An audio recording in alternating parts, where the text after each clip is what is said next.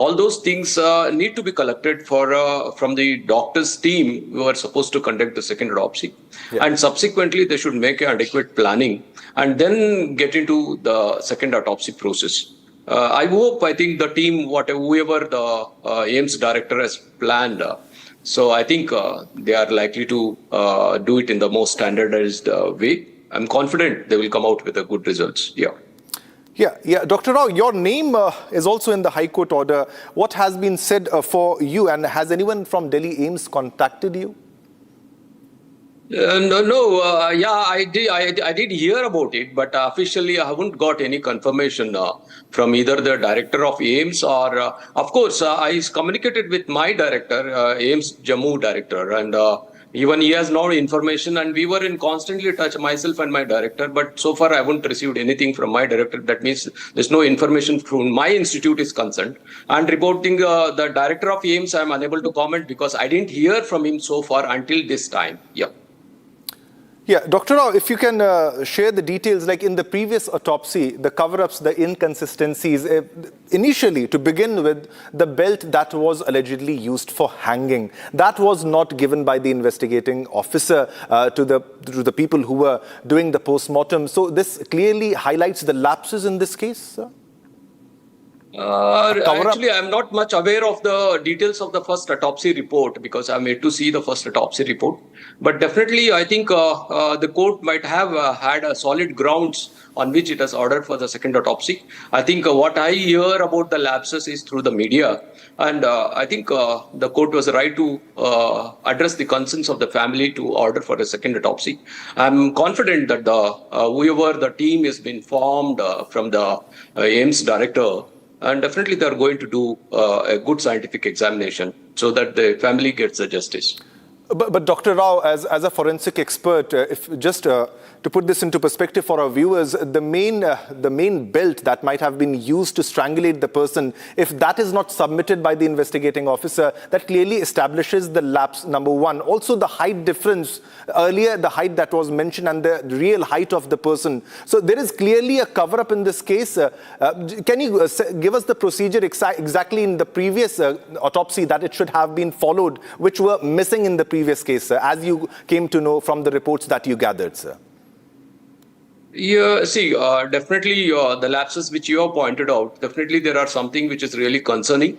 I hope that is not, that will be considered by the second autopsy team and they're going to work on that. But definitely the ligature material, if that is missing, it's very detrimental to the case because it is very important for us to understand that indeed that particular material which has been can withstand the weight of the body or that is being used and how to corroborate with those particular cross-section of those particular ligature material with that of the dimension of the injuries. That's very, very vital. One thing, the withstanding the weight of the body, and second is the cross-section of the material should correspond to the dimensions of the injuries, and that should be the one which should be responsible for those injuries and which need to be substantiated by proper histological examinations and of course scientific examinations. Then only we can confirm that that was the material which has been used and that was responsible for those injuries which are present on the neck. And I'm very sure the second autopsy team will take all into consideration because they're also good experts and they are going to do a very good scientific examination. Yeah. But does it usually happen because the family is influential, the family is powerful, they're a family of doctors, they're a family of advocates, and including Giribala itself, she is somebody who holds a very strong position. How do you think people of such high profile can influence the investigation in this case, including from the first point of the... It's not audible. I'll try to fix the audio once again. Usually in such cases, Dr. Rao, because the family was quite influential and the initial reports also suggested that the family was closely in contact with the doctors in AIIMS because they are a family of doctors too. How do you think that they might have influenced the entire investigation in this case? Because clearly the lapses in the height difference, the body marks, the injuries which were not reported as clearly, and only after the relentless coverage of Republic. Some audio, yeah. Some audio issues are there. Yeah, we'll try to fix that audio, sir. The inconsistencies in the previous, because the family, it's an influential family, sir. That's what I'm trying to highlight in this entire case. They were with the body, they went to the doctors, initially to the hospital, and they were influencing as per the initial reports also, sir, because they knew the doctors there. So how do you think they would have impacted the entire case? Because the lapses have already been highlighted by us. All right, so there seems to be an audio issue. We'll try to fix the audio in this case because we'll try to get back to Dr. Rao in this case. Now, clearly, Dr. Rao also explained the procedure that will be followed and also the lapses that we clearly highlighted, the height difference in this case and how the instrument which was used, the belt which was used, and also the marks which were on the body, that's also. These are the 10 key lapses in the post-mortem. We'll try to reconnect with Dr. Rao once again now. But the blunt force injuries were not properly dissected. That's the inconsistency. No imaging despite ligature mark on the neck. This is missing, and clearly a big lapse. A cover-up preserved despite no significant findings, and this is about the viscera, and more consistent with suffocation or strangulation, not hanging, because hanging cannot also be established by the fact that there was a height difference. Recorded 166 centimeter. What was the actual, which was 176 centimeter. This is the height discrepancy in this entire case, and the age of blunt force injuries which were not determined in this case. This is the Republic investigation and the unexplained nail scrapings. All right, let's go to Shambhavi for the latest on what's unfolding, because today is the day that the second autopsy will take place. Shambhavi, what's the latest that you're fetching? The team has already landed in Bhopal. Well, yes, the team landed just yesterday, a dedicated team of 4 senior doctors from AIIMS Delhi. They flew from the straight charter plane at 6 p.m. yesterday and landed shortly. The post-mortem is set to happen in the morning, so it can happen, then start any time. So a dedicated team of 4 senior doctors from AIIMS Delhi, after a repeated request of Twisha Sharma's family that they wanted a second post-mortem. And this was even before the first post-mortem report was out. They did not need the first post-mortem report to actually claim this. They were very sure that there are going to be discrepancies, there are going to be irregularities in the post-mortem report. And as you very rightly mentioned, a lot of things that were different, from starting from age to height to color of her garments to age of the bruises on her hand, the blunt force abrasions on her hands and on her scalp, and also several other things which were unjustified, because a person hanging or dying by hanging won't have a bruise on several places on the left side of her body or on the scalp of her body. And even the age of it, was it recent, was it a few days ago, and also the circumstances surrounding her death. As you also mentioned, death by strangulation or asphyxiation is because of the lack of air. That is why somebody dies. So is it necessarily by hanging, or is there something more sinister in the play? That we know, and we'll have answers to all these questions today in some time, in a while, once the post-mortem is done, the second post-mortem by the AIIMS Delhi team is done. Senior doctors, by the way, all senior doctors are a part of the team, will be done, and we'll have the report. Shivam. All right, Shambhavi, thanks a lot for the details. Now, Dr. Dinesh Rao continues to be with us for the latest, for a comment on what will be happening today. He explained the procedure. Dr. Rao, the kind of marks which clearly established, which were of the belt in this case, which was not sent, and also the height difference.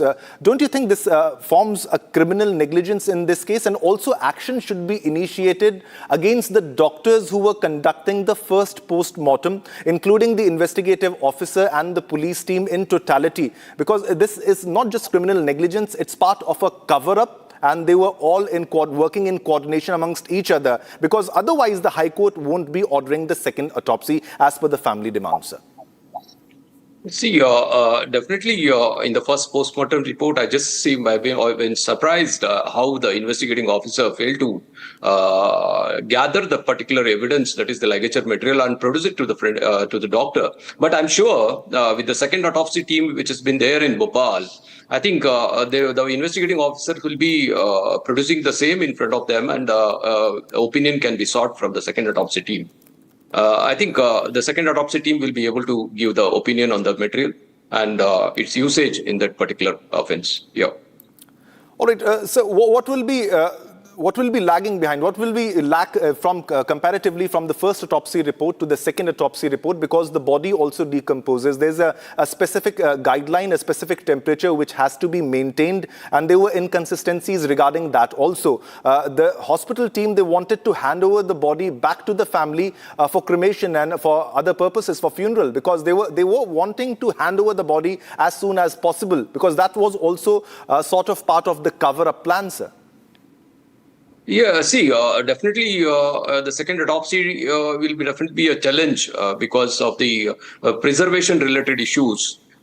Because we don't know the type of facilities the AIIMS Bopal has to preserve the body for such a long duration. And we don't know the type of power backup or the thing. Possibly they should have the adequate facilities. And if there are some any lapses in those, definitely it is having a detrimental effect on the tissues or the body itself. And that will be one of the biggest challenge the second autopsy team will face. And I'm sure the team will be able to handle those challenges. All right, definitely, sir. And when it comes to the preservation of the body, sir, the ideal temperature, where do you think, there was also an option, there was also a request that the body should be taken to Delhi. Would that have been feasible, or this is a better call, the better decision by the court, and in this case that a team should be travelling from Delhi AIIMS teams travelling to Bhopal? Because what about the preservation of the body and the infrastructure that is required for the preservation of the body, the required temperature in this case, sir? Something hypothetical, it is not that required, but definitely adequate facilities for this, because it is not such a long duration. It's around 10-12 days. The only thing is adequate with 2 to 4 degrees centigrade can sustain, because it is a bloodless body, because the blood has already been drained in the first autopsy. That will help us to preserve for longer duration along with the required temperature which has been maintained in the cold storage. That is number one. And definitely the decision for the team to travel from Delhi to Bopal is a very good decision, because that is more feasible than lifting the body with adequate cold storage facilities to AIIMS and then conduct. I think this is the best. The only thing is usually the standard procedures is usually we don't do the autopsy in the place where the first autopsy has been done. Usually we take it to the other place other than the place where the first autopsy is done. That is usually the procedure. And more importantly is the photographs. The team has to take a good photographs so that it's more than the videograph. The photographs is very important from high-end cameras with more megapixels, so that we can enlarge and try to compare and contrast with those of the first autopsy pictures or the organs pictures, or the gross examination can be done through the photographs. And photographs will be a very vital part, especially in the beside the autopsy. That will be another important duties of the second autopsy team. I think I'm very confident that the second autopsy team will definitely handle this issue. Yeah. Dr. Rao, if you were the one who would have been leading this entire team, would you exactly follow the same procedure, the same way that it is being followed as of now? Like, let's go to the second autopsy report, the second autopsy that will be happening right now. And also, I'll just repeat my question. Did you get a call from AIIMS for support or some help in this case, sir? I just didn't get the question, there is some break in the audio. Yeah. Sir, I would repeat the question. Did you get a call from AIIMS? Yeah, no, I think because see, I'm telling you about the general procedures which we have done abroad, second autopsy procedures, what usually we never do in a place where the first autopsy has taken place. Usually the second autopsy will be from a different setup, maybe in a different facilities where we usually shift the body and do. But here in the same region is more feasible than taking out of the state. Okay, and definitely the decision for the team to travel to Bopal and conduct the second autopsy is the right decision. Okay. Instead of lifting the body from Bopal to Delhi. So I'm sure the outcome will be more scientific and adequate, and complete examination and complete scientific examination will be done by the second autopsy team. Yeah. Dr. Rao, did you receive a call from AIIMS? Hello. Yeah. Hello. Can you repeat, Dr. Rao, please? did you receive a call from AIIMS regarding the second autopsy? I see. As I said earlier, I haven't got any communication so far from the director of AIIMS. However, one of the senior professor from the forensic department, AIIMS Delhi, contacted me in the night. I think I saw his messages in the night at 10 o'clock, and for which I responded in the morning. But I haven't got any this thing. Because from the AIIMS director, Delhi, I haven't got any information so far. But what exactly was the communication between you and the team, sir? Yeah, actually, I'm not able to hear you. So what exactly was the communication between you and not able to AIIMS? hear you, sir. Dr. Rao, what exactly was the communication between you that happened with AIIMS, you and AIIMS, sir? No, actually, I have no. I've just received a message in the night at around 10 o'clock. I saw it because when I woke up in the morning, I saw those messages that they wanted to include me in the team, for which I said, yes, of course, I'm eager to join the team. That's what, because anytime I'm ready to assist the Madhya Pradesh government on behalf of our AIIMS Jammu. I'll be in fact glad, and I'll be more interested to join the team and try to assist the government. And so far, from the director of AIIMS Delhi, who is supposed to form the panel, I haven't got any information from Director AIIMS. Yeah. All right. So you're clearly stating the fact that the procedure that is being followed is right on track, and the process that if you would have been leading the team, you would have exactly followed the same procedure in this case, sir. But what about the marks on the body, sir? It's not just. I think we lost the connection in this case. We'll try to re-establish the connection with Dr. Rao, who has clearly mentioned that the videography of the entire process is really important for a comparison. And he said that I was contacted by AIIMS, but no direct communication with the director of AIIMS. But however, I received messages. They wanted me to be part of the team. They wanted me to be included in the team. Now, this is his reply over my question, where I asked that, did you get a call from AIIMS? Because the family also wanted Dr. Rao in this case, and a senior forensic expert. And he also explained about the procedure that will be followed in this case and the process of the preservation of the body, which is also quite important, and the infrastructure, whether the Bhopal AIIMS has it or not. Now, these are the 10 key lapses in post-mortem that Republic investigation has unraveled. Blunt force injuries not properly dissected, and this is the case. And missing neck X-ray. How can they miss the neck X-ray in this case? And viscera preservation questionable because preserved despite no significant findings. What exactly was the reason?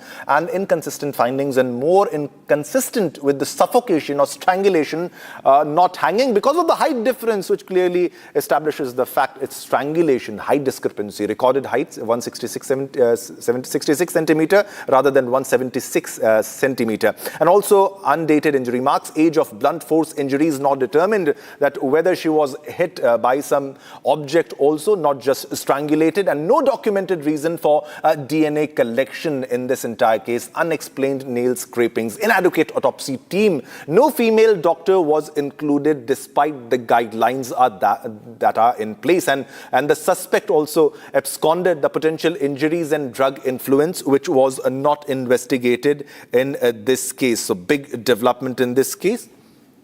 All right.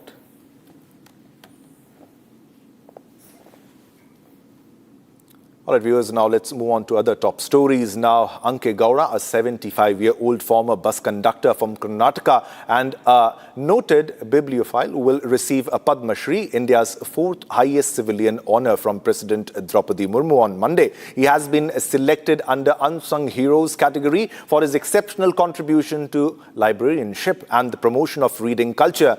Anke Gowda is the founder of Pustaka Man, one of India's largest free access libraries, which houses more than 15 lakh books. Take a look at this report.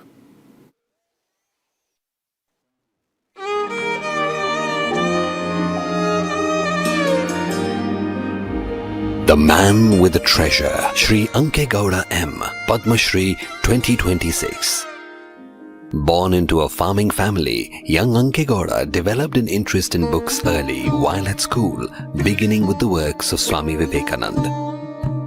But it was when he was doing his masters in Kannada, he found a kindred spirit in his professor, K. Ananta Ramaiah, who encouraged him to read widely and voraciously. Those days, in our village there were no books, so I used to walk for many kilometers to Mysuru just to be able to read. Anke Gowda noticed that other students with a passion for reading had to struggle too. How could knowledge ever reach people if access was so difficult? So even as he began supporting himself through various jobs, from being a bus conductor and even being a timekeeper at a sugar factory, he quietly began working on realizing a dream. I was determined to build a library where students can freely read and learn. Let their minds soar and be what they want to be. Aspire for IAS, IPS, KPS, and more. From his modest earnings, he began to buy his first sets of books. Soon it grew into a small library. Students began to trickle in. As his investments increased, the trickle became a flood, with students thronging his library from far and wide.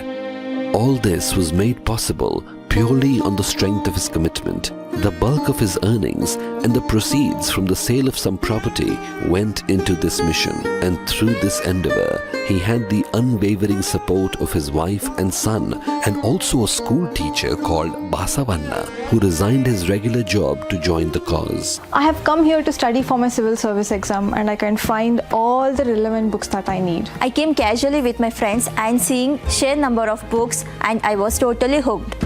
Today, Sri Ankegowda's library has 20 lakh books, including many rare ones, which he has searched, tracked down and purchased. In fact, now people even come forward to donate good books to this library to ensure their preservation. Building this was never a burden. Just look around you at all the happy, contented faces. That I am able to give back to thousands when I had so little is a blessing in itself. I feel that God chose me for this purpose. Sri Ankegowda M, Padma Shri 2026. Koti Koti Namaskara.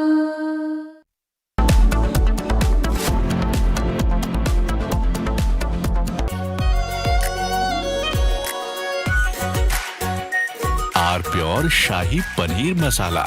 Delicious, healthy, every day. Amity University has one of India's largest merit scholarship programs for brilliant students. Over 9,000 students with 90% plus in their 12th boards are currently at Amity, benefiting from the culture of academic excellence and focus on research and innovation. To be with like-minded students who want to be successful, apply at amity.edu/scholarships. चमकी चाट से क्या बना है? Sandwich लस्सी और छाछ हर घूंट में चमकी चाट। अब बताओ स्वाद आया? आया। असली स्वाद सिर्फ चमकी चाट।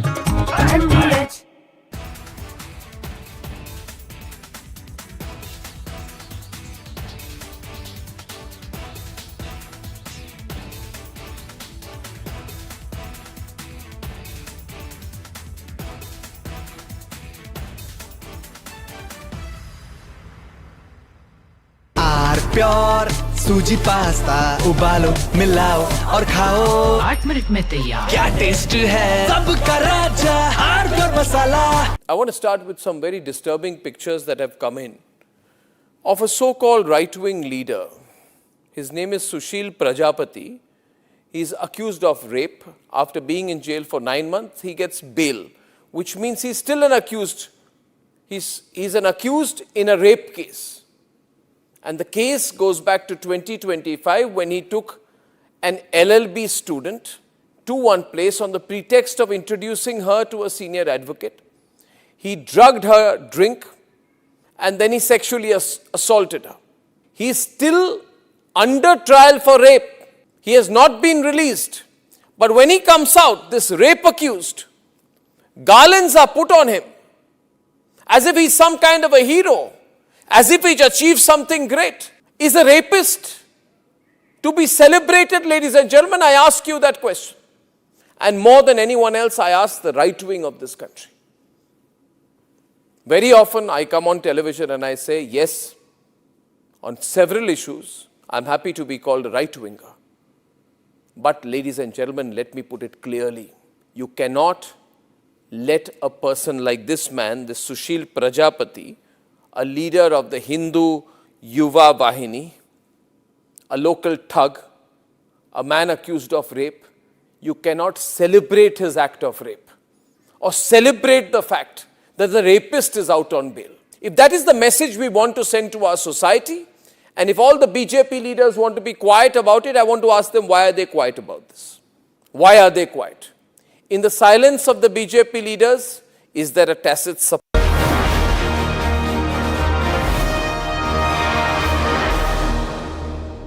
It's time for the redefinition of the new Bharat, diplomacy of a new Bharat. And today India is speaking to the world with clarity, confidence and strategic purpose. And everybody has their eyes on what Bharat is doing, what Bharat is saying. And today we have a special guest who in fact has in his own voice, he calls himself ordinary son of India, but his views and his impact in fact in expressing those views has been extraordinary. Ladies and gentlemen, please welcome on stage former diplomat Mr. Deepak Vora. Thank you very much, ma'am. Navy साहब, air force साहब, business साहब और आप सब लोग 15 minute से ज़्यादा नहीं बोलूँगा, वादा है। जोर से ताली बजाओगे तो 12 मिनट बोलूँगा। India becomes Bharat. इंडिया जा रहा है, उसकी जगह भारत आ गया है। विक्टर ह्यूगो एक व्यक्ति था, उसने कहा था कि दुनिया की कोई ताकत उस आइडिया को रोक नहीं सकती जिसका समय आ गया हो। ये देखिए, एक किताब है written by a lady called Alyssa Ayres, an American diplomat. इसका नाम है our time has come, how India is making its place in the world. मेरी फ्रेंड है, गर्लफ्रेंड नहीं है, अभी कोई ब्रेकअप नहीं हुआ है, अभी फ्रेंड है। और इन्होंने इस किताब में लिखा है कि ये भारत का दशक नहीं, दिस इज इंडिया सेंचुरी। अब जामवंत की हमने बात की थी, आप लोग सब जानते हैं कौन था वो भालू था। जब भगवान श्री हनुमान सीता माँ को नहीं ढूंढ पा रहे थे, ही वेंट इनटू डिप्रेशन। ये माइथोलॉजी नहीं है, sons and daughters of India, ये मेरा इतिहास है, living history. He went into depression, खाना पीना बंद कर दिया। लोगों ने कहा he may not survive. Jamwant ने फिर आके कहा, हनुमान अपनी ताकत याद कर। और फिर आपको मालूम है उसके बाद क्या हुआ। ही डिस्कवर्ड सीता माँ, he gave her the message, और उन्होंने सीता को ढूंढ लिया। अब मैं आपको बता देता हूं कि पिछले महीने एक मजेदार चीज हुई थी। Some of you are aware, you may not have noticed this. We made the world's most advanced fast breeder reactor. Fast breeder में क्या होता है, आपकी गाड़ी 1 लीटर में 10 किलोमीटर आपको देती है, वो भी 10 किलोमीटर देगा 1 लीटर में, पर उस लीटर को यूज करते हुए 2 लीटर और प्रोड्यूस करता है। It's called a breeder, a fast breeder.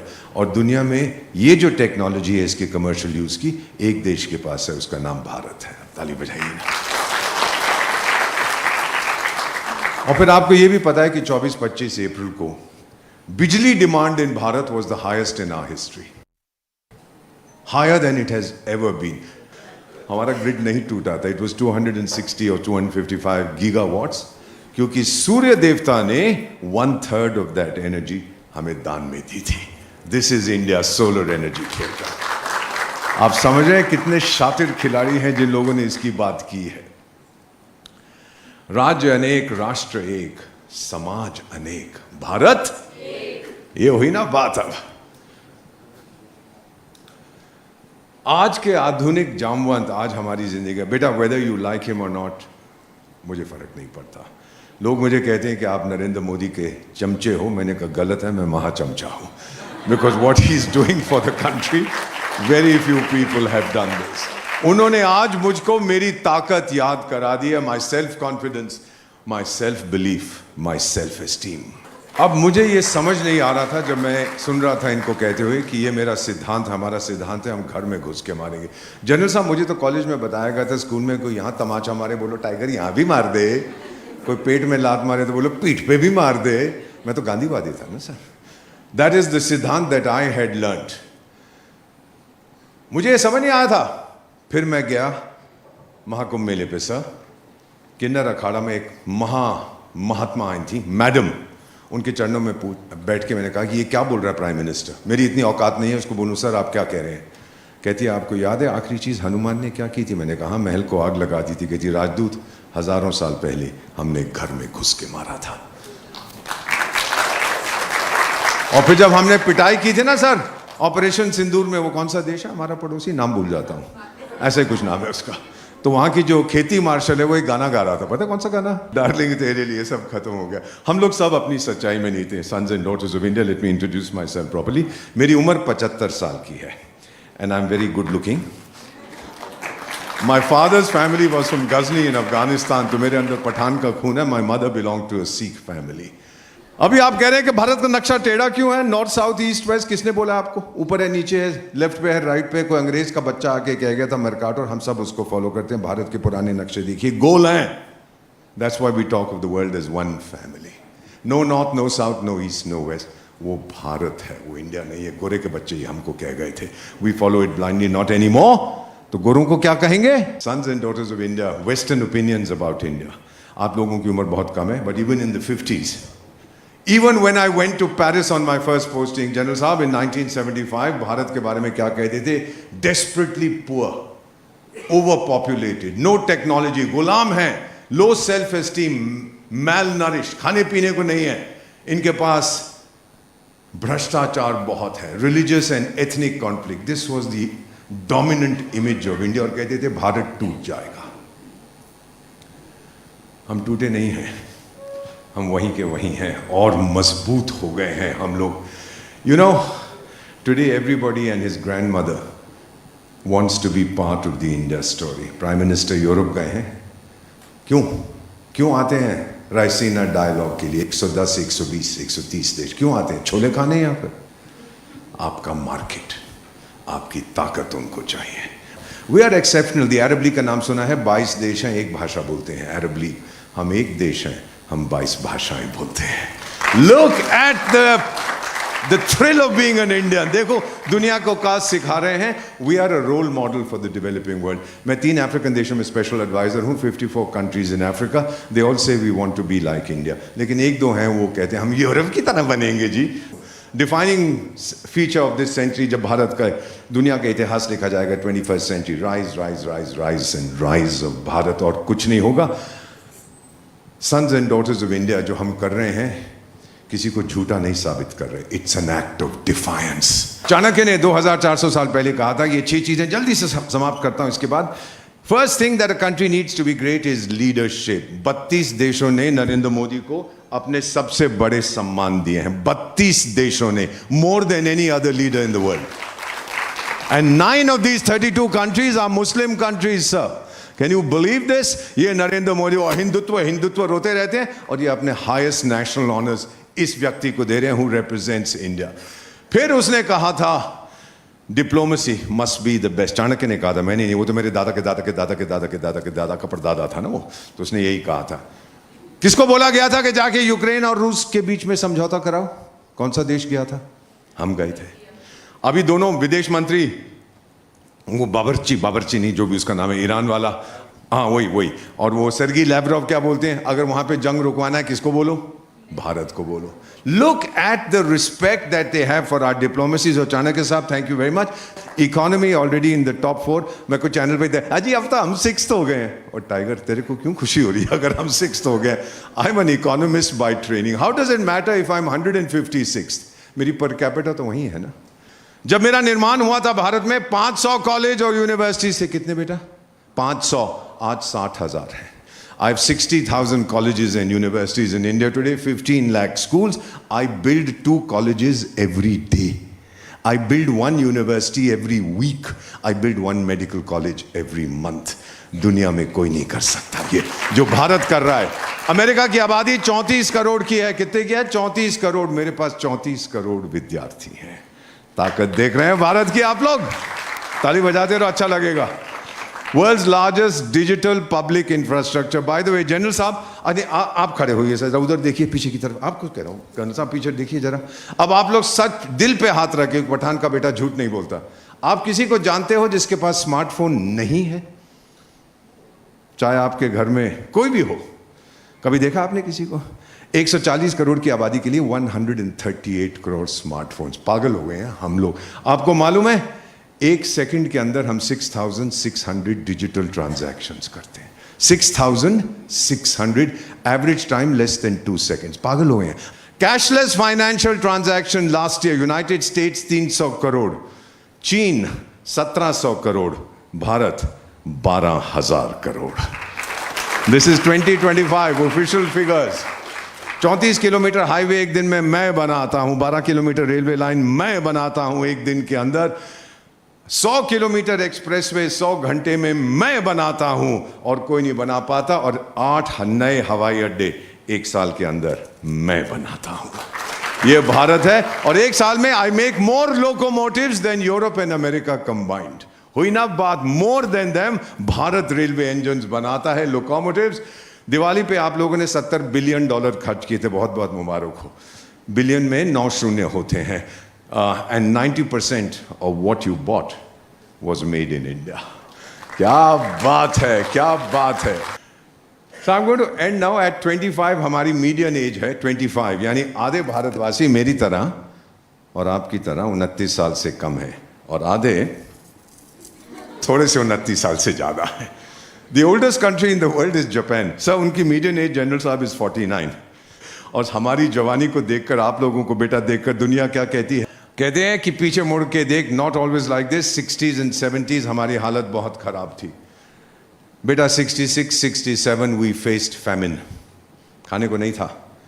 आपकी प्रधानमंत्री अमेरिका गई थी अनाज मांगने, और अमेरिका के राष्ट्रपति कहते हैं भीख मांगने आई है। अरे कमीने, ऐसा नहीं कहते भारत की प्रधानमंत्री को, अकल नहीं है अमली को, घमंड बहुत है। She came back and she said never again. और आज बेटा मेरे गोदामों में इतना चावल है, दीज आर गवर्नमेंट फिगर्स, इतना चावल, इतना अनाज है, 1 साल के लिए पूरी दुनिया को खिला सकता हूं मैं। ये भारत है। हमसे कहा गया था सोमवार को मत खाओ। हमारे बच्चे जनरल साहब जो यहां बैठे हैं, इनको मालूम नहीं है भूख क्या होती है, मुझसे पूछो। 2 साल के लिए हमसे कहा गया था कि सोमवार को मत खाओ। 104 सोमवार होते हैं, 104 सोमवार बेटा मैं भूखा सोया हूं। I have slept hungry, not because there was no food, but it was an emergency and I did not eat. आज तक रूह कांपती है जब मैं उसे याद करता हूं। आपको मालूम नहीं है कि भूख क्या चीज होती है। Do you know that for the last 23 years हम किसी देश से मदद नहीं लेते? Not a dollar. We help 150 countries. We are no longer a seeker of aid, we are a donor of aid to many countries.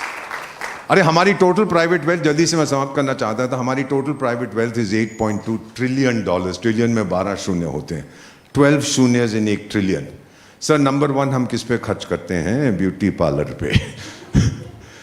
कभी कभी जाती है ना बेटी, कभी कभी।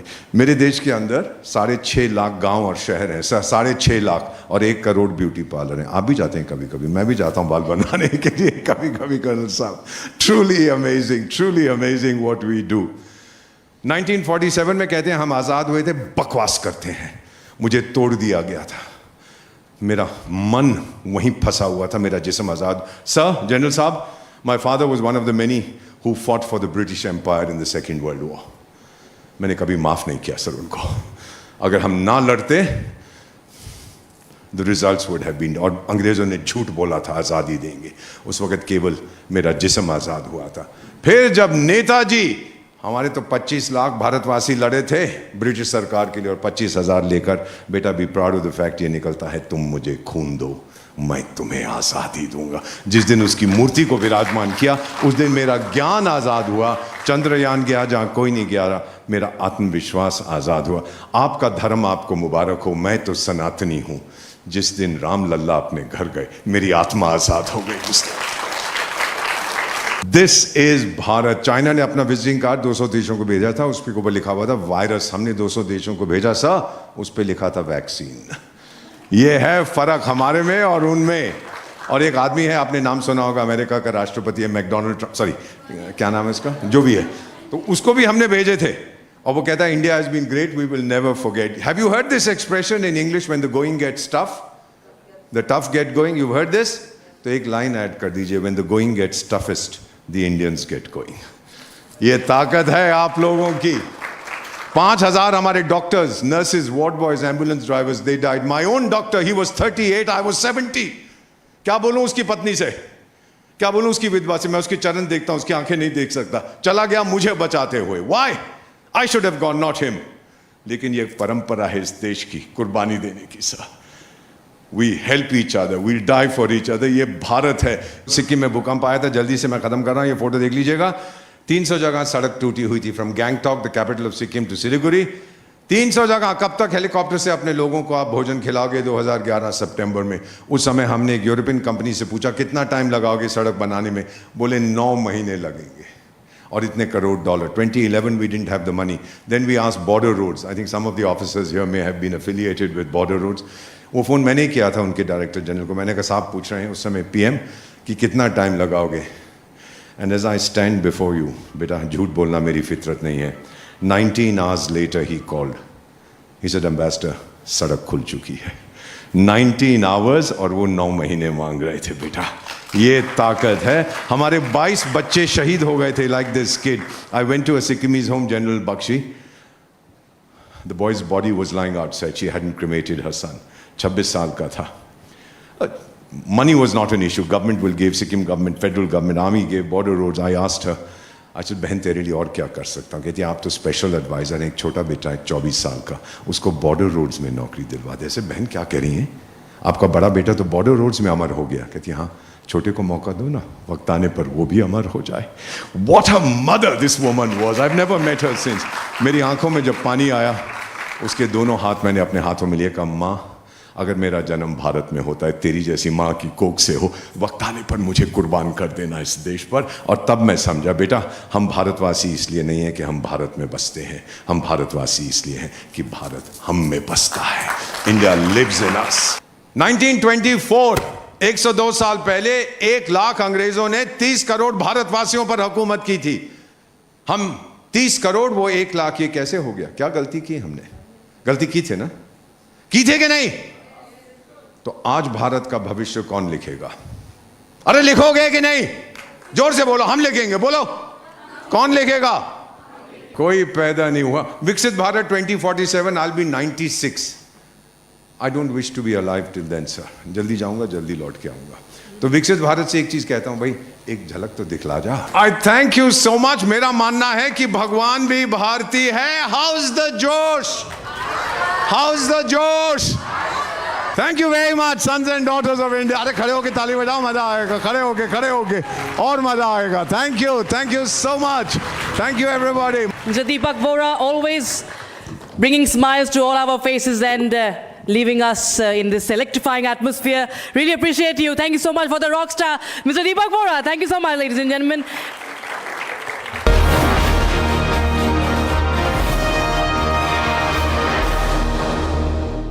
थोड़े में ज्यादा स्वाद, यही तो है इसकी खास बात। वाओ मम्मा, क्या स्वाद है? अरे मेरे राजा, राजा और मसाला,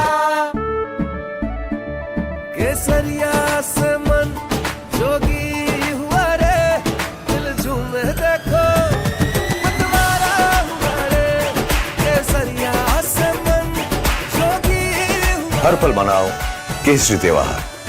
विमल, बोलो जुबान केसरी। प्यास बुझाए, ठंडक लाए, सबको भाए जीरा से। MTH का जल जीरा, जीरा से। जीरा से असली रिफ्रेशिंग, असली स्वाद, असली मजा। In fact, very often I believe the only way to get justice in India is a media trial. So there's no reason for the media, if it's doing a good job of a media trial, to be on the back foot. In fact, the courts should stop making these overarching remarks about media trial and contemplate about one very basic thing. With the greatest of respect to the courts, when the other institutions fail, when people get let down by the system, when even the judiciary does not seem to be listening or raising a noise about issues, like in the case of Twisha Sharma, who does the public look to for justice, for raising their voice, for bringing something that's utterly false, illegal or wrong to public attention? It is only and only the media. And today, therefore, we are doing a media trial in this specific case, ladies and gentlemen, of Twisha Sharma, the 33-year-old daughter-in-law of an ex-judge, in a case where the ex-judge and the ex-judge's advocate's son appear to be more than involved. Ladies and gentlemen, 15 questions tonight. And if they think it's a media trial, so be it. So be it. Why did the ex-judge in the case of Twisha Sharma Neither she nor her son call a police or an ambulance. What took them 57 minutes to bring the body down? Where are the 3 men who are seen in the video dragging Twisha's body, destroying evidence? What was the police doing? Did they question the house staff? Did they question the judge? Was Twisha carrying headphones in her bag, in her hand, or a rope? Where is it now? Where is that so-called belt that cops claim was used by her to commit suicide? Why was it hidden? The mother-in-law, the ex-judge, walks up calmly while the body is being dragged down and evidence is being destroyed before the judge's eyes. Is that normal? Why don't the judges raise a hue and cry about it? Why don't the appellate courts take up this case so?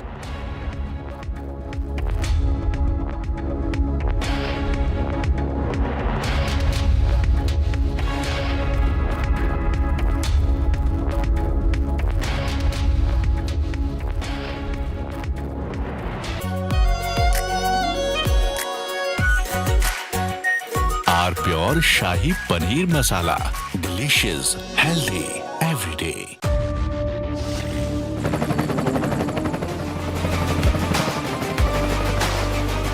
Character, the taste of success. प्यास बुझाए ठंडक लाए सबको भाए जीरा से MTH का जलजीरा जीरा से.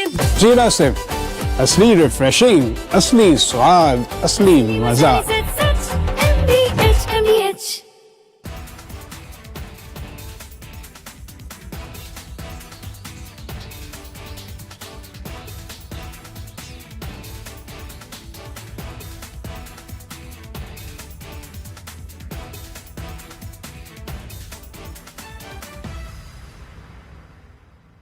I want to start with some very disturbing pictures that have come in of a so-called right-wing leader. His name is Sushil Prajapati. He is accused of rape. After being in jail for 9 months, he gets bail, which means he's still an accused. He's an accused in a rape case. And the case goes back to 2025 when he took an LLB student to one place on the pretext of introducing her to a senior advocate. He drugged her drink and then he sexually assaulted her.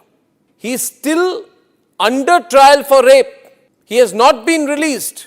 But when he comes out, this rape accused, garlands are put on him as if he's some kind of a hero, as if he's achieved something great. Is a rapist to be celebrated, ladies and gentlemen? I ask you that question. And more than anyone else, I ask the right wing of this country. Very often I come on television and I say, yes, on several issues, I'm happy to be called a right-winger. But ladies and gentlemen, let me put it clearly. You cannot let a person like this man, this Sushil Prajapati, a leader of the Hindu Yuva Vahini, a local thug, a man accused of rape. Whatever that is there that you wanted to clear. I wanted to clear that any kind of promiscuous behavior after the marriage will not be done. With the greatest of respect to the courts, when the other institutions fail, when people get let down by the system, when even the judiciary does not seem to be listening or raising a noise about issues, like in the case of Twisha Sharma, who does the public look to for justice, for raising their voice? This time the state government is moving the High Court, asking for it to be cancelled, finally seeing action. Which means most likely she will be arrested. Yes. I'm proud of the media trial that is going to lead to the arrest of a judge. She has dialed a district judge at 11:06 p.m. If this has been with the judiciary for all these days, how the hell did she get the anticipatory bail? No, I will not have any more. गायब क्यों? चलो. आप ऐसे हाथ. Please note, madam.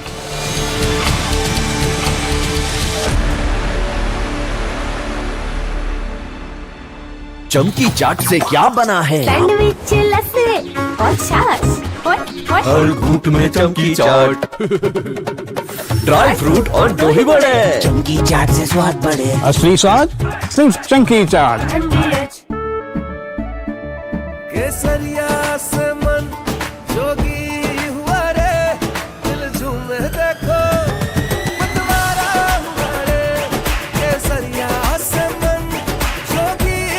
हर पल बनाओ केसरी त्योहार। विमल, बोलो जुबान केसरी। आर प्योर सूजी पास्ता उबालो मिलाओ और खाओ 8 मिनट में तैयार। क्या टेस्ट है सबका राजा R pure masala. In fact, very often I believe the only way to get justice in India is a media trial. So there's no reason for the media, if it's doing a good job of a media trial, to be on the back foot. In fact, the courts should stop making these overarching remarks about media trial and contemplate about one very basic thing. With the greatest of respect to the courts, when the other institutions fail, when people get let down by the system, when even the judiciary does not seem to be listening or raising a noise about issues, like in the case of Twisha Sharma, who does the public look to for justice, for raising their voice, for bringing something that's utterly false, illegal or wrong to public attention? It is only and only the media.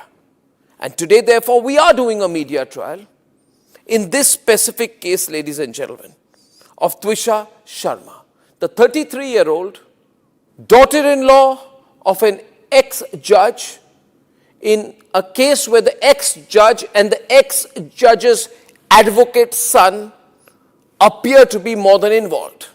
Ladies and gentlemen, 15 questions tonight. And if they think it's a media trial, so be it. So be it. Why did the ex-judge in the case of Twisha Sharma, neither she nor her son call a police or an ambulance?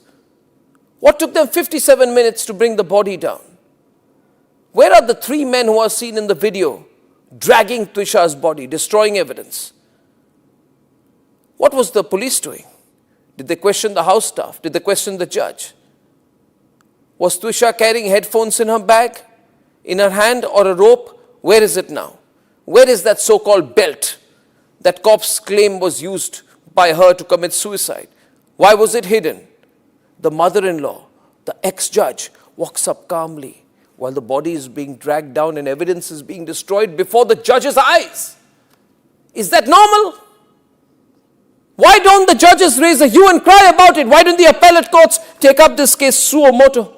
So people don't start believing that when an ex-judge is concerned, the victim will never get justice. Ladies and gentlemen, what was the ex-judge carrying in her hand when she went down? Where is all the CCTV footage? Did the police collect it? Why did the ex-judge's son, Samarth Singh, escape after bringing the body of his wife to AIIMS? Is it true that the ex-judge's son's medical examination was not conducted? The police station is right behind the ex-judge's Giribala's house. Why was no call made? Why did it take 5 days to file an FIR in the case? Who stalled it? Why was the victim's family attacked in court if there's nothing to hide? And did a very senior police officer go to AIIMS that night to try? From Asia's largest news headquarters, setting the agenda for Bharat.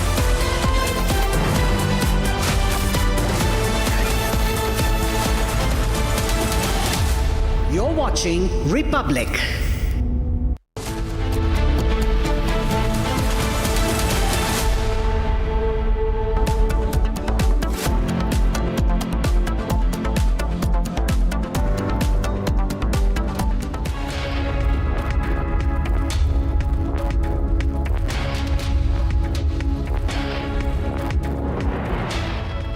Hello viewers, you're watching Republic. I'm Chongtham Amrita, and Republic's relentless campaign for justice for Twisha continues. And in the latest breakthrough, after the Madhya Pradesh High Court has directed the AIIMS New Delhi to conduct a second post-mortem, the team of doctors has now reached Bopal to conduct a second post-mortem on Twisha's death case.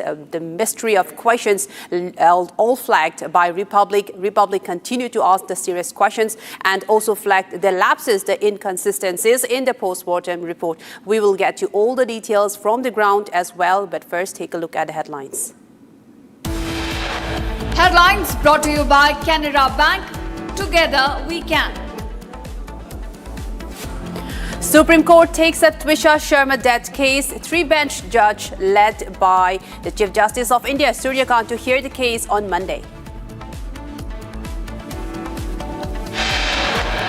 Republic's relentless campaign ensures top court to take suo motu cognizance of Twisha Sharma death case.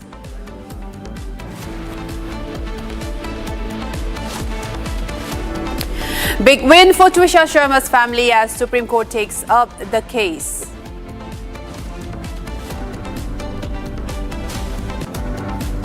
Special AIIMS board to conduct Twisha Sharma's second post-mortem in Bopal today. U.S. Secretary of State Marco Rubio to hold bilateral talks with External Affairs Minister Jay Shankar before participating in Quad Foreign Ministers meeting in Delhi. A shooting was reported near the White House today. Donald Trump was inside during the incident and the suspect has been shot and killed by security forces.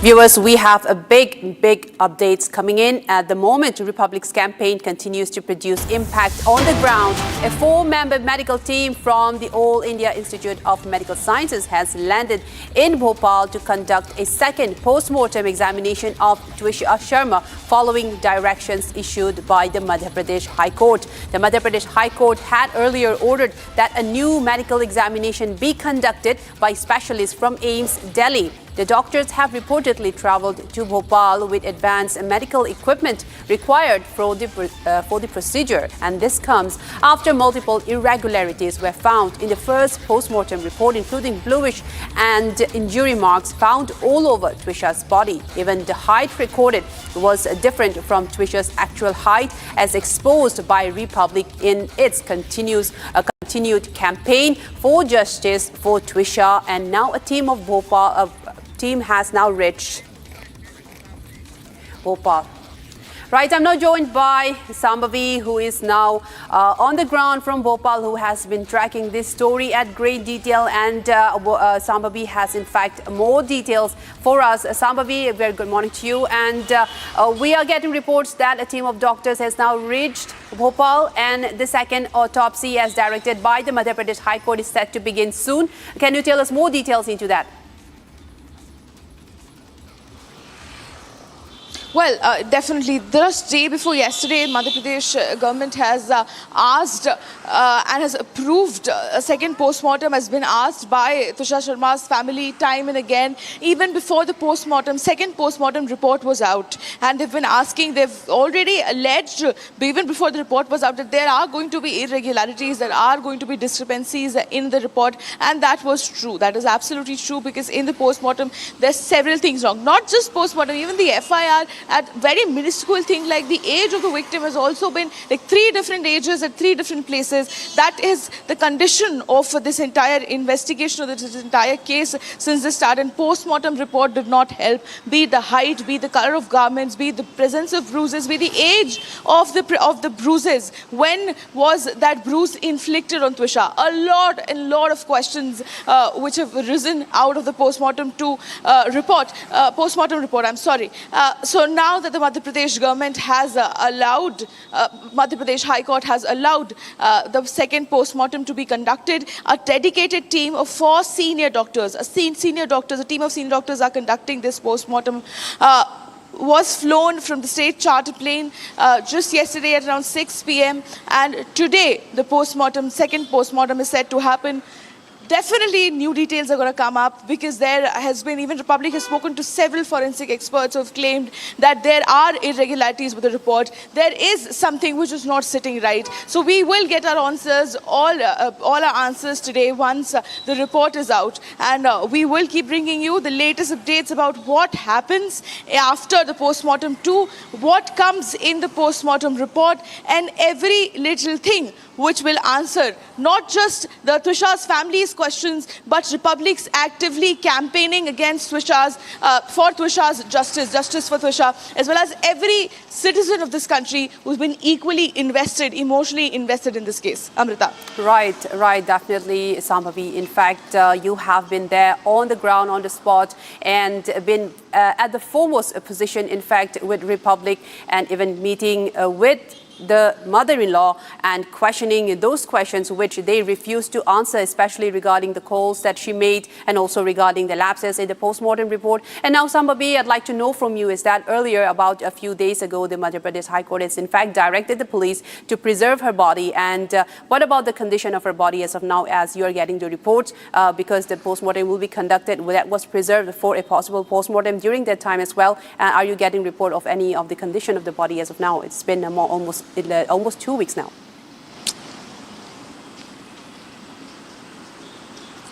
Definitely, Amrita. See, there are two things when we come to the preservation of body. A is storing of the body at -4 degrees. Even we spoke to the hospital. Republic spoke to several experts. They've clearly stated that a body can very well be preserved at -4 degrees Celsius.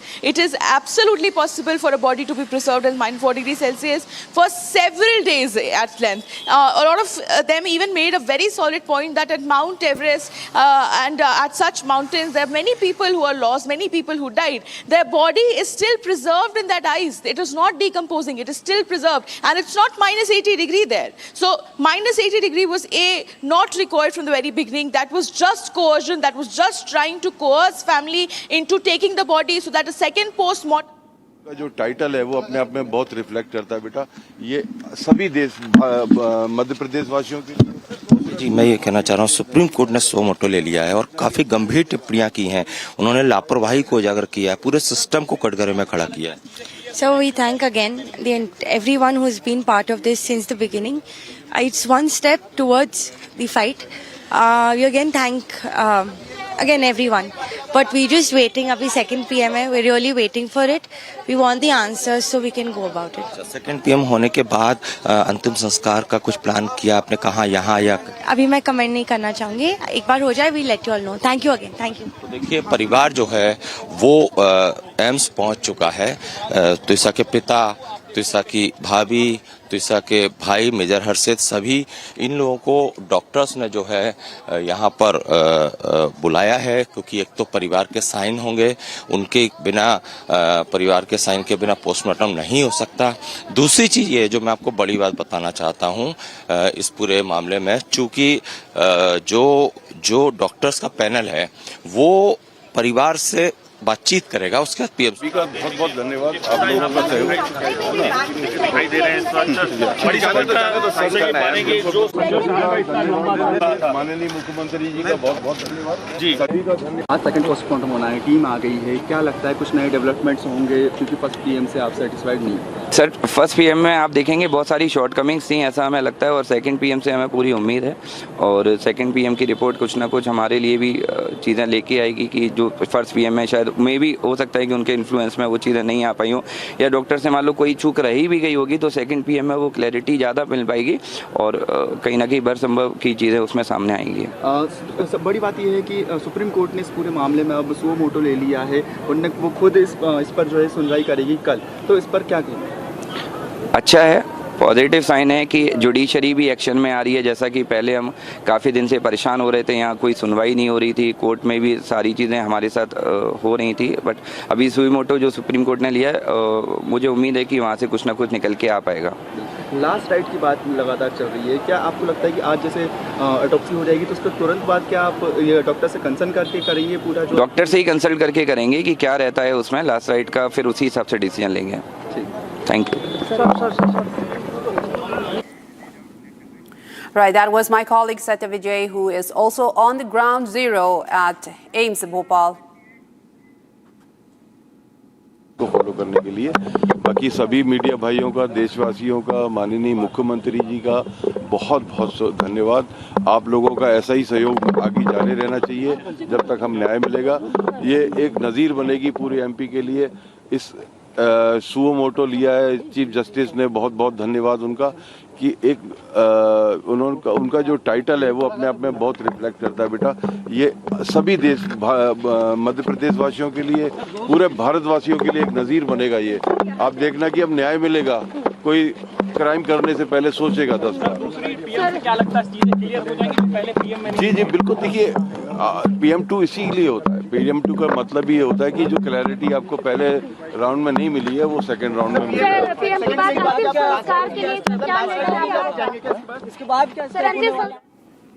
Well, that was Twisha's father answering to media questions as well. And as well, my colleague Satya Vijay was also on the ground at the AIIMS Bopal today as a team of the doctors from Delhi have reached the hospital ahead of the second post-mortem on Twisha's mortal remains. Let's take a look at this ground report filed by my colleague from the ground in Bopal. Twisha Sharma संदिग्ध suicide के इस मामले में AIIMS के expert डॉक्टरों की team जो है वो पहुंच चुकी है। आप जो तस्वीरें देख रहे हैं इसमें जो डॉक्टरों की एक्सपर्ट टीम जो है वो यहां पर आप देखिए जो है पहुंची हुई है और कुछ देर बाद पोस्टमार्टम जो है वो किया जाना है। आप यहां पर तस्वीरें देखिए, ये तस्वीरें वो एक्सपर्ट डॉक्टरों का पैनल जो ट्विशा शर्मा का सेकंड PM करेगा, वो पैनल यहां पर एक्सपर्ट्स का पैनल जो है एम्स भोपाल पहुंच चुका है और इनके हाथ में कुछ आप देखिए जो बैग हैं ये वो अत्याधुनिक इक्विपमेंट हैं जिनका सपोर्ट लिया जाएगा। तो चूंकि आज सेकंड PM इसलिए भी जरूरी है क्योंकि परिवार ने साफ तौर पर कहा कि ये आत्महत्या नहीं हत्या का मामला है और कई सवाल और संदेह परिवार ने खड़े किए हैं। जो चोट के निशान हैं, जो हाइट्स का इशू है और इसके अलावा मल्टीपल इंजरी की जो बात है, इन सब के लिहाज से सेकंड PM काफ़ी ज़रूरी है। और एम्स के एक्सपर्ट डॉक्टरों की जो टीम है वो एम्स भोपाल में मर्चुरी जो है सब गृह जिसे कहते हैं यहाँ पर पहुँच चुकी है। अब आज एम्स के जो एक्सपर्ट डॉक्टर हैं जो कि दिल्ली से आए वो सेकंड PM करेंगे। इस दौरान जो है फर्स्ट PM की जो वीडियोग्राफी हुई थी उसको भी एनालिसिस करेंगे, उसको देखेंगे। फर्स्ट PM रिपोर्ट जो आई थी उसका भी एनालिसिस करेंगे और सेकंड PM के बाद जो एक कंप्लीट अध्ययन जो करने के बाद दोनों तीनों रिपोर्ट्स का, वीडियोग्राफी का और जिस स्पॉट पर SCB इनपुट्स हैं कि जिस स्पॉट पर फांसी लगाई वहाँ भी ये टीम जा सकती है। तो कुल मिलाकर काफ़ी महत्वपूर्ण दिन है क्योंकि आज सेकंड PM होने के बाद जो कई ऐसे अनसुलझे सवाल हैं उन पर से पर्दा उठ सकता है और इसके अलावा अब सेकंड PM होने के बाद ये भी रास्ता तय हो जाएगा कि ट्विशा का अंतिम संस्कार कब और कहाँ होगा। Well, that was the ground report from Bhopal by our colleague Satya Vijay, and bringing you latest on the Twisha murder and the Twisha case as well. But for now, let us shift our attention to another story. Retired Chief Architect from Arunachal Pradesh, Sri Teki Gobind, will receive the Padma Shri, India's fourth highest civilian honor from the President of India, Draupadi Murmu, on Monday. He has been conferred the Padma Shri for his contribution to public service, grassroots development, and the preservation of indigenous traditions. In his professional life, Gobind served the government of Arunachal Pradesh in key architectural and housing roles. He was the Director of Housing from 2005 to 2024 and retired as Chief Architect on October 31st, 2024. His contributions to public infrastructure and housing development have earned him respect across the state. Take a look at this report that honors the legacy of a life dedicated to service, culture, and community.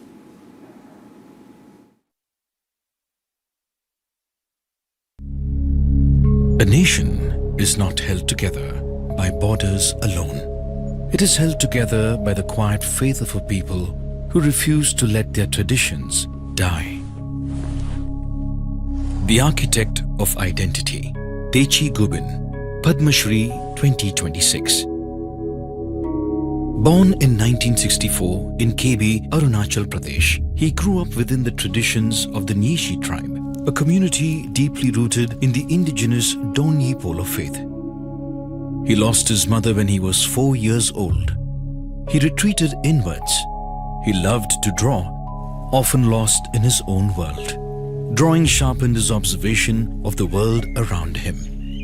His journey would take him far beyond his village. He travelled across the country to study architecture at the prestigious Chandigarh College of Architecture, graduating in 1988. Teki Gobind joined the Arunachal Pradesh Public Works Department, eventually rising to become the Chief Architect of the state. For decades, he helped shape the built landscape of Arunachal, designing housing, planning urban spaces, and guiding public infrastructure. However, he realized that architecture alone was not enough, because the structures that mattered most to him were invisible. They were the cultural foundations of his people. On 3rd April 1999, there was a huge movement of people. That there is loss of culture, loss of faith, loss of identity. And I have observed that there had been large exodus of our people from the indigenous faith. My father was a priest and they are the caretaker of the people. I thought I should follow my legacy of my father. To spread his message of cultural conservation, he made the time to visit over 90 villages on foot, through areas where there were no roads. His goal was to save the most remote villages. He found that the issue had reached the border areas. Undeterred, he continued with his outreach. Over 4 decades, he built over 600 Donyi Polo cultural centers. In every remote village along India's borders with Tibet, Myanmar and Bhutan, he raised the Indian tricolour, affirming the presence, dignity and belonging of the border peoples. His sterling efforts did not go unnoticed by the people. It was a teamwork. I did not imagine Bharat we getting such award. I enjoy working for the people, helping others, and I'll continue to help others work for the people as long as I do. Shri Techi Gubin, Koti Koti Naman.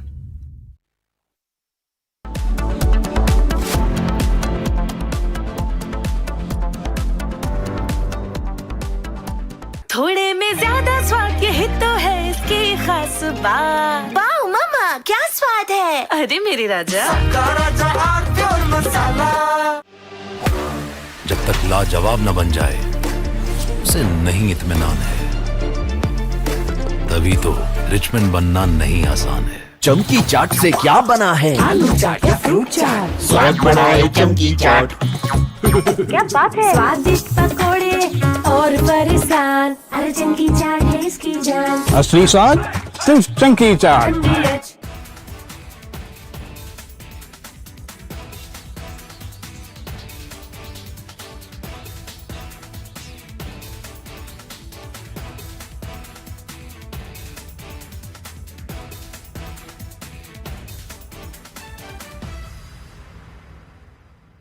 I want to start with some very disturbing pictures that have come in of a so-called right-wing leader. His name is Sushil Prajapati. He is accused of rape. After being in jail for 9 months, he gets bail, which means he's still an accused. He's an accused in a rape case. And the case goes back to 2025 when he took an LLB student to one place on the pretext of introducing her to a senior advocate. He drugged her drink and then he sexually assaulted her. He is still under trial for rape. He has not been released. But when he comes out, this rape accused, garlands are put on him as if he's some kind of a hero, as if he's achieved something great. Is a rapist to be celebrated, ladies and gentlemen? I ask you that question. And more than anyone else, I ask the right wing of this country. Very often I come on television and I say, yes, on several issues, I'm happy to be called a right-winger. But ladies and gentlemen, let me put it clearly. You cannot let a person like this man, this Sushil Prajapati, a leader of the Hindu Yuva Vahini, a local thug, a man accused of rape, you cannot celebrate his act of rape or celebrate the fact that the rapist is out on bail. If that is the message we want to send to our society, and if all the BJP leaders want to be quiet about it, I want to ask them, why are they quiet about this? Why are they quiet? In the silence of the BJP leaders, is there a tacit support to this person? Is there a feeling that anyone who wears or puts a, proclaims that he is from a so-called Hindu organization, that he will be allowed to get away with absolutely everything, including an act of rape? Is there a feeling that this man, do right-wingers feel, this man, this accused rapist is one of our own? So hence, regardless of what happens, one of our own should never be accused. It's like all those people, those radical Islamists who say that as long as the act of murder or crime of terrorism is carried out by a Muslim, it must be defended. This very thought, ladies and gentlemen, is completely unacceptable. And we need to make the point more strongly because it's not the first time this has happened. This happened in the case of Bilkis Bano. When in Gujarat, the rapists of Bilkis Bano came out, they were greeted with tikas and sweets. And it was happening openly. This was an act of defiance. A manner of saying, so what? It is a Hindu who carried out the act of rape and hence we will celebrate him, we will forgive the person. Ladies and gentlemen, we are nobody to forgive and the last thing we should do is celebrate rapists. This was a shameful moment then, this is a shameful moment now. Sengar was another shameful moment when some people said, oh, Sengar is from the BJP and hence he can be seen smiling after carrying out the act of rape and people would celebrate him and say, no, our leader can do no wrong. That was another shameful moment for the right wing. And ladies and gentlemen, Jayant Sinha, remember, son of Yashwant Sinha, stood there, ladies and gentlemen, and garlanded people accused of lynching. And he had come to my studio and I had told him, Jayant,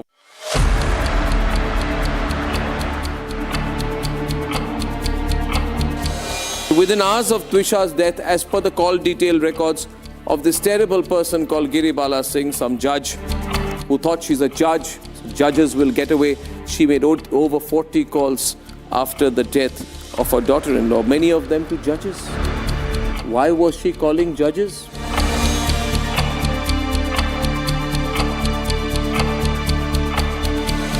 She made 48 calls. 9 calls to a district judge in one day, 3 calls to Samarth. She also called her absconding son 3 times.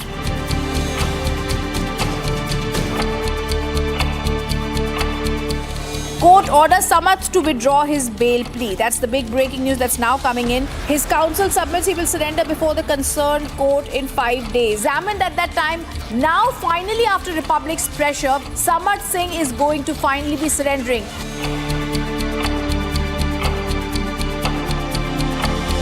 And the court has now got the biggest law officer in the country, Tushar Mehta, to take on this case and say, we oppose Giribala Singh's bail. अब तक जो PM report जिस भी forensic ने देखी थी, expert ने, सबने उसको रिजेक्ट किया था. सो वी बिलीव कि अच्छे एक्सपर्ट्स हमको मिलेंगे एंड हमको चांस मिलेगा सच्चाई जानने का. आज उनको समझ में आ गया कि अब आगे चल नहीं पाएगा ऐसा काम. तो पहले उन्होंने अप्लाई किया और फिर डर के मारे फिर सरेंडर करना पड़ रहा है.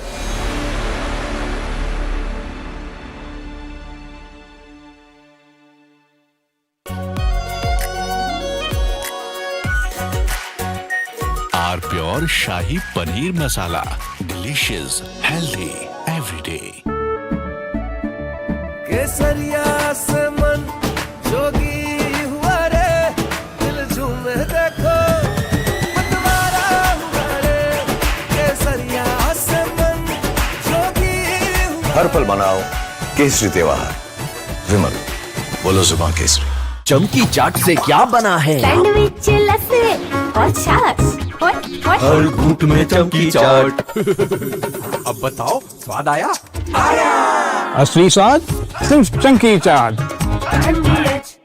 In fact, very often I believe the only way to get justice in India is a media trial. So there's no reason for the media, if it's doing a good job of a media trial, to be on the back foot. In fact, the courts should stop making these overarching remarks about media trial and contemplate about one very basic thing. With the greatest of respect to the courts, when the other institutions fail, when people get let down by the system, when even the judiciary does not seem to be listening or raising a noise about issues, like in the case of Twisha Sharma. Who does the public look to for justice, for raising their voice, for bringing something that's utterly false, illegal or wrong to public attention? It is only and only the media. And today, therefore, we are doing a media trial in this specific case, ladies and gentlemen, of Twisha Sharma, the 33-year-old daughter-in-law of an ex-judge in a case where the ex-judge and the ex-judge's advocate son appear to be more than involved. Ladies and gentlemen, 15 questions tonight. And if they think it's a media trial, so be it. So be it. Why did the ex-judge in the case of Twisha Sharma, neither she nor her son call a police or an ambulance? What took them 57 minutes to bring the body down? Where are the 3 men who are seen in the video dragging Twisha's body, destroying evidence? What was the police doing? Did they question the house staff? Did they question the judge? Was Twisha carrying headphones in her bag, in her hand, or a rope? Where is it now? Where is that so-called belt that cops claim was used by her to commit suicide? Why was it hidden? The mother-in-law, the ex-judge, walks up calmly while the body is being dragged down and evidence is being destroyed before the judge's eyes. Is that normal? Why don't the judges raise a hue and cry about it? Why don't the appellate courts take up this case suo motu? So people don't start believing that when an ex-judge is concerned, the victim will never get justice. Ladies and gentlemen, what was the ex-judge carrying in her hand when she went down? Where is all the CCTV footage? Did the police collect it? Why did the ex-judge's son, Samarth Singh, escape after bringing the body of his wife to AIIMS? Is it true that the ex-judge's son's medical examination was not conducted? The police station is right behind the ex-judge's Giribala's house. Why was no call made? Why did it take 5 days to file an FIR in the case? Who stalled it? Why was the victim's family attacked in court if there's nothing to hide? And did a very senior police officer go to AIIMS that night to try and fudge the post-mortem report? Ladies and gentlemen, I'm asking these questions. Now I ask you, am I right or wrong in asking these questions? And if I don't, who will? Will the government of Madhya Pradesh raise these questions? The Chief Minister doesn't have 30 seconds to meet the victim's family. Will the higher courts of the country raise these questions? So far, I have not seen this case being picked up by the appellate courts, though we are screaming and shouting about it. So I say tonight, what happens when other institutions fail? And if we do a media trial, should we be celebrated and supported for doing so? Was Aravali a media trial? Yes, it was. It was. Thank God for that. Thank God for that media trial which stopped the Aravalis from being destroyed. Was the Pune Porsche case a media trial where innocents were killed by a rich brat and the whole system colluded to give the rich brat a free run? Was it a media trial? I confess it was. Thank God for it. Thank God for that media trial. Was RG Kaur a media trial? When the government of Mamata Banerjee and the whole system came together to destroy the evidence? Was it? If it was a media trial, I and the entire Republic Bangla team are proud for it. Thank God for that. Thank God for such media trials in our country. Thank God for the media trial in the Jessica Lal murder case. Thank God for the media trial in the Nirbhaya case. Thank God for the media trial in the Sheena Boda murder case. Thank God for the media trial in the Disha Salian murder case. Thank God for the media trial in the Pune Porsche case. Thank God for the media trial in the Sandesh Khali case where Mamata Banerjee stood there and the media made a hue and cry about Sandesh Khali, the mass gang rape of Hindu women before the politicians stepped in. If it was not for a media trial, there would be no expose of Sandesh Khali. And you know what? Thank God for the media trial and the media debate and the media investigation that forced the judge to resign in the cash burning scam, where in the house of a judge in the heart of Lutyens, cash was burning. It made people uncomfortable, the judiciary uncomfortable. Thank God for that media trial. And thank God for the media trial in Aravali, which forced the Supreme Court to retrace the steps of an order which, if implemented, would have been disastrous for society and ecology. Thank God for that media trial. And I say thank God for the ongoing media trial in the Twisha Sharma case. And I'm ready to challenge anyone who says that media trial is bad. I say when media trial happens for the right reasons, without any malice and only good intent, it's the best thing that can happen in the persistent and constant and unstoppable fight for the truth.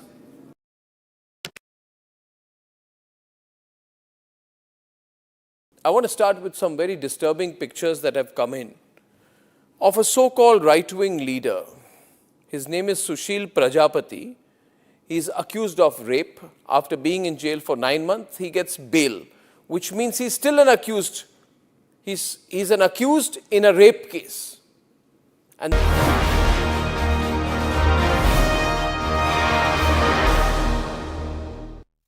we are going to start with the first keynote of the day. Our first guest, Padma Vibhushan awardee, former Rajya Sabha MP. She became the first classical dancer to be nominated to the upper house of the parliament in recognition of her immense contribution to Indian culture and society. She has revived the ancient art of Natya Katha, blending storytelling, music and abhinay to bring India's epics and cultural narratives alive for modern audiences. As the founder president of the Center for Indian Classical Dances, she has mentored generations of performers who continue to carry India's cultural legacy across the globe. I welcome on stage Sonal Mansingh ji, Padma Vibhushan awardee and former Rajya Sabha MP. A big round of applause, ladies and gentlemen, for the legend. Vande Mataram, Bharat Mata Ki Jai. It's indeed a great pleasure and a privilege to be speaking from this august platform. Republic TV has really gone to stars and the moon. नक्षत्रों में घूम रहा है Republic का एको, ऐसा लगता है. So this the Jambavant effect सब मैं देख रही थी. वो इफ़ेक्ट का एक नमूना आर्नव ने अपने एक उसमें दिया है. He quoted Sridhar Vembu of Tenkasi, Tamil Nadu. After 37 years, he came back to India, to his hometown, and set up amazing company, which is now counted as one of the.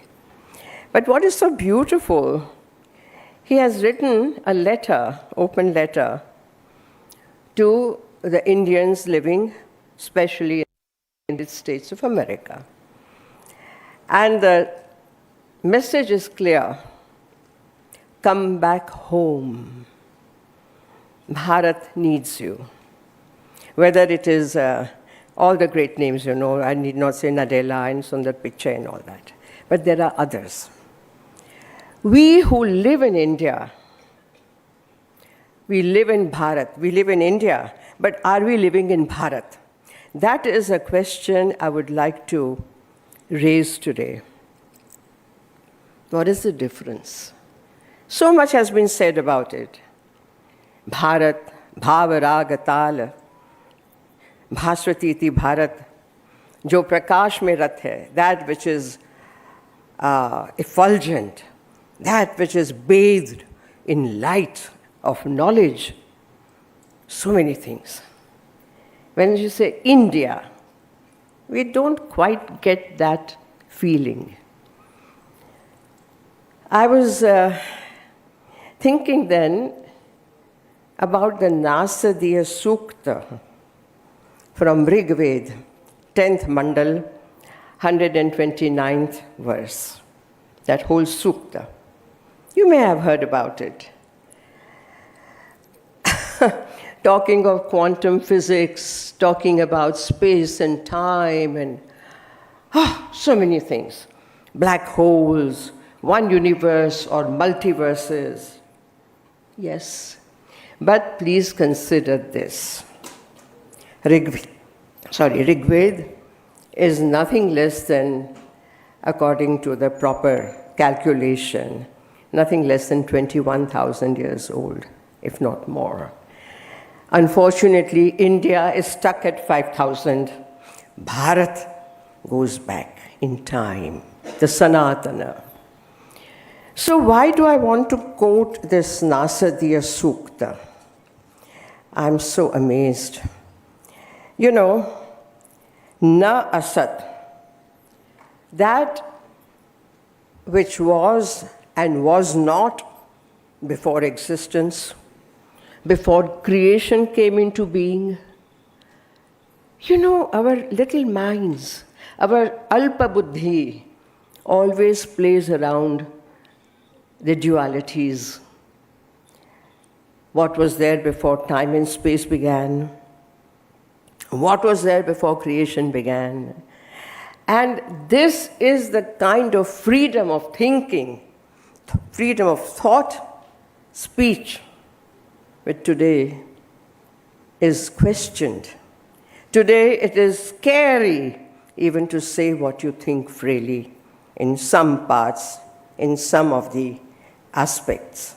Here, they are questioning, these Rishi Munis are questioning, वो कौन था? कोई था भी कि नहीं? और यदि कुछ था तो उसको पता था कि उसको पता भी नहीं था? My God, that kind of leap is so amazing. न दिन थी न रात था, न स्वर्ग था न पाताल था, न समय था न आकाश था. That Nasadiya Sukta Bharat owns. This is the line of questioning that has brought about a series of great thoughts down the centuries. I come to culture specifically. Deepak ji would know कि आप तो Indian foreign service के हैं, भारत का नाम दुनिया में रोशन करते हैं आप लोग, और सर जनरल साहब बैठे हैं, सब बड़े बड़े आप बैठे हैं यहाँ. लेकिन कल्चर का भी बहुत बड़ा रोल है, भागीदारी है मैं तो कहूँगी, क्योंकि from the वूम of mother till the child grows up, उसका लालन पालन संस्कार पहला गुरु है माँ.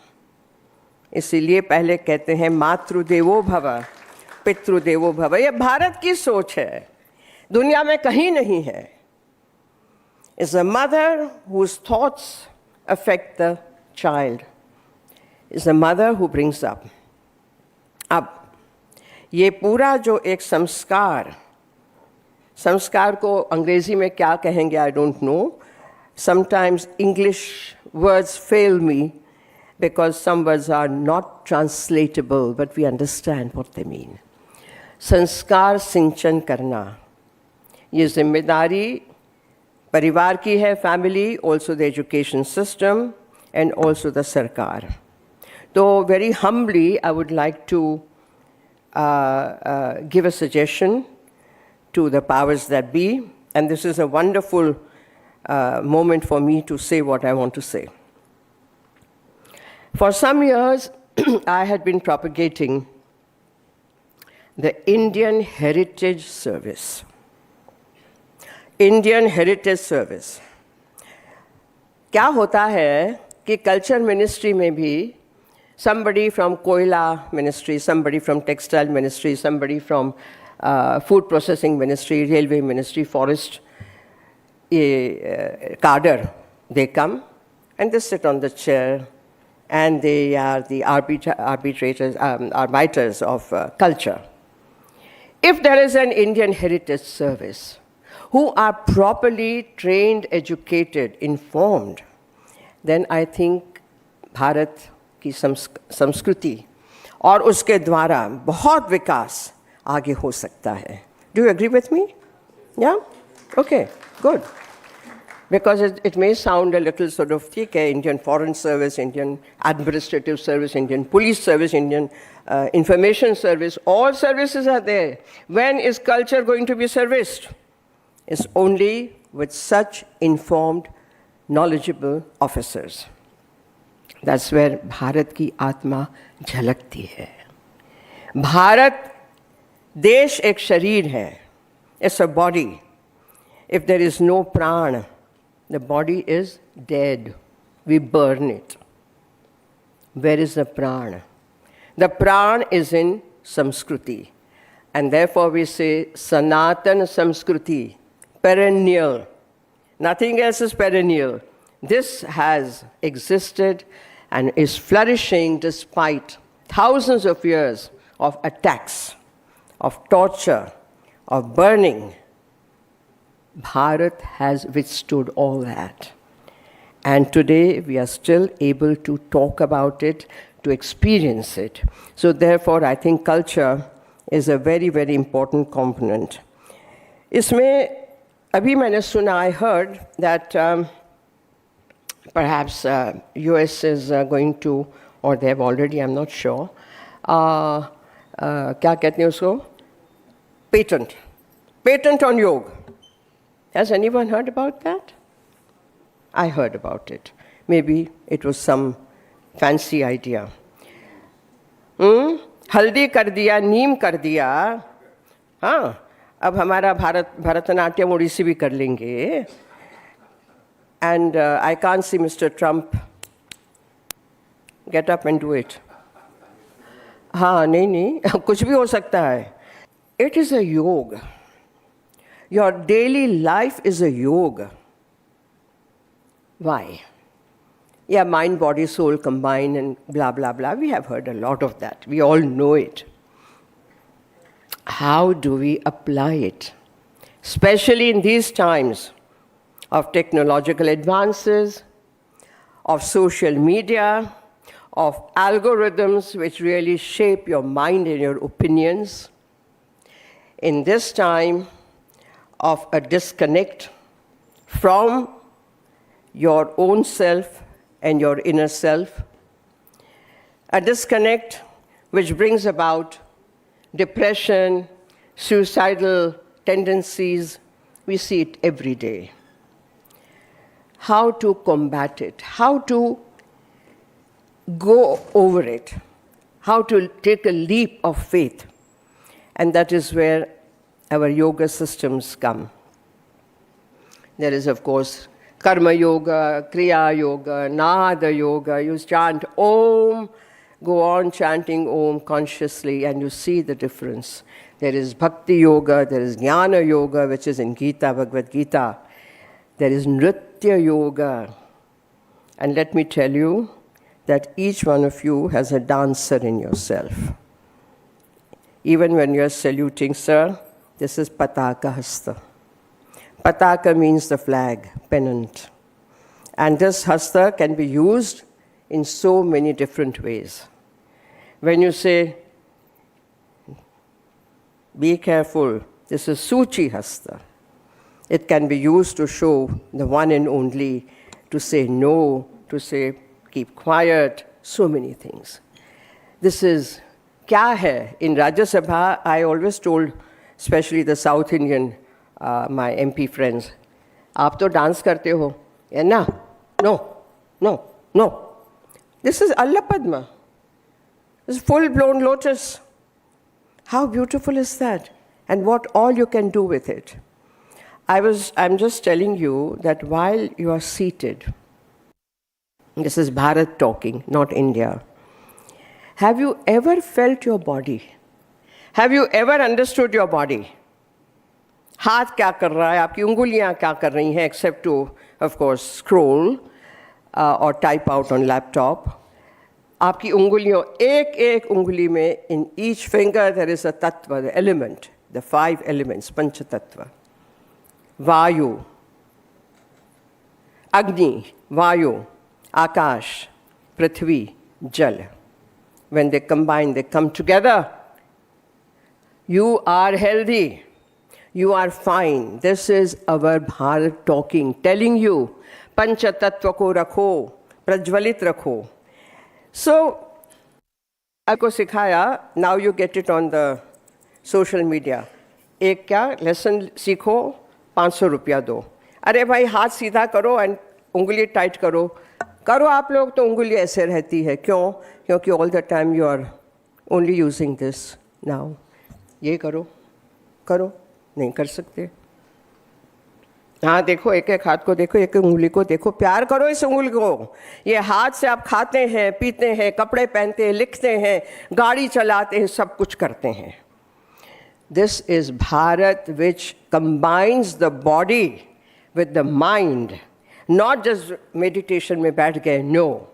So I am again and again talking about things which are so available to us and still we don't understand.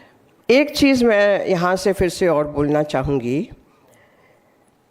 कि ये जो अवार्ड्स हैं, Padma Vibhushan, Padma Bhushan, Padmashri, the highest is Bharat Ratna. I have wondered, and I'm going to also write to PM about it. लेकिन आज मैं मेरी secret बता ही देती हूँ. You would not be interested in knowing, but you should know that not one dancer has ever been awarded Bharat Ratna, whereas 6 to 7 musicians have been awarded Bharat Ratna. Do you think that's fair? Is that? The great dancers like Bala Saraswati, she was heavy, hefty, big. If she just said, Krishnani begane baro, Krishna come to me, and the audience would stand up to see, is there a baby somewhere? Rukmini Devi, who set up Kalakshetra, which is global. My Guru Kelucharan Mahapatra ji, Odissi. Japanese emperor couldn't believe this was a man showing a Nayika. Pandit Birju Maharaj. None of them got Bharat Ratna. And therefore I think it's about time we recognize our great artists, because Bharat विकास भी, विरासत भी तो तब बचेगा जब we also honor our great artists, our great minds.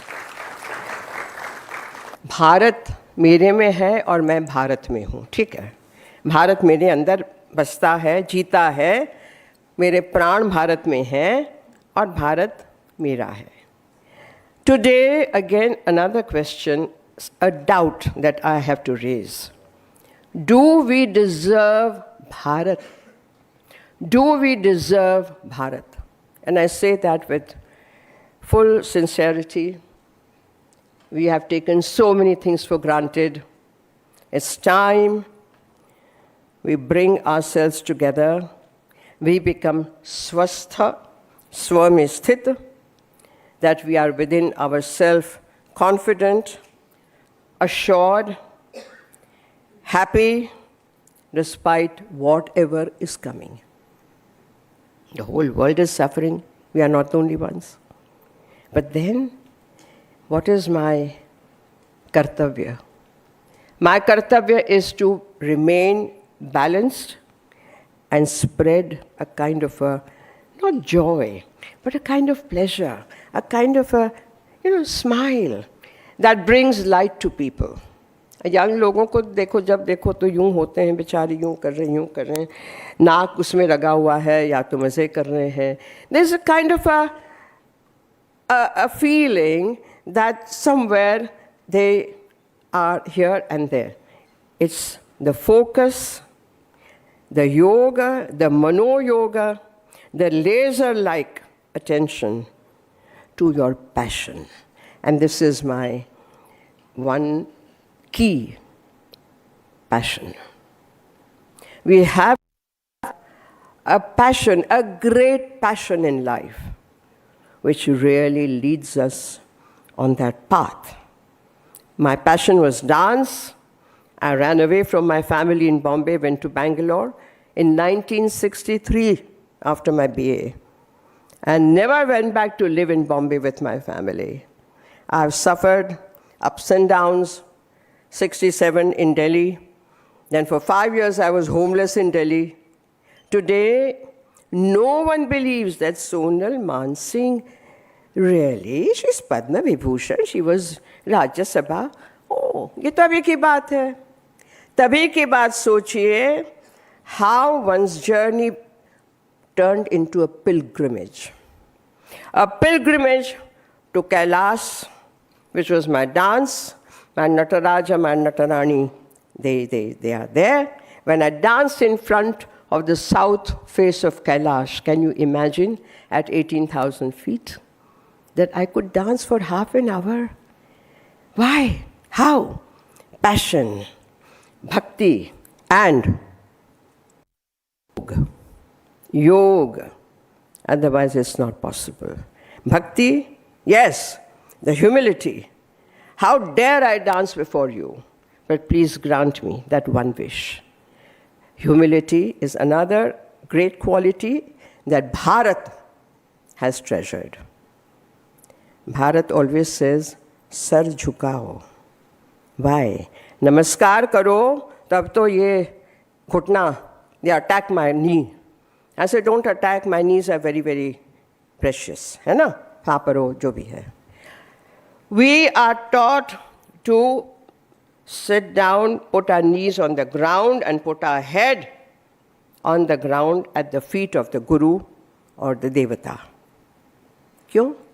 हमें तो, we are embarrassed. Sir क्या झुकाना? Namaskar कर दिया. That namaskar is not enough. Why? Because that your arrogance, our vanity, has not been surrendered.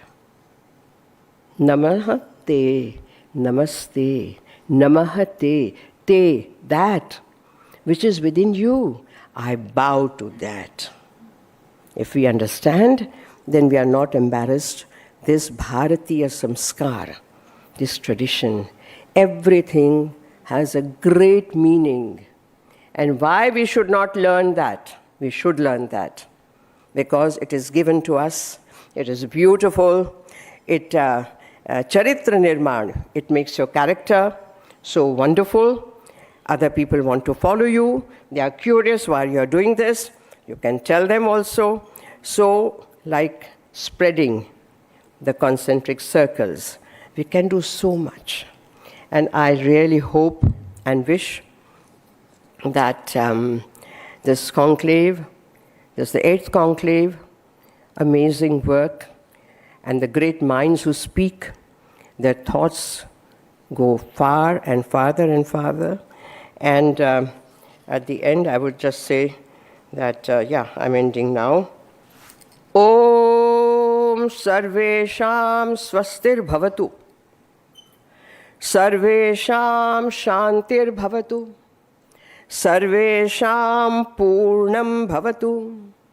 Sarvesham Mangalam Bhavatu. Loka Samasta Sukhino Bhavantu. It's a wish, it's a prayer for everyone. For peace, for prosperity, for happiness, and for becoming a total personality, totality, a wholesome personality. This is what we are lacking. Bharat tells us, you are one unit containing the whole universe within you, and therefore, loka samasta sukhino bhavantu. May everyone be happy. There are questions, even those who kill us? No. There Chanakya and Sri Krishna have to be remembered?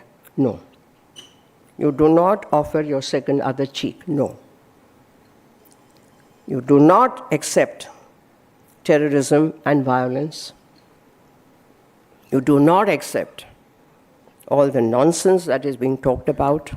You do not accept confrontation for the sake of confrontation.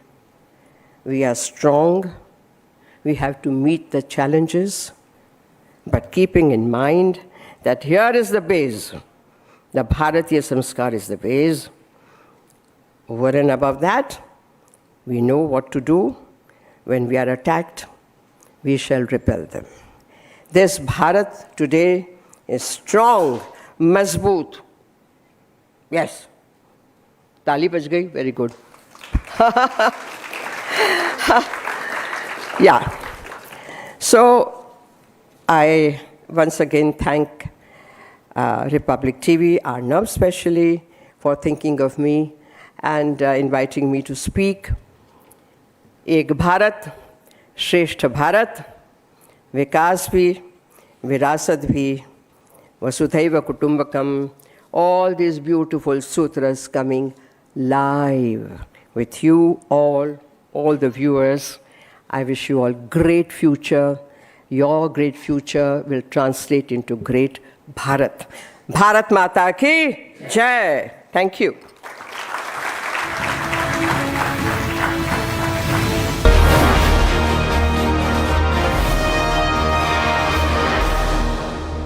Pure सूजी pasta उबालो मिलाओ और खाओ 8 minute में तैयार। क्या taste है सबका राजा हार्डवेयर मसाला।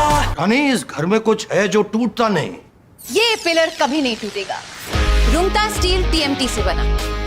रुंगटा नहीं तो घर स्ट्रॉन्ग नहीं। रुंगटा स्टील टीएमटी बार एकदम सॉलिड। थोड़े में ज्यादा स्वाद यही तो है इसकी खास बात। वाओ मामा क्या स्वाद है। अरे मेरे राजा सबका राजा हार्डवेयर मसाला।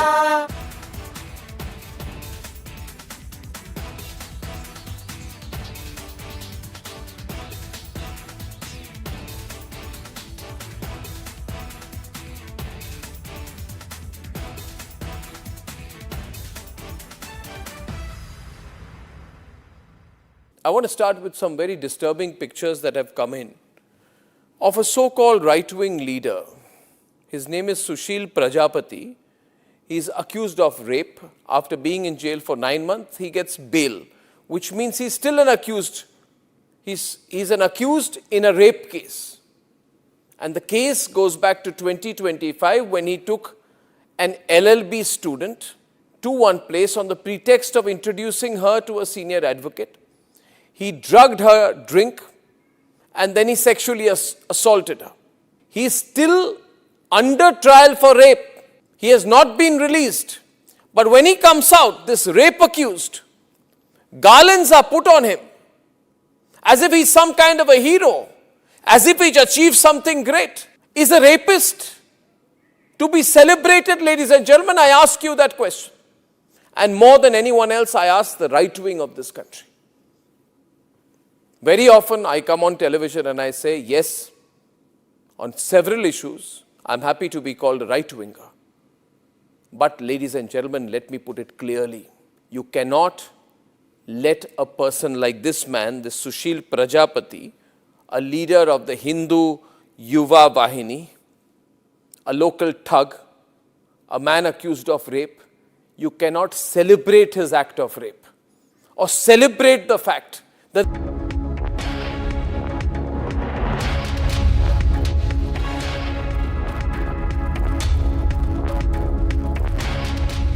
प्यास बुझाए ठंडक लाए सबको भाए जीरा से MTH का जलजीरा जीरा से।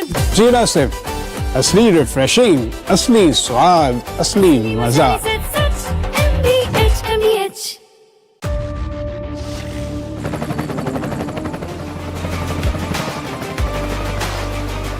Character, the taste of success.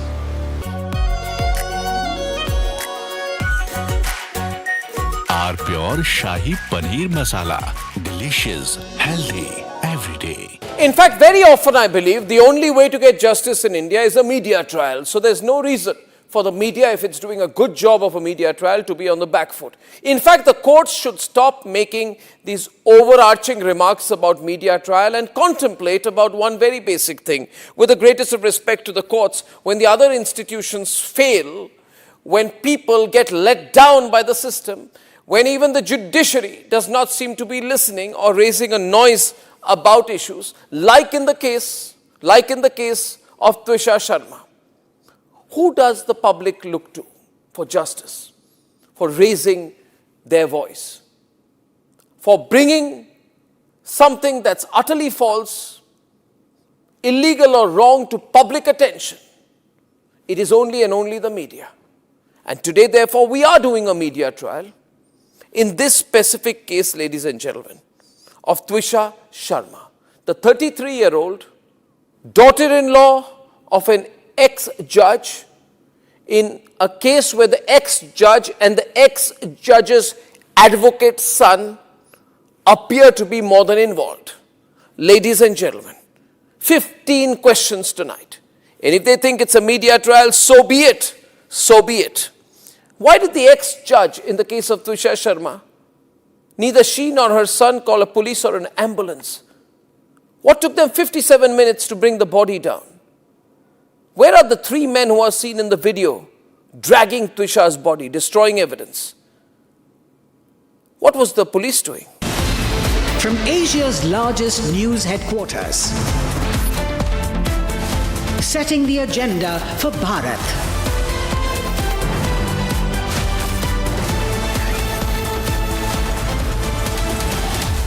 You're watching Republic.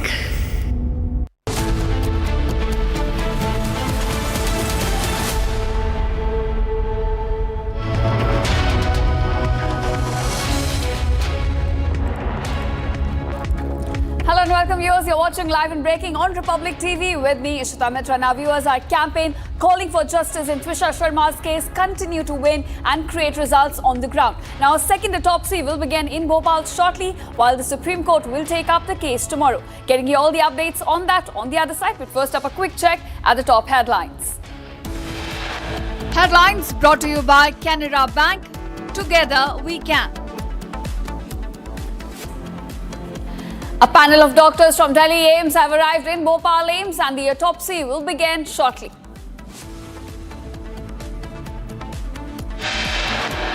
Supreme Court takes up Twisha Sharma death case. A 3-bench led by CJI Surikant to hear the case on Monday.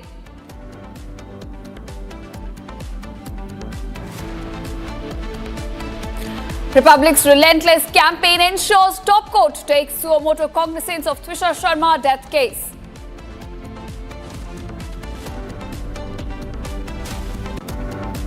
Big win for Twisha Sharma's family as Supreme Court now takes up the case after Republic's rigorous campaign. IMD issues orange alert for heatwave across central India and has said conditions will remain till the end of this month. US Secretary of State Marco Rubio to hold bilateral talks with External Affairs Minister H.S. Shankar before participating in Quad foreign ministers meet in the capital. A shooting reported near the White House. Trump was inside the White House during the time of shooting. Suspected shooter killed on the site. Donald Trump thanks the Secret Service agents for swift action in gunning down the suspect and says the suspect had a violent history. Trump in his post said it shows how important it is for the US president to have secure space, hinting towards his ongoing White House ballroom project.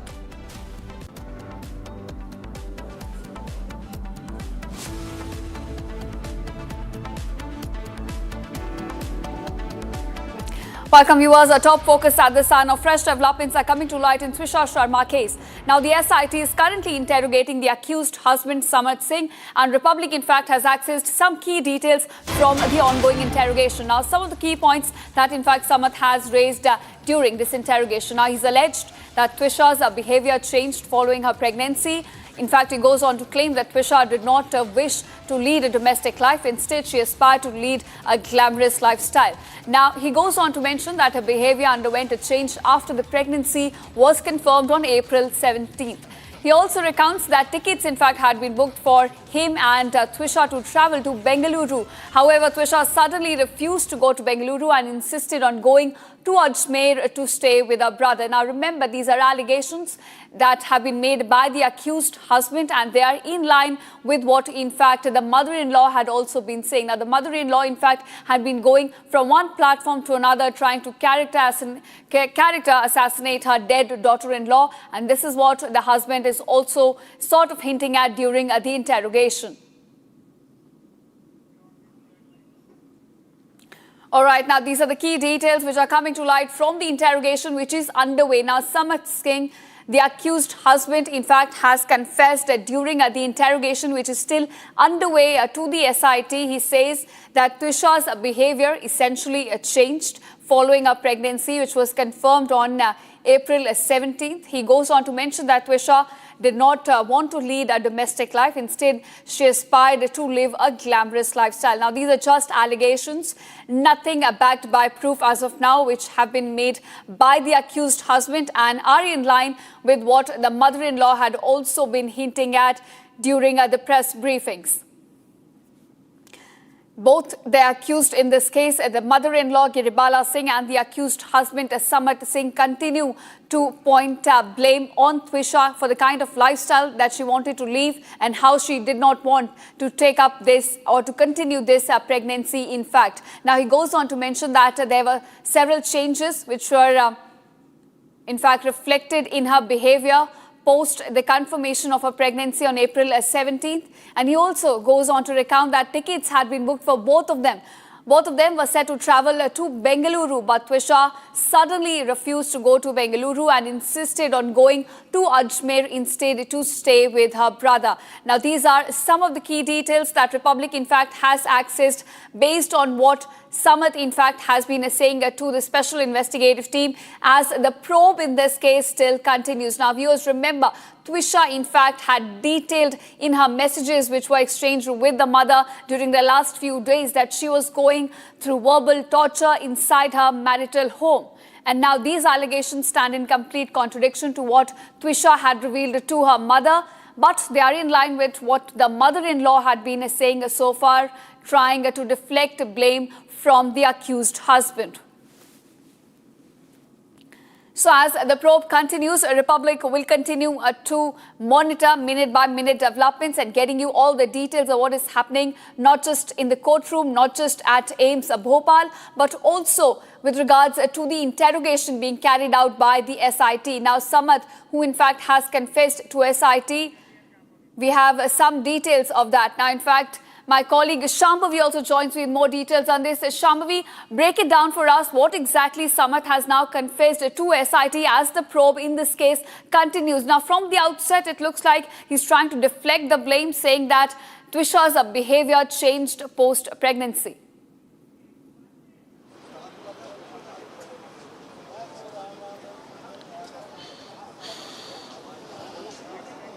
All right, we'll try and connect with my colleague Shambhavi there. But viewers, those are the latest details we're fetching for you at this moment, that as the SIT continues its investigation in Twisha Sharma's case, now Samarth, in fact, has confessed to the team, trying to deflect the blame from himself.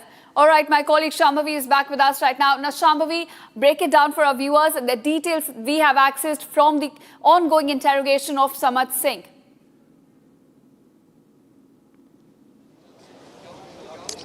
Well, yes, what even the mother has said in this case is there was an argument between the couple just on 12th of May because Twisha had to go to Ajmer for something on 13th of May and Samarth did not agree with it. Samarth didn't want Twisha to leave for Ajmer, and even the family, Twisha's family was planning to visit Bhopal on 13th of May but was asked by Twisha's in-laws to not come because of certain reason. And what Samarth has been claiming in his interrogation, as we know that yesterday he got a 7-day police remand and he was sent to a 7-day police remand, and of course the custodial interrogation is happening at the moment, and in the interrogation some information has been released saying that Samarth has said Twisha did not like the domestic life. She wanted to live a glamorous life. She wanted to have a glamorous lifestyle. We all know that Twisha was also Miss Pune a few years ago, had a glorious career in the film industry.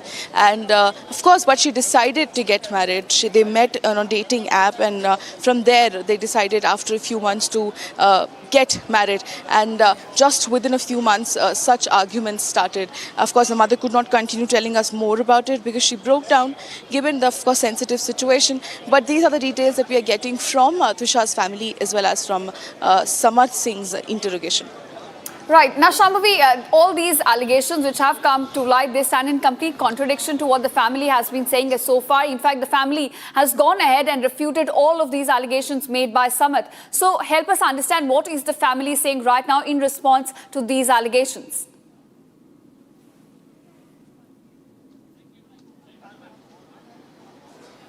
Well, the family has till date continued to say that whatever is coming out from this mother-son's duo's mouth is absolutely, it does not make any sense because it's not true. The family has continued to maintain that she was very happy. She wanted to get into a married life. She wanted to get married. It was not like it was an arranged setup where she was forced to get married. This was a conscious decision made by both the people in the marriage that they wanted to get married to each other, and that even a few days ago she was very religious. We've seen several pictures of her dancing on the religious music. We've seen pictures of her at various religious places, and whatever claims that have been made by the son and the mother duo in this case have been discarded time and again. Even the mother claimed that she was a drug addict and that she had a habit of taking drugs, but there was no drug found in the post-mortem. There was nothing which was found. She said that what the mother as well as the son has said, and even in the interrogation has said that she did not wanted a baby. Her behavior changed after pregnancy. But from the chats that we have seen, what Twisha was seeing talking to her family members and friends, we said that she's saying that they want me to abort the child and that I'm trapped. And I don't understand because Samarth feels that this is not his baby. This is somebody else's baby. Right, even before the allegations made by the mother-in-law Giribala Singh have proven to be false. So we'll of course have to see how this investigation pans out in this case. Now, Shambhavi, do continue to stay with me. I also have a reaction coming in from Twisha's sister-in-law, in fact, Twisha Sharma, who's spoken to my colleague Satyavijay on these allegations. Viewers, let's take a listen. Sir, an apple never falls far away from a tree. आप सभी ने सुना है. That is exactly the scene and the case here. जो mother कर रही थी Mrs Girbala Singh, the son Mr. Samarth Singh is doing exactly the same. After hearing this, I'm angry right now because I know what my sister-in-law, like, she had gone through. I know what she had gone through. And मैं थोड़ा सा मैं चाहूँगा आप बात करें क्योंकि वो फल पेड़ से ज्यादा दूर नहीं गिरता है. ये वही सिचुएशन है जो माँ कर रही थी मिसेस गिरबाला सिंह, उनके बेटे मिस्टर समर सिंह भी वही चीज कर रहे हैं. गुस्सा आता है, काफी गुस्सा आ रहा है जब बातें सुननी पड़ती है, बिकॉज हमें पता है जब ट्विशा दी क्या कह रही थी और उनके साथ क्या हो रहा था. जब ये खुले आम झूठ कहते हैं तो बहुत बुरा लगता है, गुस्सा आता है. तो मैं नहीं, इनकी बातों में मैं क्यों कहते हैं, क्या कहते हैं, वो जो माँ जैसी माँ है वैसा बेटा है. आई एम सॉरी बट और कुछ नहीं कह सकते इनके लिए. कोर्ट कर रहा है कि बेंगलुरु का टिकट हो गया था लेकिन त्विशा ने अचानक जाने से बेंगलुरु मना कर दिया उसके साथ और वो अजमेर जाने की जिद करने लगी. इस बात को लेकर दोनों में बहस और कहासुनी होने लगी. सर अगेन ये सब कोर्ट में ना पता चलेगा and I know this is not the truth. ये झूठ है और ये जो बोल रहे हैं कि बैंगलोर की टिकट कर ली थी, तो उनके पहले ये भी पता है कि क्या दुर्घटना हुई थी. मिसेस त्विशा कहा थी ये कहाँ चले गए थे उस दुर्घटना में भी, अपनी बीवी को छोड़ के कहाँ चले गए थे, क्यों चले गए थे, अपनी बीवी के साथ क्यों नहीं थे, क्यों अपनी बीवी को इतना हरास किया, क्यों उनकी बीवी को इतना परेशान किया. और ये जो सारे स्टेटमेंट्स दे रहे हैं ना, ये सब प्रूव होगा सर. रिपब्लिक मीडिया नेटवर्क ने तो जस्टिस फॉर त्विशा की लड़ाई को लड़ा ही और अब नतीजा ये है कि सुप्रीम कोर्ट ने स्वतः संज्ञान ले लिया है. इस पर क्या कहेंगे सर? वही we are hopeful. I mean glad to all those who have supported us. I mean, us no, but Twisha Di, to all those who have supported Twisha Di, her parents and everyone in this fight. I mean, this would have not been possible, but I'm glad and Supreme Court ने खुद suo moto किया है on the very reasons of alleged discrepancies in the entire investigation so far.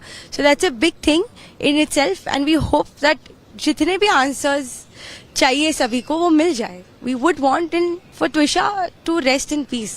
Finally अब आपने कुछ तय किया कि आज पीएम होने के बाद त्विशा का हिंदू रीति रिवाज से अंतिम संस्कार कहाँ करेंगे, भोपाल में या नोएडा में? मतलब चूंकि अब परिवार जिस चीज का इंतजार 12 मई से कर रहा था वो क्षण आने को है. सिर्फ उनके फादर बता सकते हैं. My father can speak about this better. All right, here's my colleague Shambhavi continues to stay with me. Now, Shambhavi, there's action happening in Bopal as well. Today, we are expecting a second autopsy to begin shortly. So, according to your sources, what is the timeline we're looking at for this entire process?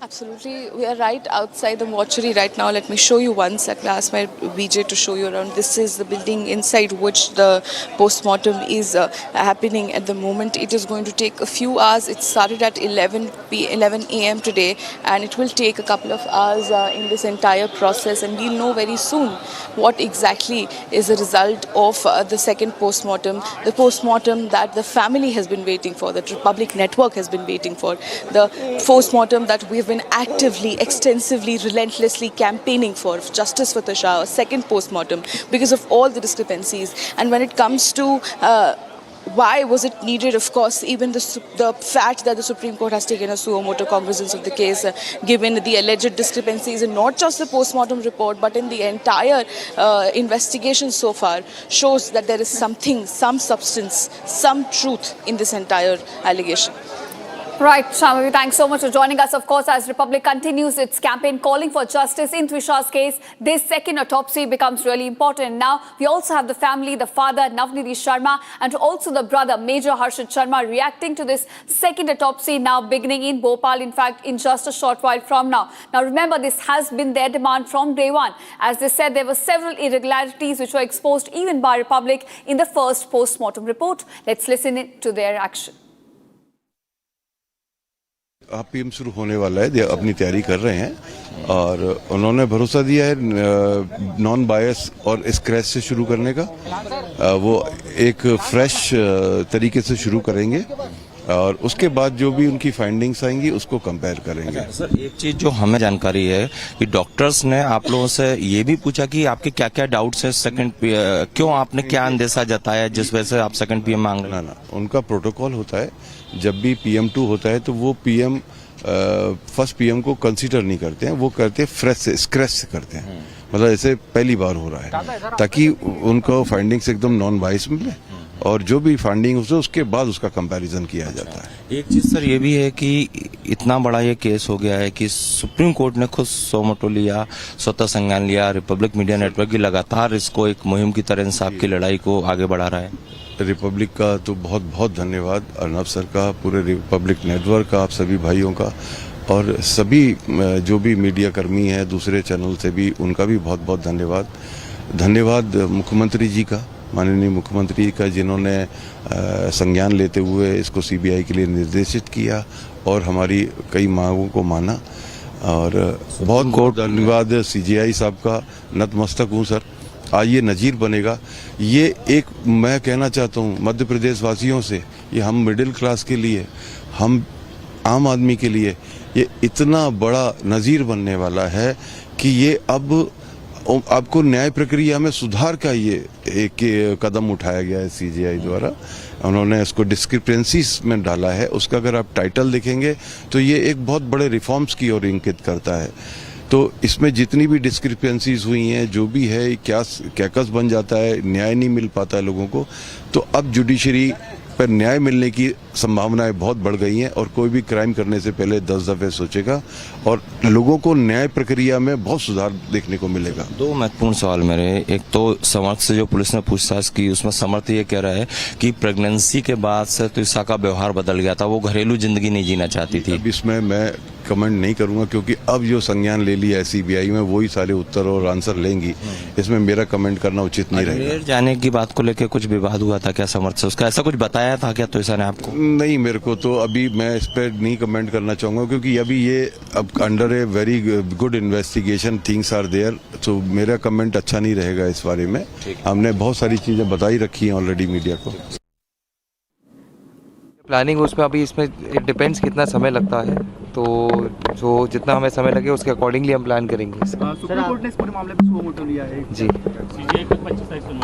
नहीं जी, this is a major development and big step ahead and हम सब इससे बहुत खुश हैं कि इतनी सब पारदर्शिता जो हम चाह रहे थे हमेशा से वो भी आए। सेटिस्फेक्शन थोड़ा सा क्या आपको लग रहा है इस पूरे केस में आप, क्योंकि I would not call it satisfaction, but हाँ, हम अभी जो हमारे छोटे स्टेप्स हैं वो बड़े स्टेप्स हो गए।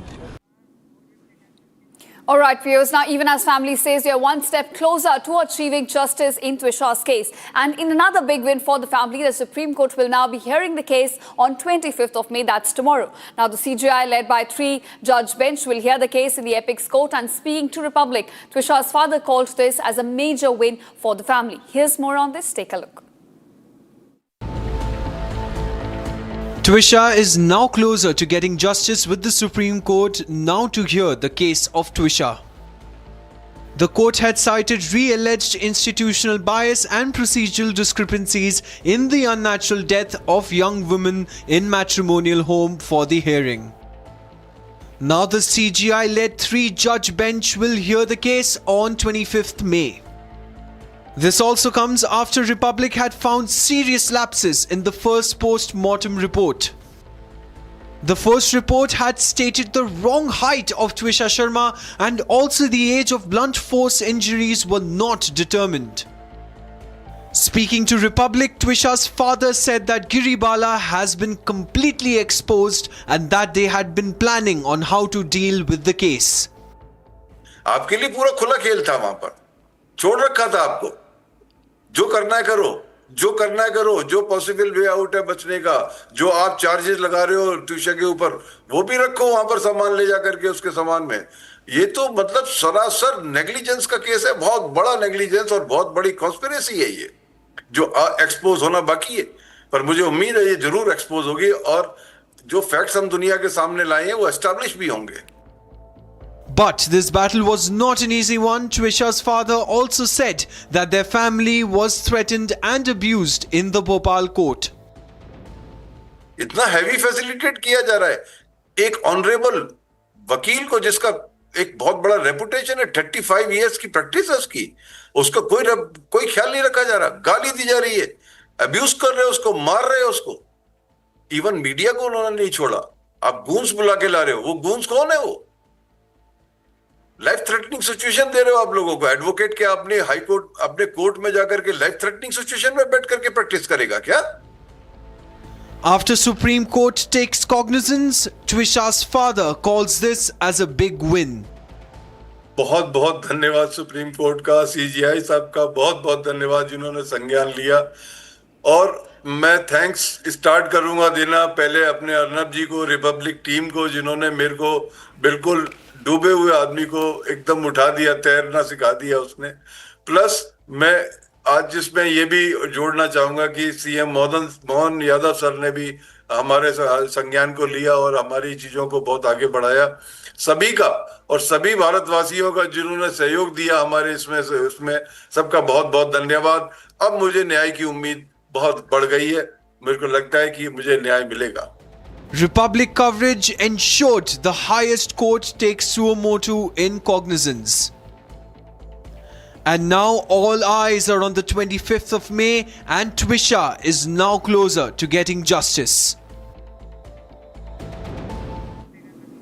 All right, viewers, that's all we could pack in this edition of Live and Breaking. Thanks so much for watching and stay tuned to Republic TV. Coming up after a very short break, US Secretary of State Marco Rubio to hold bilateral talks with External Affairs Minister S. Shankar before participating in Quad Foreign Ministers meet in Delhi. Getting you all the updates on that on the other side. Stay tuned.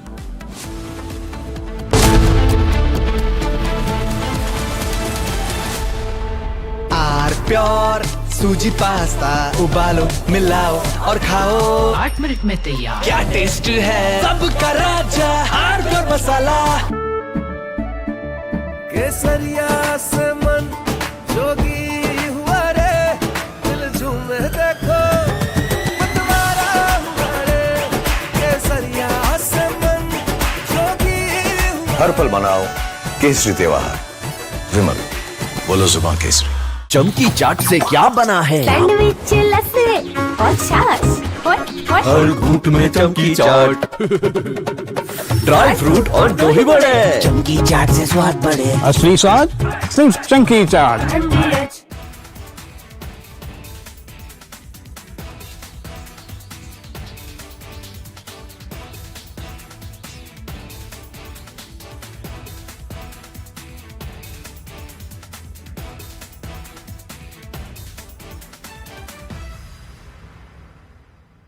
I want to start with some very disturbing pictures that have come in of a so-called right-wing leader. His name is Sushil Prajapati. He is accused of rape. After being in jail for 9 months, he gets bail, which means he's still an accused. He's an accused in a rape case. And the case goes back to 2025 when he took an LLB student to one place on the pretext of introducing her to a senior advocate. He drugged her drink and then he sexually assaulted her. He is still under trial for rape. He has not been released.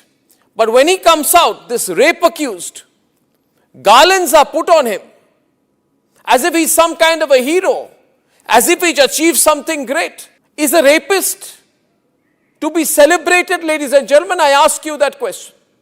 And more than anyone else, I ask the right wing of this country. Very often I come on television and I say, yes, on several issues, I'm happy to be called a right-winger. But ladies and gentlemen, let me put it clearly. You cannot let a person like this man, this Sushil Prajapati, a leader of the Hindu Yuva Vahini, a local thug, a man accused of rape, you cannot celebrate his act of rape or celebrate the fact that the rapist is out on bail. If that is the message we want to send to our society, and if all the BJP leaders want to be quiet about it, I want to ask them, why are they quiet about this? Why are they quiet? In the silence of the BJP leaders, is there a tacit support to this person?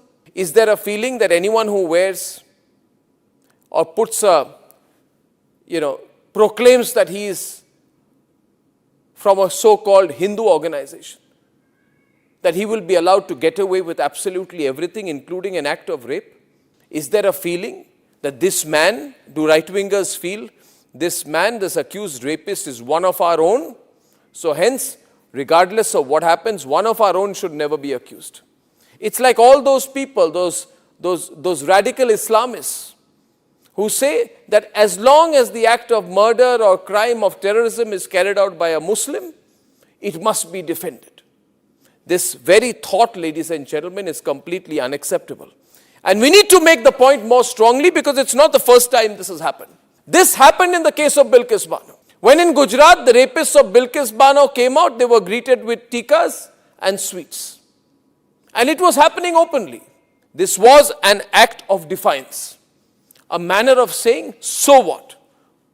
It is a Hindu who carried out the act of rape and hence we will celebrate him, we will forgive the person. Ladies and gentlemen, we are nobody to forgive, and the last thing we should do is celebrate rapists. This was a shameful moment then, this is a shameful moment now. Sengar was another shameful moment when some people said, oh, Sengar is from the BJP and hence he can be seen smiling after carrying out the act of rape, and people would celebrate him and say, no, our leader can do no wrong. That was another shameful moment for the right wing. And ladies and gentlemen, Jayant Sinha, remember, son of Yashwant Sinha, stood there, ladies and gentlemen, and garlanded people accused of lynching. And he had come to my studio and I had told him, Jayant, I think you should be ashamed of what you've done. Because for all the good you will do in your political career, this moment will be the black spot on your career. And therefore, my point is to those who call whatever that is there that you wanted to clear. I wanted to clear that any kind of promiscuous behavior after the marriage will not be done. With the greatest of respect to the courts, when the other institutions fail, when people get let down by the system, when even the judiciary does not seem to be listening or raising a noise about issues, like in the case of Twisha Sharma, who does the public look to for justice, for raising their voice? This time the state government is moving the High Court, asking for it to be cancelled, finally seeing action. Which means most likely she will be arrested. Yes. I'm proud of the media trial that is going to lead to the arrest of a judge. She has dialed a district judge at 11:06 p.m. If this has been with the judiciary for all these days, how the hell did she get the anticipatory bail? No, I will not have any more. गायब क्यों? चलो। समझ बड़े भाई आप ऐसे हाथ please move out madam.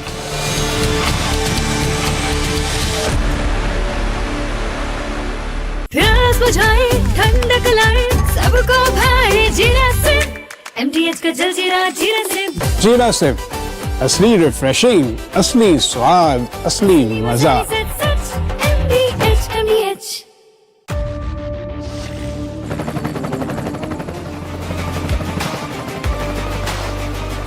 Corrector, the taste of success. थोड़े में ज्यादा स्वाद यही तो है इसकी खास बात। वाओ मामा क्या स्वाद है। अरे मेरे राजा In fact, very often I believe the only way to get justice in India is a media trial. So there's no reason for the media, if it's doing a good job of a media trial, to be on the back foot. In fact, the courts should stop making these overarching remarks about media trial and contemplate about one very basic thing. With the greatest of respect to the courts, when the other institutions fail, when people get let down by the system, when even the judiciary does not seem to be listening or raising a noise about issues, like in the case of Twisha Sharma. Who does the public look to for justice, for raising their voice, for bringing something that's utterly false, illegal or wrong to public attention? It is only and only the media. And today, therefore, we are doing a media trial in this specific case, ladies and gentlemen, of Twisha Sharma, the 33-year-old daughter-in-law of an ex-judge.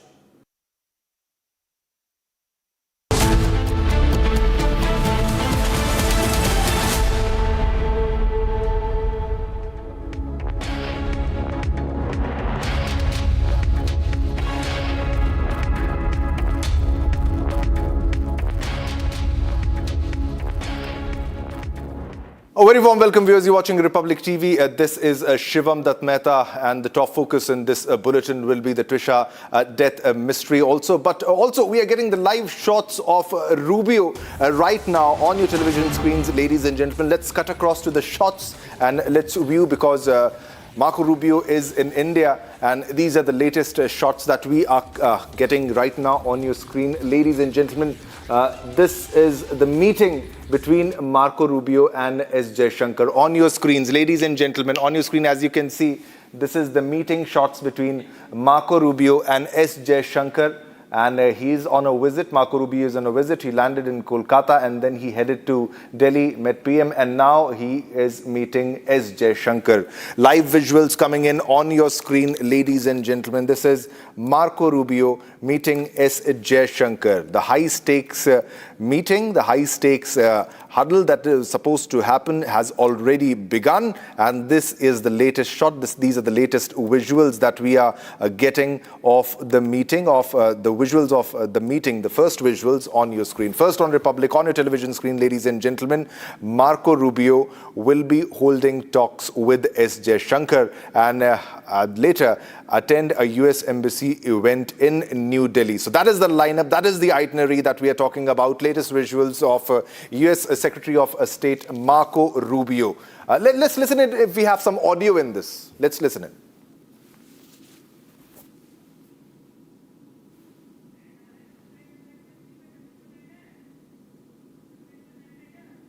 These are complicated, as strong, very confident, very open.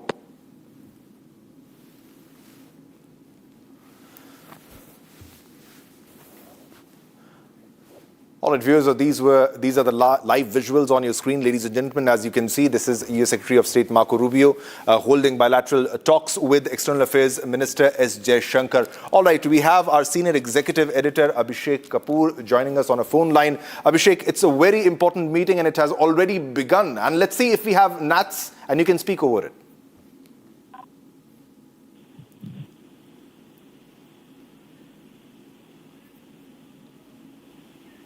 Abhishek, it's a high-stakes meeting.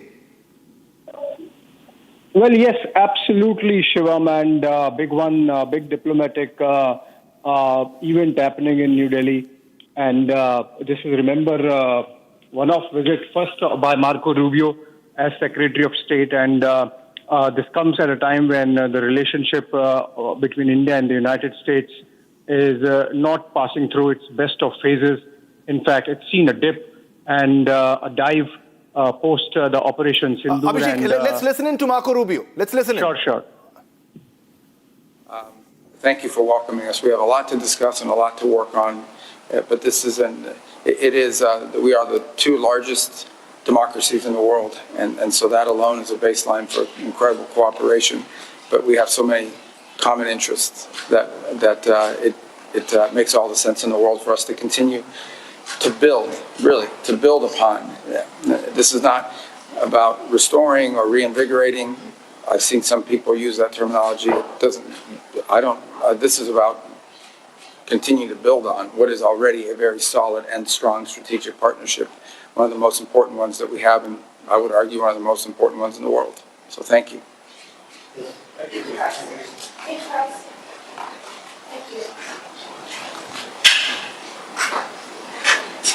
This was Marco Rubio speaking, and this is the meeting between him and Dr. S. Jaishankar. Abhishek Kapoor continues to be with us in this broadcast. Abhishek Kapoor, if you can put this into perspective, what does it mean for India, and how is India going to benefit with this interaction and this visit of Marco Rubio? Well, you see, what we saw in the opening statements were just niceties and diplomatic protocols being followed, but I'm sure if when the cameras are off, ideally, there would be some frank and free and frank conversation on how things are looking so far as the larger India-United States relationship is concerned.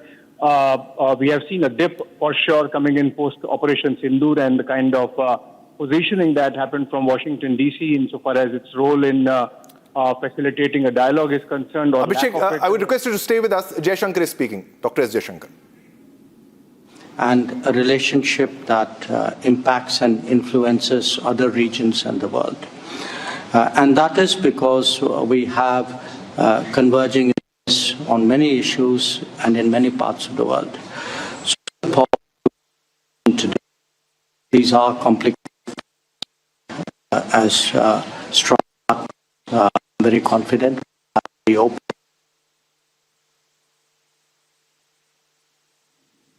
All right, so there seems to be a bit of an audio issue there, but these are the live visuals, latest visuals indeed. Abhishek, over to you.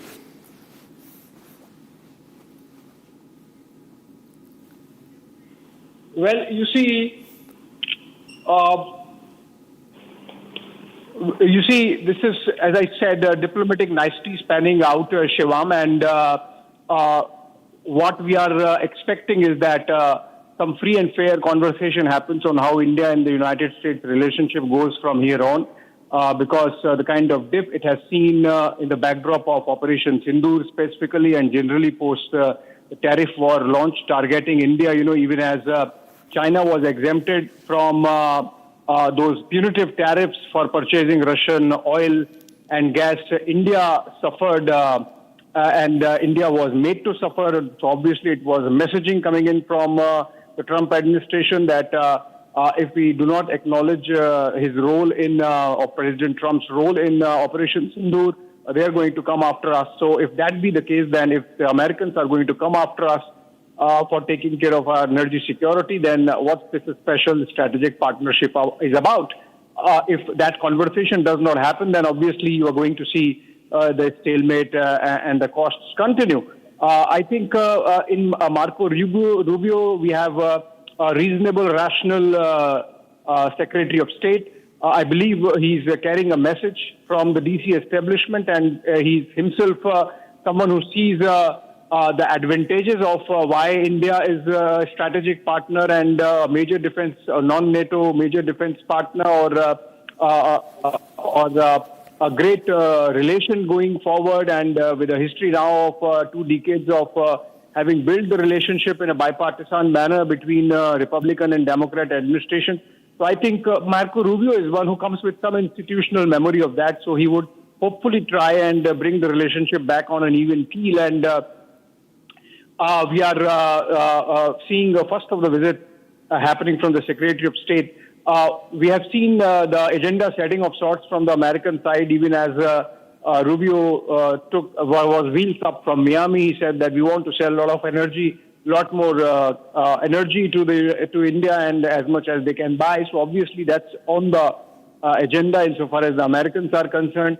So far as India is concerned, the manner in which the United States has really indulged with Pakistan of late, and we don't care really bilaterally if they indulge with Pakistan, but the manner in which the hyphenation was sought to be put post-Operation Sindoor, that's the barest minimum that can be avoided, and an impact of which is already happening in the larger relationship. Quad foreign ministers meeting is happening on Tuesday, but remember, this is the year of India hosting Quad, and ideally with the leaders summit should have happened, and there is no word on that from the Americans. So while the Secretary of State has carried an invite from President Trump for Prime Minister to be at the White House, what about the issue of India hosting the Leaders Summit, Quad Leaders Summit, and on that issue there is silence. So I think a lot of catching up to do between the two, Jaishankar and Rubio, on a lot of aspects of India-United States relationship, and hopefully by the time the joint statements are made in an hour or so, we would be wiser as to whether that free and frank conversation happened or not. Yeah, definitely, Abhishek, and also the way it is being reported widely as an effort to repair the relationship between India and United States. And also, this comes over 5 weeks after Foreign Secretary Vikram Misri's 3-day trip to Washington, D.C. If you can put that into perspective also. So it works both ways. Well, yes. So H. Shankar has indeed traveled to D.C. a couple of times, including the inaugural of President Trump. And this is, of course, the first time reciprocal visit is happening and clubbed with Quad. But the fact that Rubio has, made it an extended visit, including, pit stops in Kolkata. And tomorrow he's going to be in Agra and Jaipur, and then back in New Delhi for the Quad Summit on Tuesday. I think even the Americans are messaging that they really want to bring it back and from the pits, so to say. But what is important is everything depends on what the substance of these talks that are happening, whether India is concerned on energy security, and the fact that while we can always buy more American oil, the economics of it is killing, and if there is a gap of about 25 to 40% in terms of landing price for American oil vis-a-vis Russian oil, India would want its sovereign freedom to exercise that right to minimize our costs. And the Americans cannot be dictating, more so when we have seen a very genuflecting President Trump in Beijing. The first time perhaps the world saw that President Trump could be, deferential to someone, and that was President Xi Jinping. So I think Americans also have a lot of explaining to do during this visit of Marco Rubio and these talks. Hopefully some plain speaking would happen from the Indian side as to how things are, of late, how things have been of late. And then you look at the role that the Americans have played vis-a-vis Pakistan. So Russia is one aspect and Pakistan is another. The fact that Americans, despite knowing the role of Pakistan in Pahalgam terror attack, the fact that their vice president was in India and Jaipur with family when Pakistan launched that attack on civilians in the tourist spot of Pahalgam last year, and the fact that subsequently we have seen the Americans renewing their contract for maintenance of and upgrade of F-16 fighter jets that Pakistanis used during their war with India in Operation Sindoor. All those issues are there which need to be discussed threadbare. Plus, of course, if you look at the Iran war and its destabilizing consequences as for the rest of the world, so specifically for India, for about 40% of our energy needs coming in from the Gulf, and the disruption that it has caused over the last 2.5 months, that has to stop. And to that extent, as I said, Shivam, unless some plain speaking happens and it leads to some results, it would be almost 2 decades of hard work on making this relationship, which was described by President Bill Clinton as the most natural partnership between two democracies, to retrieve it from near collapse is something which is the onus is now on Marco Rubio and Jaishankar in these talks. Yeah, definitely. So defense cooperation, energy security, that will be part of the key agenda. Thanks a lot, Abhishek, for putting this into perspective and sharing the latest details on what it means for India and United States. All right, viewers, now let's shift our focus back to our top national story, which is about the Twisha's death story, the Twisha's death mystery, in which the second autopsy report, the autopsy was ordered and now it has already begun. We're getting a big breaking news there.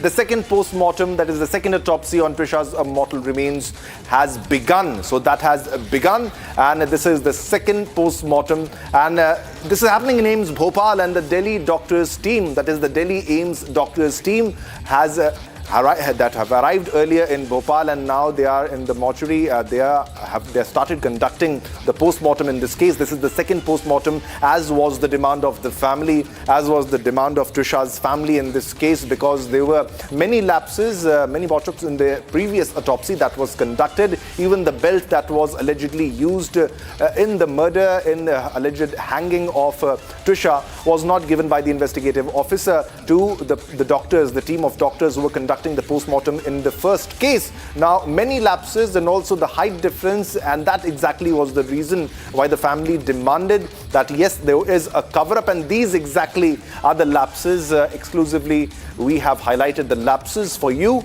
The blunt force injuries were not properly dissected, incomplete musculoskeleton, and missing neck X-ray. No imaging despite ligature mark on neck. That is why they did not do the X-ray, which is missing. And the questionable viscera preservation in this case had preserved despite no significant findings. What exactly was the reason for that?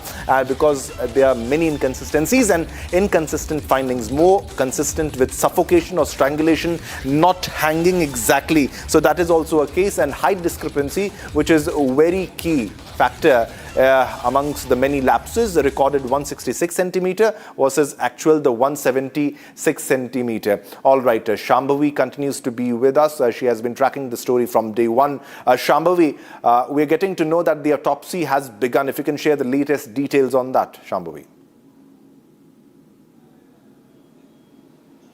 Well, yes, as we know that the team flew in to Delhi just yesterday at 6 p.m. From Delhi to Bhopal, and the postmortem was set to begin at 11 p.m. and it started on time. It is 11:45 a.m. right now, and it has been 45 minutes in the postmortem. We'll have to wait for a couple hours, I guess, for the process to be completed and for us to know any detail about what is happening. But given the investigation of what even Republic has been doing extensively, and the information and the facts that we have seen in the case, we are sure that something new and something substantive is going to come in this postmortem. There are several discrepancies in the previous postmortem report which was done in AIIMS Bhopal. That is why the family has been asking for a second postmortem. And after the district court rejecting their appeal of the second postmortem, what the family did is they appealed in the Jabalpur High Court, and the High Court said yes. The High Court said yes, the family has the right for them to conduct a second postmortem, and today is the day when that postmortem is being conducted. Everybody is very hopeful. The family is hopeful. The Republic is hopeful, and we are hoping for something substantive, something solid to come out of it that will prove and that will explain to us, that will help us understand what exactly happened on the night of 12th May. Shivam. All right, Shambhavi, also because there were many lapses, many cover-ups which were happening. If we can put that into perspective also, the family is there, and the family demanded a second autopsy, which was earlier denied. And you also have to state this very important fact that it is clearly a Republic impact. We have been following the story from day one, and that is the reason, with all that investigation that is happening, all the lapses that were revealed by our investigation, and how this is a big victory for the family, at least one step ahead in achieving justice for their daughter, Shambhavi. No doubt, Shivam, that it is a huge Republic impact. The Republic has been running an extensive campaign. We've been every day, all day long, we have been showing our viewers every little detail which has been going on in the case. Every nook and corner of this case with the investigation. We have chased from chasing and confronting Giribala Singh to questioning Giribala Singh's and Samarth Singh's lawyer to going after Samarth Singh to making sure that he answers for his the fact that he has absconded. He was absconding for 11 days. We have done relentless coverage of the case, and because we've been fighting for justice for Twisha, and this is a reward. This is a reward that we are able to stand here outside while the second post-mortem is being conducted in the mortuary. This is a reward that the Supreme Court has taken suo motu cognizance of the case, and now the matter will be heard in the topmost, in the apex court of the country. This is a reward that a notice has been issued to Giribala Singh in the application of cancellation of anticipatory bail. So this is an extensive campaign. This is relentless fighting of the Twisha Sharma's family and Republic along with them that we are able to see this day. And when it comes to the discrepancies and irregularities in the post-mortem report, of course, there has been many, not in just the post-mortem report, there has been many discrepancies, many irregularities throughout the investigation. That is why even Supreme Court had to intervene. Supreme Court had to take, the MP government had to give up. The MP government asked for an administrative inquiry to be initiated against Giribala Singh and her capacity to work as a president. The BCI, the Bar Council of India, cancelled Samarth Singh's license to practice law. So where there has been action taken left, right and centre as a result of Republic's extensive Justice for Twisha campaign. Shivam. Yeah, and Shambhavi, that's clearly the reason why we need media trials. Thanks a lot, Shambhavi. Keep tracking the latest developments. We'll keep coming back to you as more details unfold in the story. Now, shifting our focus to another important story. In yet another security scare at the White House, a 21-year-old man identified as Nasir Best from Maryland approached a Secret Service checkpoint near the complex, pulled a weapon from his bag and opened fire on officers. Now, the U.S. Secret Service swiftly returned fire, fatally shooting the suspect. A bystander was also injured in the exchange. President Donald Trump was inside the White House at the time and remained unharmed. The incident, which occurred nearly a month after an alleged assassination attempt on Trump on April 25, 2026, triggered a full lockdown of the White House. Journalists on the North Lawn ducked for cover as gunshots rang out, while law enforcement officials later barricaded the crime scene with tape and evidence markers. Watch this report. Far apart.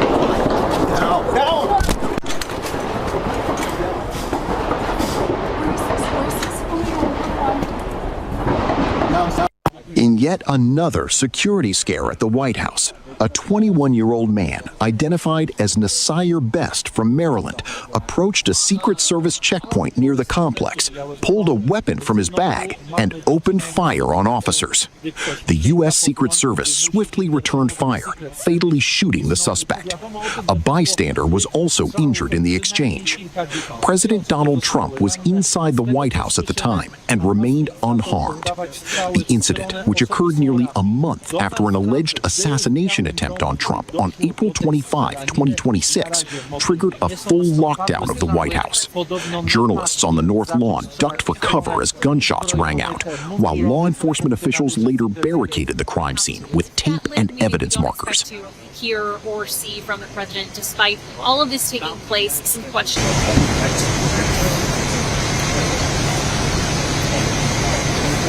How are you? Maryland said.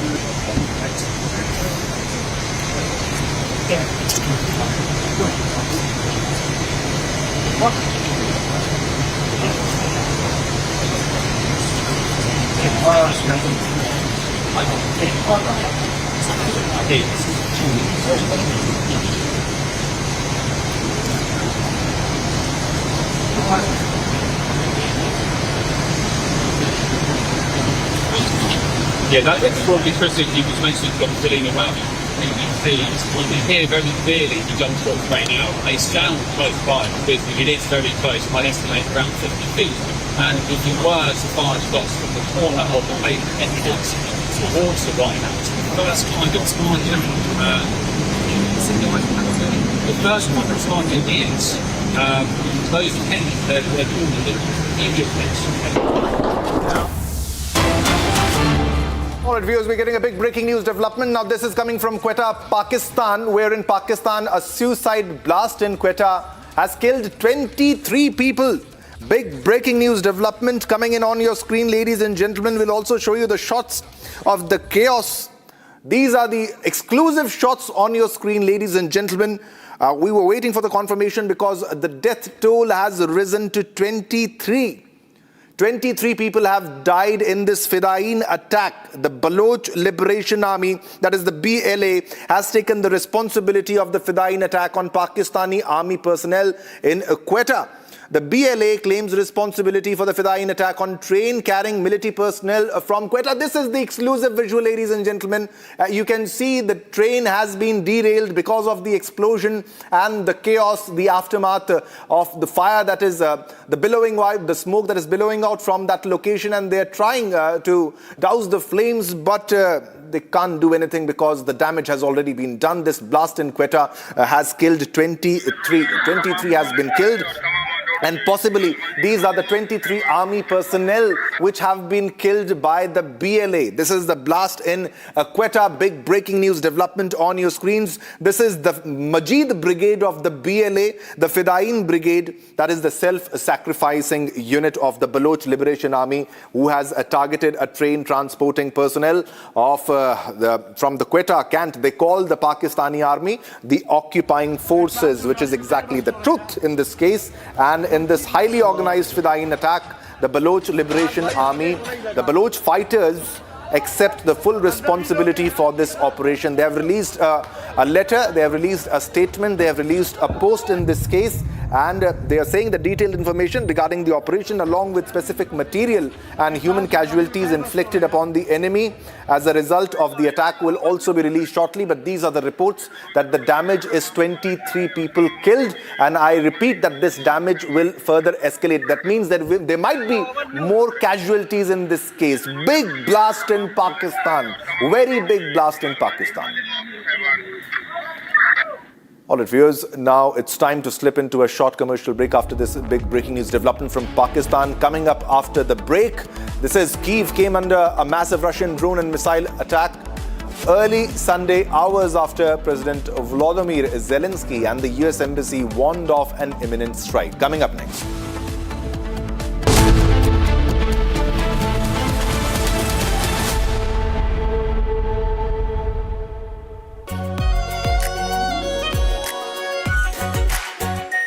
Are pure shahi paneer masala, delicious, healthy, everyday. Honey, इस घर में कुछ है जो टूटता नहीं। ये pillar कभी नहीं टूटेगा। रुंगटा स्टील TMT से बना। रुंगटा नहीं तो घर स्ट्रॉन्ग नहीं। रुंगटा स्टील TMT बार एकदम सॉलिड। चमकी चाट से क्या बना है? आलू चाट या फ्रूट चाट। स्वाद बनाए चमकी चाट। क्या बात है? स्वादिष्ट पकोड़े और फरसान, अरे चमकी चाट है इसकी जान। असली स्वाद सिर्फ चमकी चाट।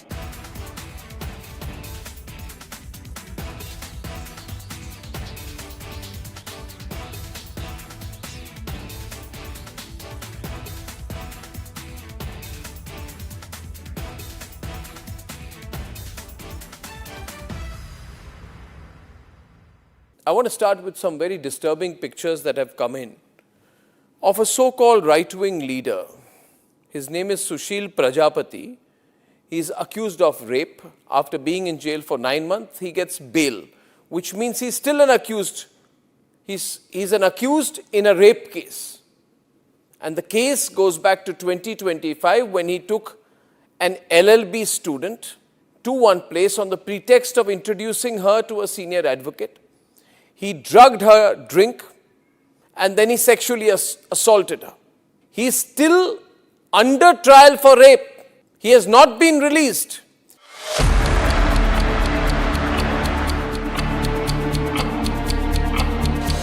Within hours of Twisha's death, as per the call detail records of this terrible person called Giribala Singh, some judge who thought she's a judge, judges will get away. She made over 40 calls after the death of her daughter-in-law, many of them to judges.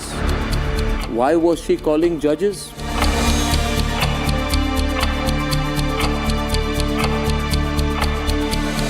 she made 48 calls. 9 calls to a district judge in one day, 3 calls to Samarth. She also called her absconding son 3 times.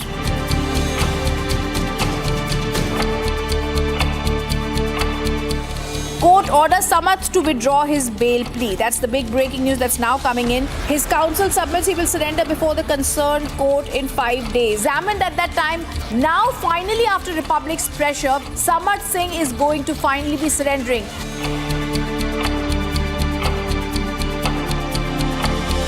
And the court has now got the biggest law officer in the country, Twisha Sharma, to take on this case and say, we oppose Giribala Singh's bail. अब तक जो PM report जिस भी forensic ने देखी थी, expert ने, सबने उसको रिजेक्ट किया था. सो वी बिलीव कि अच्छे एक्सपर्ट्स हमको मिलेंगे एंड हमको चांस मिलेगा सच्चाई जानने का. आज उनको समझ में आ गया कि अब आगे चल नहीं पाएगा ऐसा काम. तो पहले उन्होंने अप्लाई किया और फिर डर से मारे फिर सरेंडर करना पड़ रहा है. प्योर सूजी पास्ता उबालो मिलाओ और खाओ 8 मिनट में तैयार. क्या टेस्ट है सबका राजा आर प्योर मसाला. केसरिया से मन जोगी हुआ रे, दिल झूमे देखो मतवारा हुआ रे. केसरिया से मन जोगी हुआ. हर पल मनाओ केसरी त्योहार. विमल बोलो जुबान Kesari.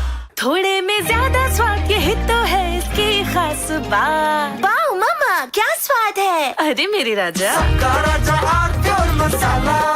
In fact, very often I believe the only way to get justice in India is a media trial. So there's no reason for the media, if it's doing a good job of a media trial, to be on the back foot. In fact, the courts should stop making these overarching remarks about media trial and contemplate about one very basic thing. With the greatest of respect to the courts, when the other institutions fail, when people get let down by the system, when even the judiciary does not seem to be listening or raising a noise about issues, like in the case of Twisha Sharma. Who does the public look to for justice, for raising their voice, for bringing something that's utterly false, illegal or wrong to public attention? It is only and only the media. And today, therefore, we are doing a media trial in this specific case, ladies and gentlemen, of Twisha Sharma, the 33-year-old daughter-in-law of an ex-judge, in a case where the ex-judge and the ex-judge's advocate. From Asia's largest news headquarters, setting the agenda for Bharat.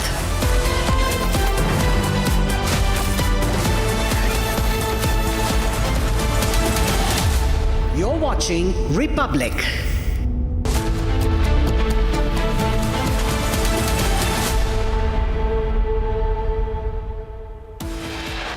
Headlines brought to you by Canara Bank. Together we can. And the second autopsy begins. The panel of doctors from Delhi AIIMS arrived in Bhopal AIIMS and they have begun the autopsy. Supreme Court takes up Twisha Sharma death case. 3 bench led by CJI Suryakant to hear the case on Monday. Republic's relentless campaign ensures top court takes suo moto cognizance of Twisha Sharma death case.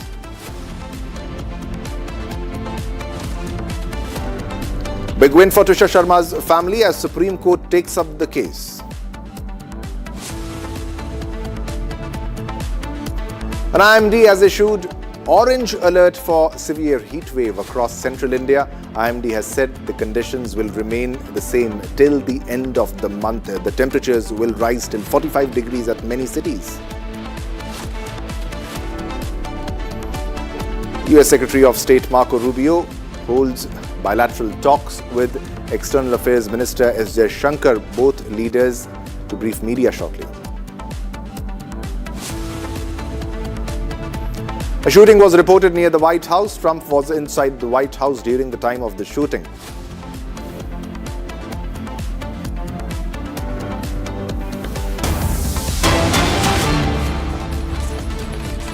looking forward to have a comprehensive global strategic partnership, which I think in plain language means that we have a very deep, very broad-based cooperation and a relationship that impacts and influences other regions and the world.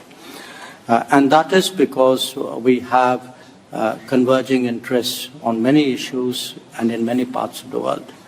So I look forward to our conversation today. These are complicated times, but as strong partners, I'm very confident we'll have very open and productive discussions. Once again, a very warm welcome. All right, so this is very important. Marco Rubio is in India and he has met Dr. S. Jaishankar and the meeting has begun. These were the latest visuals of that. Now let's shift our focus back to a top story, that is Twisha's death mystery, in which the second autopsy has already begun. Big breaking news development. The team from AIIMS Delhi is ready and they have begun already the second autopsy, that is the second post-mortem, as that was the demand of the family of Twisha. And the AIIMS Bhopal, the Delhi doctors team is conducting the second autopsy, the second post-mortem. The second post-mortem on Twisha's mortal remains is underway as we speak because there were many inconsistencies in the previous autopsy.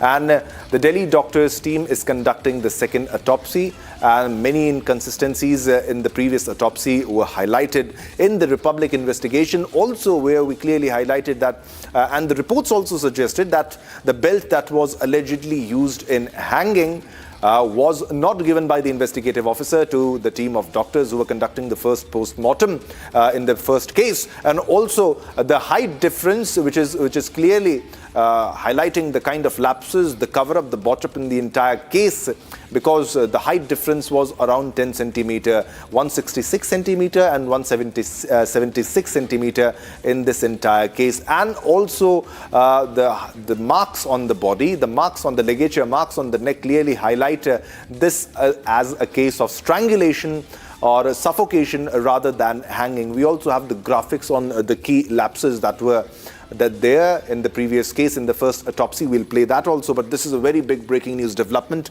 The second autopsy has begun in AIIMS Bhopal. Big breaking news development.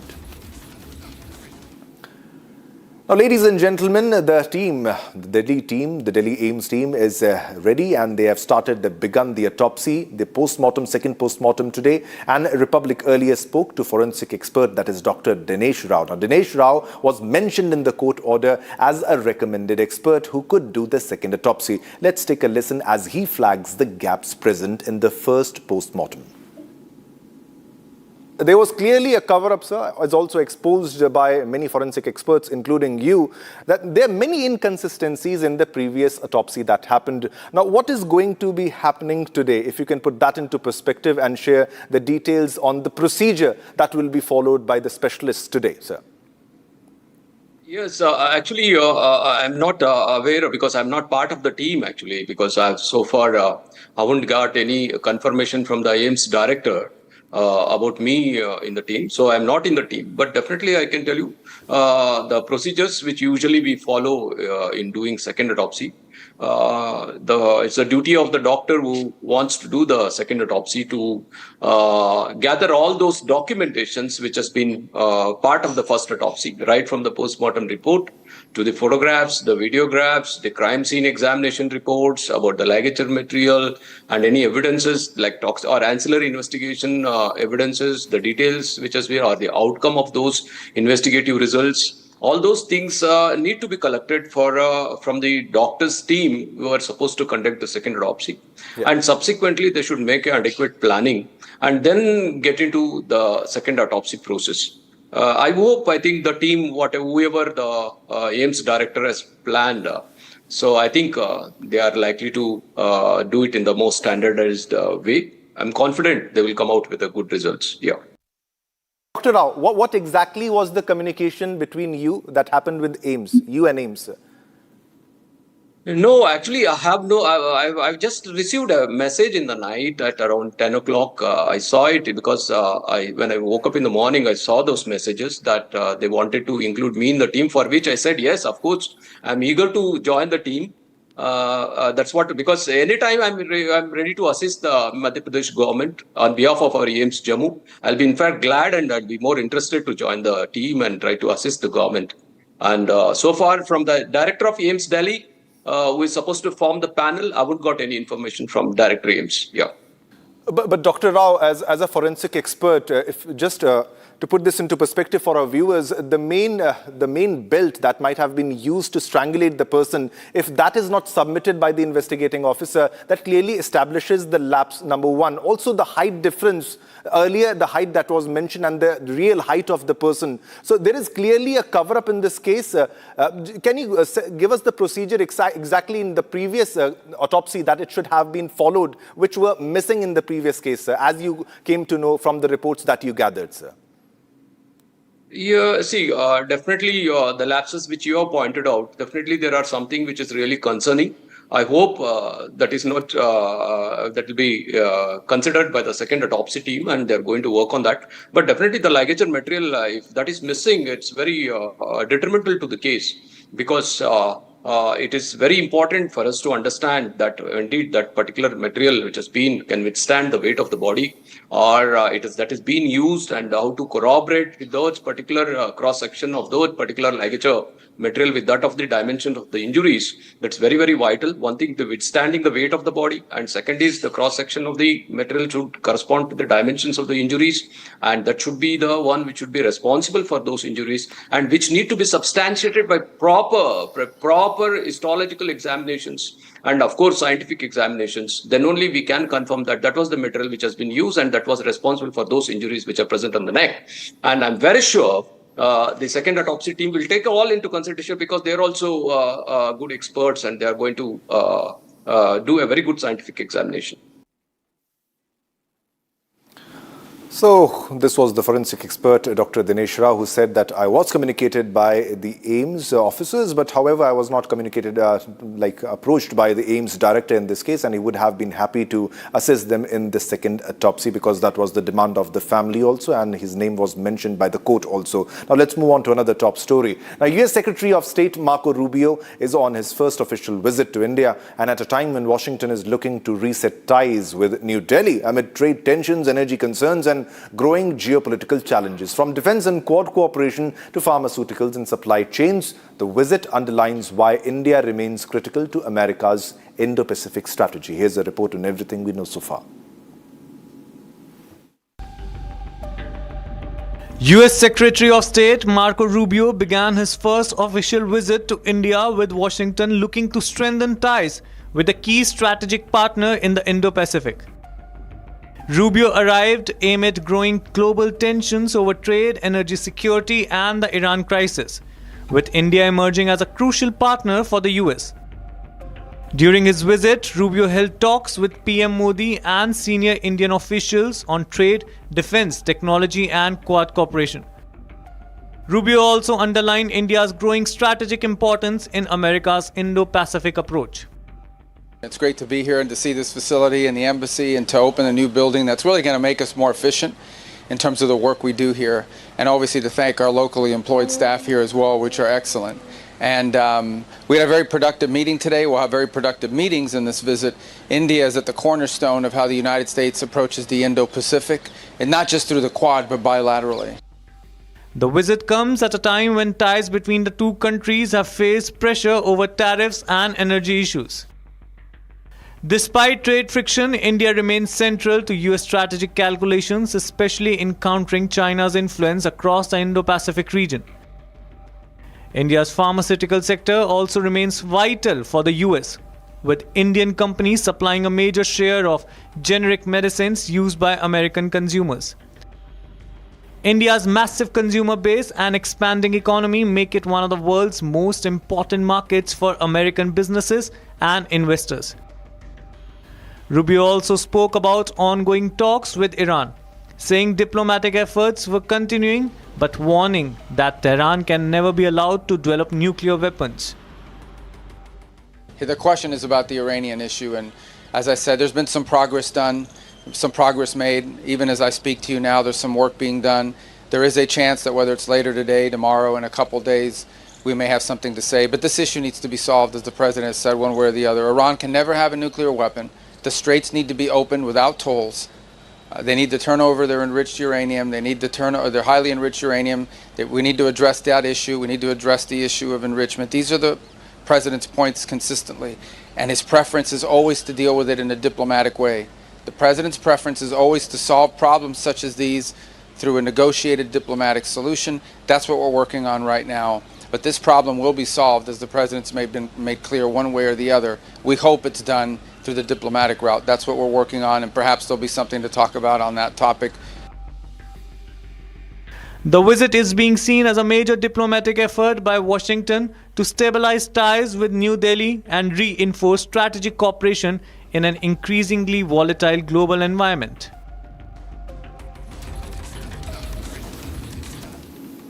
All right, viewers, now let's move on to another top story. Now, the fragile ceasefire between Iran and the United States remain under intense strain. Even as diplomatic channels stay open, the U.S. Secretary of State Marco Rubio says progress has been made in negotiations aimed at preventing Iran from acquiring nuclear weapons. Now, as back-channel diplomacy intensifies, tensions across West Asia continue to rattle global energy markets and raise fears that the conflict could reignite once again. Here's more on the story.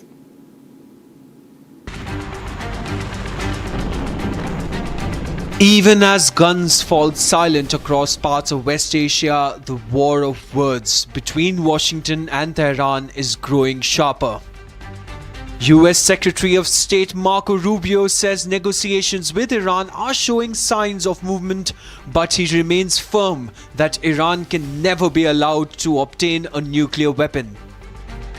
The question is about the Iranian issue, and as I said, there's been some progress done.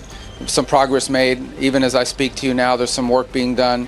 There is a chance that whether it's later today, tomorrow, in a couple days, we may have something to say. But this issue needs to be solved, as the President has said, one way or the other. Iran can never have a nuclear weapon. The straits need to be opened without tolls.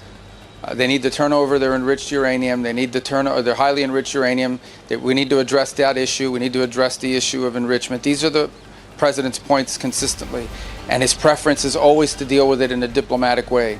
The President's preference is always to solve problems such as these through a negotiated diplomatic solution. That's what we're working on right now. But this problem will be solved, as the President's made clear, one way or the other. We hope it's done through the diplomatic route. That's what we're working on, and perhaps there'll be something to talk about on that topic. But even as Washington talks about diplomacy, Iran's leadership is sending a very different message. Iranian Parliament Speaker Mohammad Bagher Ghalibaf accused the US of acting in bad faith during negotiations, while also declaring that Iran wouldn't compromise on what it calls legitimate national rights. According to Iranian states media, Ghalibaf told Pakistani Army Chief Asim Munir that Iran no longer trusts Washington after weeks of conflict that pushed the region dangerously close to a wider war. The conflict severely disrupted shipping through the Strait of Hormuz, sending shockwaves through global energy markets and triggering fears of supply shortages. Adding another layer to the rhetoric, Trump posted an image on social media showing Iran painted in the colors of American flag. The post comes as Washington attempts to balance military pressure with diplomacy to reassure allies while also keeping the door of negotiations open. With tensions still simmering across West Asia, the world is watching closely to see whether diplomacy can hold or whether the region is heading towards another dangerous escalation. All right, viewers, now let's cut across to the visuals that we received of Marco Rubio meeting External Affairs Minister S. Jaishankar, because this is a very important meeting that is happening now. He is on a key visit to India. He landed in Kolkata. He went to the Terrace House, and then he went to New Delhi. He came to New Delhi. He met Prime Minister Narendra Modi, and this was the crucial meet that everybody was waiting for. The meeting between Marco Rubio and Dr. S. Jaishankar, External Affairs Minister Dr. S. Jaishankar. And in that meeting, he clearly highlighted the fact, he made a statement that we have a lot lot to discuss and a lot to work on. And we are the two largest democracies in the world. And so that alone is a baseline for incredible cooperation in this case. Now, this is the first statement by Marco Rubio during the key meeting. And we have so many common interests. All right, let's go across to Ambassador Deepak Vora. It's always a pleasure, Mr. Vora, to have you on a debate, on a discussion. This is not the first time we have been having a discussion, Mr. Vora. Always a pleasure. Mr. Vora, what's your first take on the visit? Who's here to repair the ties? Is India in requirement of repairing the ties, or is it America this time? Because it is engaged in a conflict in West Asia, and they are not finding an exit, and they are here to sell the Venezuelan oil. It's what we are being told. Yeah. Well, thank you very much. Always a pleasure to be with you, son. It's great. I'm right now in a place called Dibrugarh in Assam, where it's raining heavily, so I'll bring some rain to Delhi, pack it up in my suitcase. I'm leaving in a little. I'm from Assam, sir. You're most welcome. You can go to North Lakhimpur also. It's the tea belt. At least you're having nice tea there. I'm having a lot of tea here. You know, this fellow has come to India. The question is, you've told us that he's here, and I asked myself why. First item on our agenda is energy. We're going to talk about energy. And then that lady, the acting president of Venezuela, Delcy Rodriguez, she's also coming. She's going to be here in 2 or 3 days. So they're going to talk about this. That's extremely important. Sir, all this business about the two largest democracies, you know, I've heard that fairy tale before. It doesn't mean anything. You have kicked us in the street and the teeth, and I'm telling this to the United States, whenever you have wanted to. You've hurt us badly on many occasions. We haven't hurt you at all. Not that it's in my capacity to hurt you badly, but it is in yours to hurt me. So all this thing about we are wonderful people, we are great guys, I love you, etc., I love your food, that's meaningless. I think we are going to discuss energy, which is the primary thing for us. Then we are going to talk about security. We're going to talk about terrorism. We are going to talk about critical minerals. We are going to talk about Quad unity against China, which you are highlighting. And I'm glad you are, because the Quad was formed in 2004. It was a humanitarian thing. At that time, we had the tsunami. So India, Japan, and Australia, their navies got together and said, well, let's coordinate our humanitarian response to the affected area. And the United States later jumped in, saying, I'm everybody's neighbor, so I'm also part of the Indian Ocean region. That, sir, was formed for humanitarian purposes. China was very upset, said it's going to dissipate like foam on the sea, etc. Let's take it, so let's be clear about this and honest about this. We may talk about Quad as humanitarian agenda, we may talk about vaccines, we may talk about development, high technology, green energy, whatever else we want to talk about, climate change. The reality is the exoskeleton is security. Whenever China misbehaves in the South China Sea, which it thinks it owns, Quad becomes active. When China behaves itself, Quad probably continues to be there, focus on other areas, but security then becomes relatively not unimportant, but goes down one notch on the scale.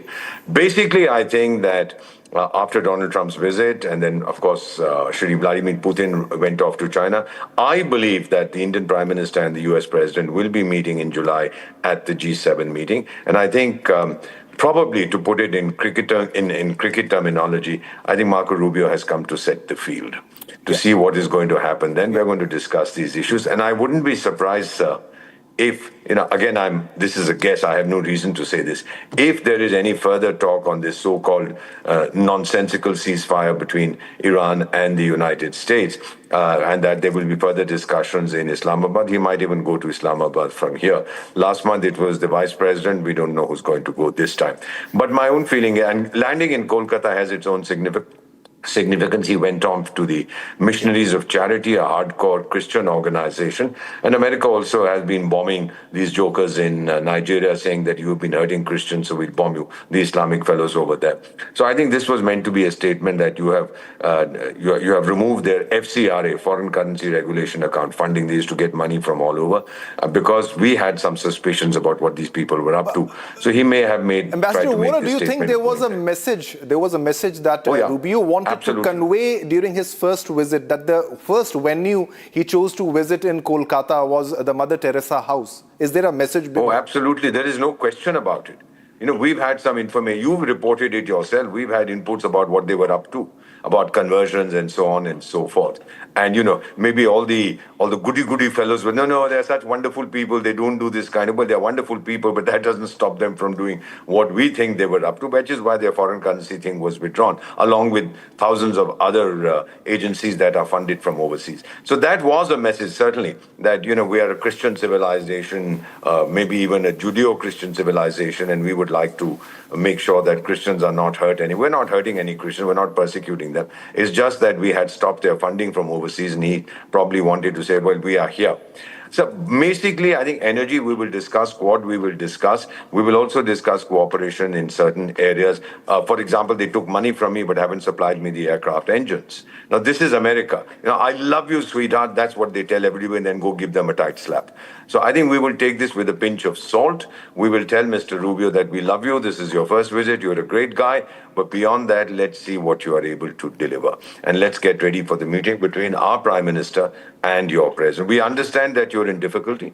You're stuck in Iran. Nobody really supports you too much at this time because of your cavalier cowboy approach. But you need India.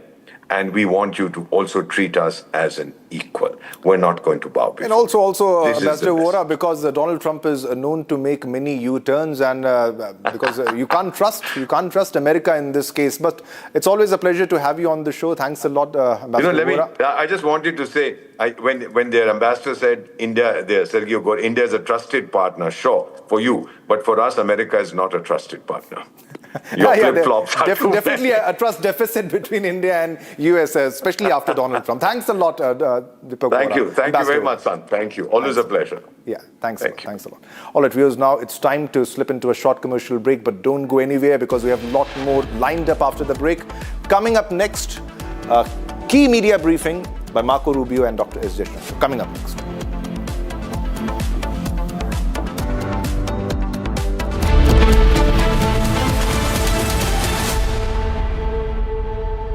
थोड़े में ज्यादा स्वाद यही तो है इसकी खास बात। वाओ मामा, क्या स्वाद है? अरे मेरे राजा, Amity University has one of India's largest merit scholarship programs for brilliant students. Over 9,000 students with 90% plus in their 12th boards are currently at Amity, benefiting from the culture of academic excellence and focus on research and innovation. To be with like-minded students who want to be successful, apply at amity.edu/scholarships. चमकी चाट से क्या बना है? आलू चाट या fruit चाट, स्वाद बढ़ाए चमकी चाट। क्या बात है? स्वादिष्ट पकोड़े और फरसान, अरे चमकी चाट है इसकी जान। असली स्वाद सिर्फ चमकी चाट।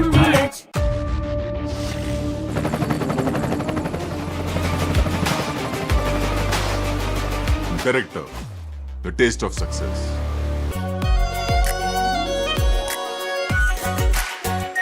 Are pure shahi paneer masala, delicious, healthy every day.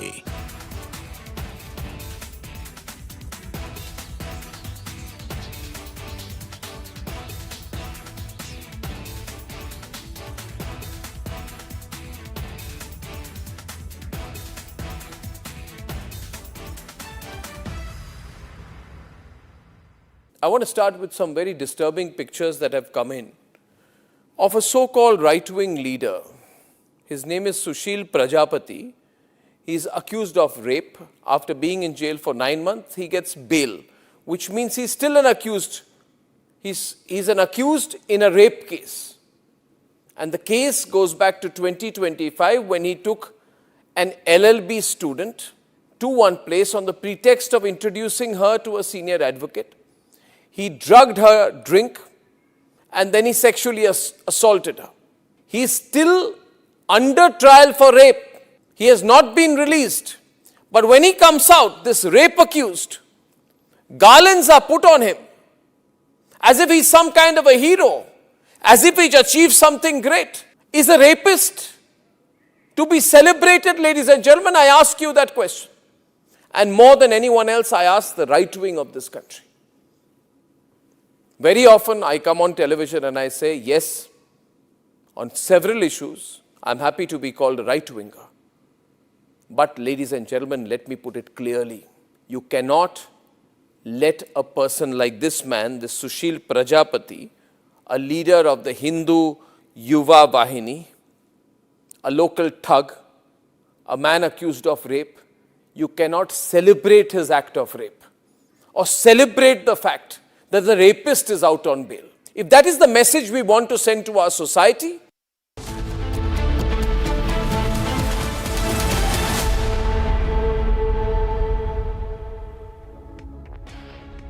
Viewers, so these are the live visuals coming in of the press briefing, which will begin shortly. In a short while, you'll have the press briefing that will begin on your screen, ladies and gentlemen. These are the live visuals coming in from the event, live from New Delhi. And this is, as the report suggests, a crucial India-US reset. Now, some call it a repair of relations between India and United States. But however, Marco Rubio put it in a different way. He highlighted the importance of this key visit and how it is going to benefit India and America. He says, during his first the first statement made by Marco Rubio after meeting Dr. S. Jaishankar, he made a statement. He said that we have a lot to discuss and a lot to work on, and we are the two largest democracies in the world, and so that alone is a baseline for incredible cooperation. We have so many common interests, that it makes all the sense in the world for us to continue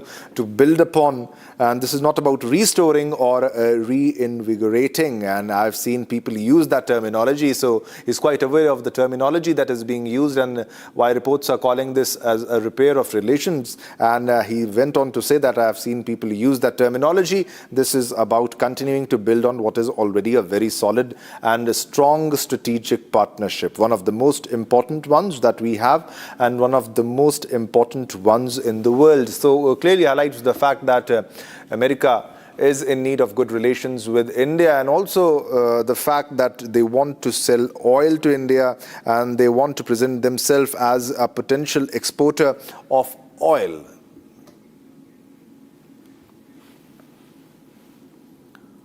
Well, viewers, now U.S. Secretary of State Marco Rubio is on his first official visit to India at a time when Washington is looking to reset ties with New Delhi amid trade tensions, energy concerns and growing geopolitical challenges from defense and Quad cooperation to pharmaceuticals and supply chains. The visit underlines why India remains critical to America's Indo-Pacific strategy. Here's a report on everything we know so far. US Secretary of State Marco Rubio began his first official visit to India, with Washington looking to strengthen ties with a key strategic partner in the Indo-Pacific. Rubio arrived amid growing global tensions over trade, energy security and the Iran crisis, with India emerging as a crucial partner for the US. During his visit, Rubio held talks with PM Modi and senior Indian officials on trade, defense, technology and Quad cooperation. Rubio also underlined India's growing strategic importance in America's Indo-Pacific approach. It's great to be here and to see this facility and the embassy and to open a new building that's really going to make us more efficient in terms of the work we do here, and obviously to thank our locally employed staff here as well, which are excellent. And we had a very productive meeting today. We'll have very productive meetings in this visit. India is at the cornerstone of how the United States approaches the Indo-Pacific, and not just through the Quad, but bilaterally. The visit comes at a time when ties between the two countries have faced pressure over tariffs and energy issues. Despite trade friction, India remains central to US strategic calculations, especially in countering China's influence across the Indo-Pacific region. India's pharmaceutical sector also remains vital for the US, with Indian companies supplying a major share of generic medicines used by American consumers. India's massive consumer base and expanding economy make it one of the world's most important markets for American businesses and investors. Rubio also spoke about ongoing. Secretary of State of the United States of America, His Excellency Mr. Marco Rubio, Honorable External Affairs Minister of India, Dr. S. Jaishankar, Excellencies, distinguished guests and friends from the media. Namaskar and good afternoon to all of you. I welcome you to this press conference. We will first have remarks by the ministers, after which we'll take some questions. First, I invite External Affairs Minister of India to make his remarks to the media. Sir. Thank you, Randeep. Colleagues from the media, Secretary Rubio and I have held our bilateral talks this morning. In fact, we are midway through it, and after this presser, we'll be going back for the rest over lunch. But as you can see, we didn't want to keep you waiting, so we decided to come out in between and share a readout. Now, this is the Secretary's first visit to India, but from his very first day in office, we have actually been in regular touch. I think I was one of the first to meet you that day. And this has included occasions in Washington, D.C. and New York, but also on the sidelines of other events. The most recent one was in France. So we've had really a continuous engagement which has facilitated our overseeing the broad-based and growing cooperation between our two nations. Now, as regards this visit and our discussions today and yesterday, let me give you a state of play. In terms of the political understanding between India and the United States, I think we have a strategic partnership which emanates from a convergence of national interests in many areas. Yesterday, during the Secretary's call on the Prime Minister, some global and regional issues were discussed. And in our subsequent meeting at the embassy, we took up developments pertaining to West Asia, Middle East, to the Indian subcontinent and to East Asia. I also shared with him some impressions I had of my recent visit to the Caribbean. And our talks today over lunch will focus on the latest developments in the Gulf. As you all know, a few things have happened or seem to be happening overnight, and also on the Ukraine conflict. And the Indo-Pacific is, of course, on the agenda for the Quad meeting, which we will be doing on the 26th. Where defense and security cooperation is concerned, you're all aware that the 10-year major defense partnership framework agreement was recently renewed. A comprehensive underwater domain awareness roadmap was also signed. We discussed the importance of taking into account the Make in India approach and lessons drawn from recent conflicts while going forward in the defense domain. On the economic front, we spoke about the value of concluding at an early date the final text of the interim agreement regarding reciprocal and mutually beneficial trade. This will be an important step towards a comprehensive bilateral trade agreement which was envisaged during Prime Minister Modi's visit in February 2025. Our expectation is, we had a team recently in Washington, and our expectation is that an American team would be visiting India soon for that purpose.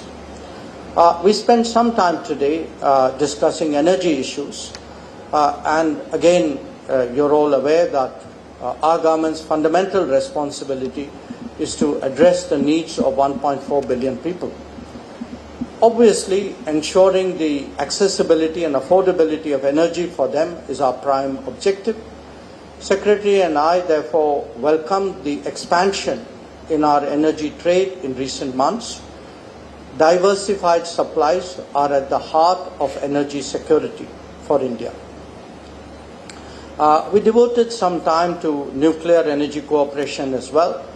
The passage of the Shanti Act has opened up new possibilities. An American delegation was recently in India. We hope to realize the potential of cooperation in the nuclear domain, and I also raised with Secretary some issues, regulatory issues we have on the American side. All of you know the importance of critical minerals. Our two nations have been cooperating bilaterally in the Quad format and also as like-minded group. India joined the Pax Silica and is part of the Forge initiative. The AI Impact Summit in New Delhi in February highlighted the enormous potential of the India-US relationship, and we will naturally be encouraging our businesses dealing with AI. As India's semiconductor and AI capabilities advance, this cooperation will be even more prominent in days to come. People-to-people ties are at the heart of our relationship.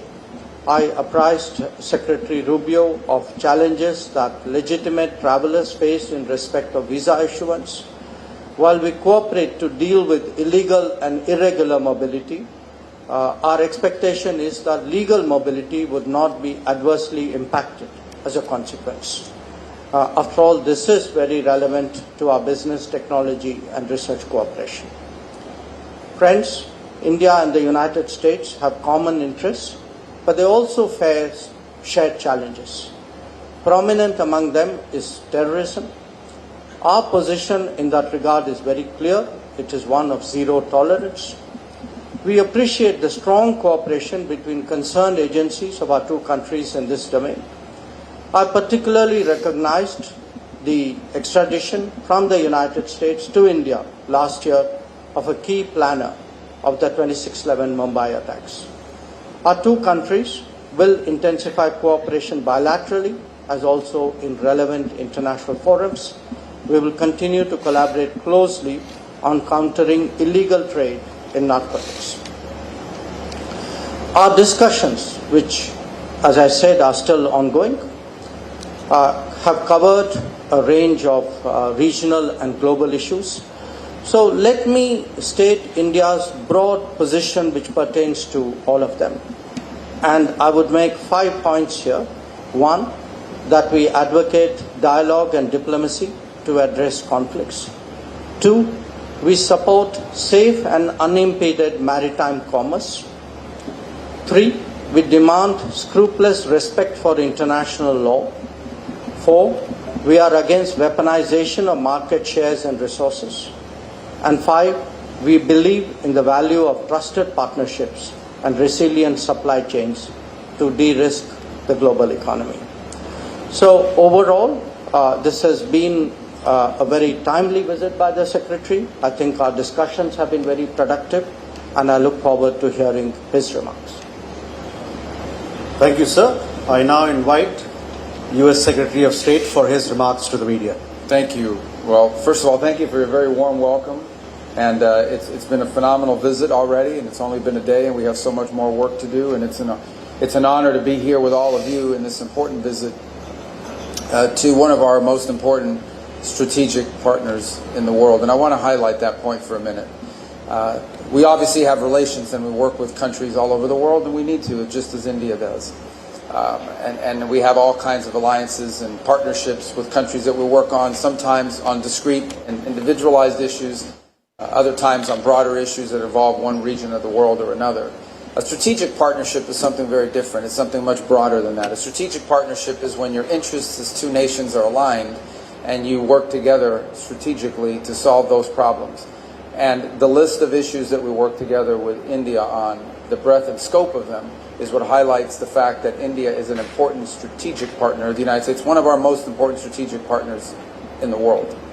It begins with the fact of our shared values. We are the two largest democracies in the world. And so obviously that in and of itself begins to align our interests simply because our leaders respond directly to voters and people on a regular basis. Which means I have to go back and justify to the American people every decision we make, and the President has to do the same on why it's good for our country, and our counterparts here in India have to do the exact same thing. You have to respond to the people of India about why your partnership with the United States, or your stance on any issue for that matter, is to the benefit of your country. I imagine this is true in every country in the world to some degree, but it is particularly true for democracies. Democracies respond directly to the people, and you have to respond constantly. In democracies, you have opposition parties, you have a free and open media. By the way, you have a lot of media. We have media in our country. You guys have a lot of media, and that means a lot of scrutiny and a lot of attention. But that begins to align our interests immediately because we both recognize and have mutual respect and understanding that every decision we make, every announcement we make, everything we work together on, we ultimately have to go back and justify it to our voters, to our people, the people who put us in these positions to begin with. The second point I would make is that our partnership from a strategic standpoint is not limited to a regional one. Now, clearly there are regional issues in the Indo-Pacific that are important to both of our countries.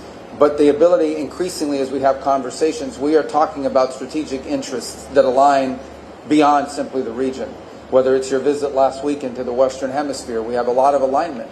Whether it's our mutual interest in what's happening currently now in the Straits of Hormuz and beyond. And then on the topics as well. If you talk about the topics that we have a mutual interest on, both countries are strategic allies on the idea that access to critical minerals and supply chains are essential, an essential issue in the 21st century. The over-concentration of reliance on a single source for anything, particularly things that are vital for our economies, is one of the great challenges of the 21st century. And we are strategically aligned on that topic. On the issue of terrorism, both of our countries have suffered, both directly and indirectly, because of global terrorist networks. There is a strong counterterrorism alignment as a result of that. On innovation and ensuring that all of the promises of new technologies and new advances in the 21st century, all of them come with risks and rewards. Every technological advancement that's made individuals and societies more productive have always come with risks associated with them. Managing those risks and maximizing those benefits is one of the great challenges of the 21st century. And there's a tremendous strategic alliance between our countries and agreement on that point. Likewise, on the unimpeded flow of commerce, especially in international airspace and international waters. This is true in the Indo-Pacific, ensuring that there's a free and open Indo-Pacific, but it extends beyond the Indo-Pacific. We share as a strategic value the fact that no international waterway, no international airspace should ever be used or nationalized by any country in the world, and that should never be accepted as a new normal. Another area of strong strategic alignment. And we could go on and on. The bottom line is that the opportunities exist to work together because not just our shared and common values and our people-to-people ties, but because our nations are strategically aligned on all of the key issues that will define the new century. All of the great challenges that are before us now in the modern era, we are strategically aligned on. And the final point, and this I mean is no disrespect to any other country in the world, but you can have a strategic alliance with countries. But there are only a handful of countries in the world that have the ability to actually do something about these big issues on a global scale. There are only a handful of countries in the world that have both the economic and diplomatic power to be influential on strategic issues from a global perspective. And India is one of them, which is what adds the finishing touches on the importance of this strategic alliance. Is we have a strategic alliance between the United States and India. It's a strategic alliance between two countries that have global influence and the ability to influence global events. And that distinguishes it from other relationships. And so that's why this is an important visit to be here today. It's why we hope that later this year the Prime Minister will visit us in Washington. It's why I hope our leaders will have a chance to interact in other forums. And I also want to thank you, by the way, for hosting the latest meeting of the foreign ministers of the Quad, which will be happening the day after tomorrow, I believe, right? Day after tomorrow. Another important mechanism and of joint cooperation. And one more example of our strategic relationship between our two countries.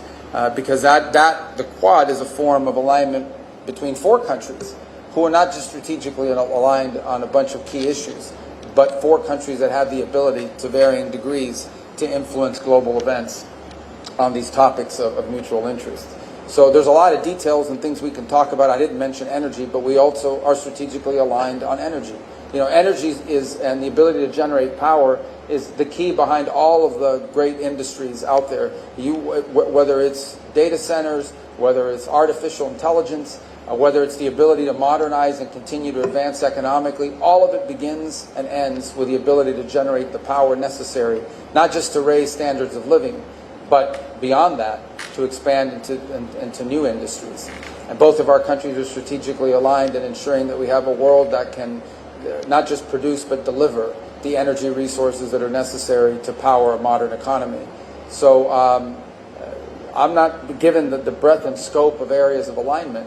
One visit alone will never solve or be able to address all of these. But this continuing dialogue and engagement between our countries is important because, as I said, I think it's not just evidence of the importance of our strategic alliance, but it's necessary in order to continue to advance on all of these topics. So thank you for your warm welcome.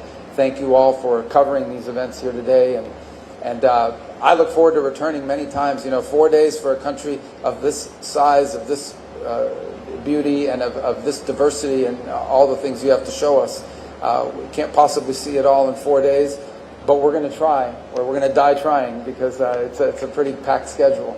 And I appreciate everything you facilitated for us in our time here together. Thank you. Thank you, sir. We now open the floor for some questions. Please be brief as you ask your question, and please do introduce yourself and your organization. We'll begin there. Kadambani, this side, please. Good afternoon. I'm Kadambani Sharma. I'm an independent journalist. I have a question for both of you. First, Secretary Rubio, to you. Indian students, engineers, doctors, researchers have contributed enormously to US economy and innovation ecosystems. But the recent changes in J1 visa, F1, H1B visa are being seen in India as hurting the core pillar of people-to-people relationship. What does your administration have to say about this in regard to Indians and the message to Indians in this regard? Dr. Jaishankar, to you, my question is, India today has strong relations with UAE, the Gulf countries, Israel, Iran, and of course US here. And how confident are you of managing all these relations at this time in the current situation? Would you say it is an example of multi-alignment? Thank you. Thank you. Let me just handle on the first of all. I take and accept what you just said about the contribution that Indians have made to the U.S. economy. Over $20 billion have been invested in the U.S. economy by Indian companies. We want that number to continue to increase, and obviously the expertise as well that they've provided into our economy has been very, very valuable.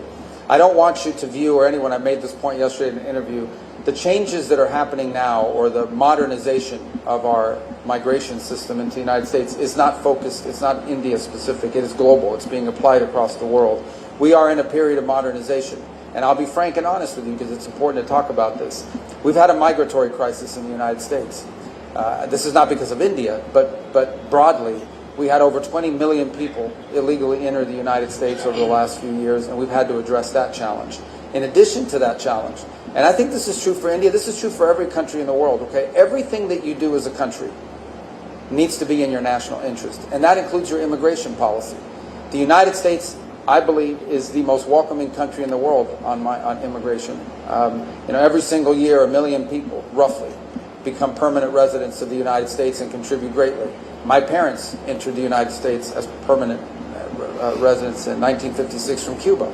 And so it's a process that's enriched us. But it has to be a process that's adjusted in every era to the realities of the modern times in which you live. And it's long overdue. So the United States is currently undergoing a process of reforming the system by which we choose how many people come into our country, who comes in, when they come in, etc. Anytime you undertake a reform, anytime you undertake a change in the system by which you admit people, or frankly, anytime you undertake a reform in any system, not just on immigration, there's going to be a period of transition that's going to create, some friction points and some difficulties and so forth. Ultimately, we think when this process is in place, once this process has been modernized, and that's really what it is, we are modernizing the U.S. immigration system for the 21st century so that it is an immigration system that's not just good for the America, but it's also good for the people that are coming. Once we are complete and once we've done the work of modernizing that system, I think we're going to come up with a system, we're going to wind up with a system that's more efficient and even better than the previous system, and in some ways may prove to be even more beneficial than the previous system was to people from India that seek to enter the United States to work and innovate. But obviously there's going to be a period of adjustment along the way. So what I want to leave clear is that the changes, while they may be having a disproportionate impact on a place like India that provides so many high-skilled workers to the U.S. economy, it is not a system that is targeted at India. It is one that's being applied globally. But we're in a period of transition, and like any period of transition, there's going to be some bumps on that road, but we think ultimately our destination is going to be a better system, a more efficient system, one that works better than the one that we had in place previously, and more sustainable, by the way. Your question on the Iran Gulf, the conflict which is going on. Well, look, India would be one of the very few countries who has very good relations, very strong relations with the United States, with Israel, with Iran, and with the Gulf countries. So we have, and we have real interest there. So for us, the challenge in this situation is how to maintain all these relationships, how to protect our equities, how to advance our interests. And we don't look at it as a zero-sum game. We have to manage and actually take care of all these accounts. So having said that, I would say there are some general principles by which we would approach this region. Obviously, we want peace and stability in the region. Two, for us, the welfare, the well-being of the diaspora is crucial. Three, we want to see energy prices go down because we are a very big importer of energy and much of it comes from that region. Four, as I stated in my remarks, we very much are in favor of safe and unimpeded maritime commerce through the region. And what we want to see is really the markets open up there. We don't want to see constraints. So these would be the principles with which we would approach that region. And in a way, of course, every situation is unique.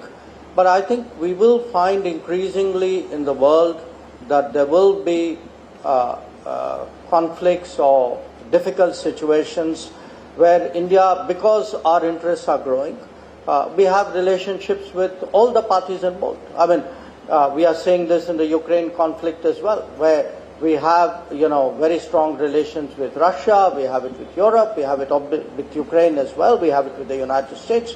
And then the question is, how do you manage them, all of them? So in that sense, yes, it is multi-alignment because today's India has that range of interests which require us to manage multiple accounts. Thank you, sir. Sir, if you allow, we can take a group of questions together. Sure. That way we'll be able to cover more. Can we go here, Siddhant, please? Hi, sir. I'm Siddhant from Vion. Chief Secretary Rubio. My question is on technological partnership. How do you see India as a trusted technological partner? The second question is on energy and critical minerals. Once your visit is over, what will be the key outcomes when it comes to these two aspects? And thirdly, there have been a lot of racist comments coming from United States against Indians, Indian Americans. Now, this goes against the basic premise.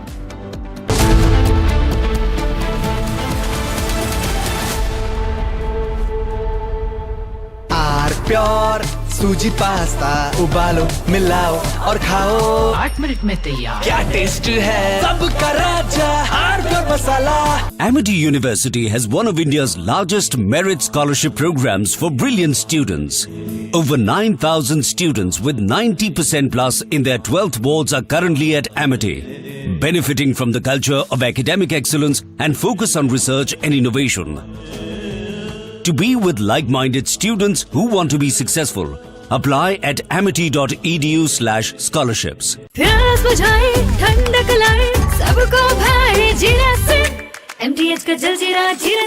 जीरा SIP असली refreshing असली स्वाद असली मजा कोशिश को कामयाबी को शोहरत बनते देखा है। हाँ, पिछले 60 सालों में मैंने देश को बनते देखा है। कमला पसंद 60 सालों से अनोखा स्वाद। थोड़े में ज्यादा स्वाद, यही तो है इसकी खास बात। वाओ मामा, क्या स्वाद है? अरे मेरे राजा, सबका राजा और pure masala.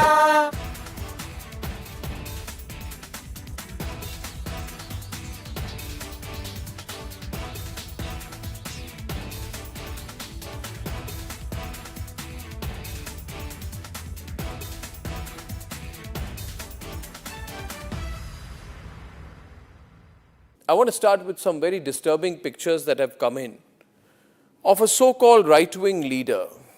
His name is Sushil Prajapati. He is accused of rape. After being in jail for 9 months, he gets bail, which means he's still an accused. He's an accused in a rape case. And the case goes back to 2025 when he took an LLB student to one place on the pretext of introducing her to a senior advocate. He drugged her drink and then he sexually assaulted her. He is still under trial for rape. He has not been released. But when he comes out, this rape accused, garlands are put on him as if he's some kind of a hero, as if he's achieved something great. Is a rapist to be celebrated, ladies and gentlemen? I ask you that question. And more than anyone else, I ask the right wing of this country. Very often I come on television and I say, yes, on several issues, I'm happy to be called a right-winger. But ladies and gentlemen, let me put it clearly. You cannot let a person like this man, this Sushil Prajapati, a leader of the Hindu Yuva Vahini, a local thug, a man accused of rape, you cannot celebrate his act of rape or celebrate the fact that the rapist is out on bail. If that is the message we want to send to our society, and if all the BJP leaders want to be quiet about it, I want to ask them, why are they quiet about this? Why are they quiet? In the silence of the BJP leaders, is there a tacit support to this person? Is there a feeling that anyone who wears or puts a, proclaims that he is from a so-called Hindu organization, that he will be allowed to get away with absolutely everything, including an act of rape? Is there a feeling that this man, do right-wingers feel, this man, this accused rapist is one of our own? So hence, regardless of what happens, one of our own should never be accused. It's like all those people, those radical Islamists who say that as long as the act of murder or crime of terrorism is carried out by a Muslim, it must be defended. This very thought, ladies and gentlemen, is completely unacceptable. And we need to make the point more strongly because it's not the first time this has happened. This happened in the case of Bilkis Bano. When in Gujarat, the rapists of Bilkis Bano came out, they were greeted with tikas and sweets. And it was happening openly. This was an act of defiance. A manner of saying, so what? It is a Hindu who carried out the act of rape and hence we will celebrate him, we will forgive the person. Ladies and gentlemen, we are nobody to forgive, and the last thing we should do is celebrate rapists.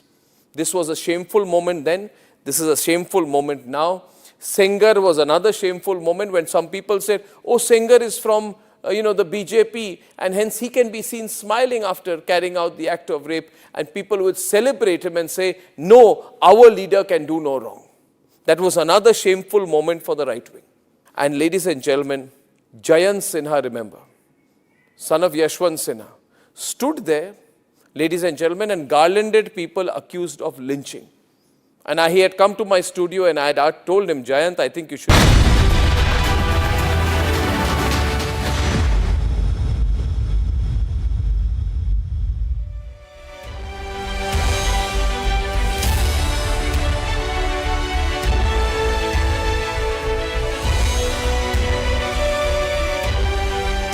Of Maharashtra in conversation with the founder, chairman and editor-in-chief of Republic Media Network. Please welcome Shri Devendra Fadnavis and Mr. Arnab Goswami.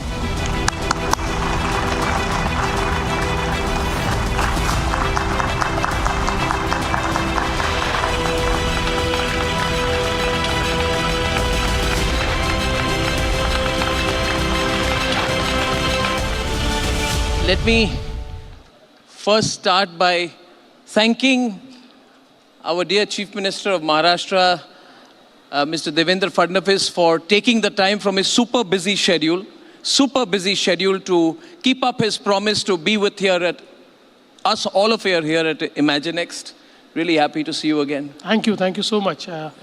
It's always a pleasure to have a conversation with you. Yes. And that is also one point which brought me here. Oh. Usually people don't want to do that. They don't want to do that. But see, I've come prepared with all these notes. My team has told me stay with the script because I tend to go off script too often. But on a personal note, let me say that the man sitting to my left, and I am not prone to flattering politicians, I think Maharashtra is blessed to have him as a chief minister. He is a One thing about him, he works 24/7, 24/7. Perhaps in my journalistic career, one of the most meticulous, hardworking, and he constantly educates himself on technology. So you are probably one of the finest people to speak at this event. Usually, Mr. Fadnavis, when people have to talk about technology, science, investments, politicians don't like it, but you have it on your fingertips, so you're ideal. So thank you very much. Thank you so and much. what you're doing for Maharashtra is brilliant. Brilliant.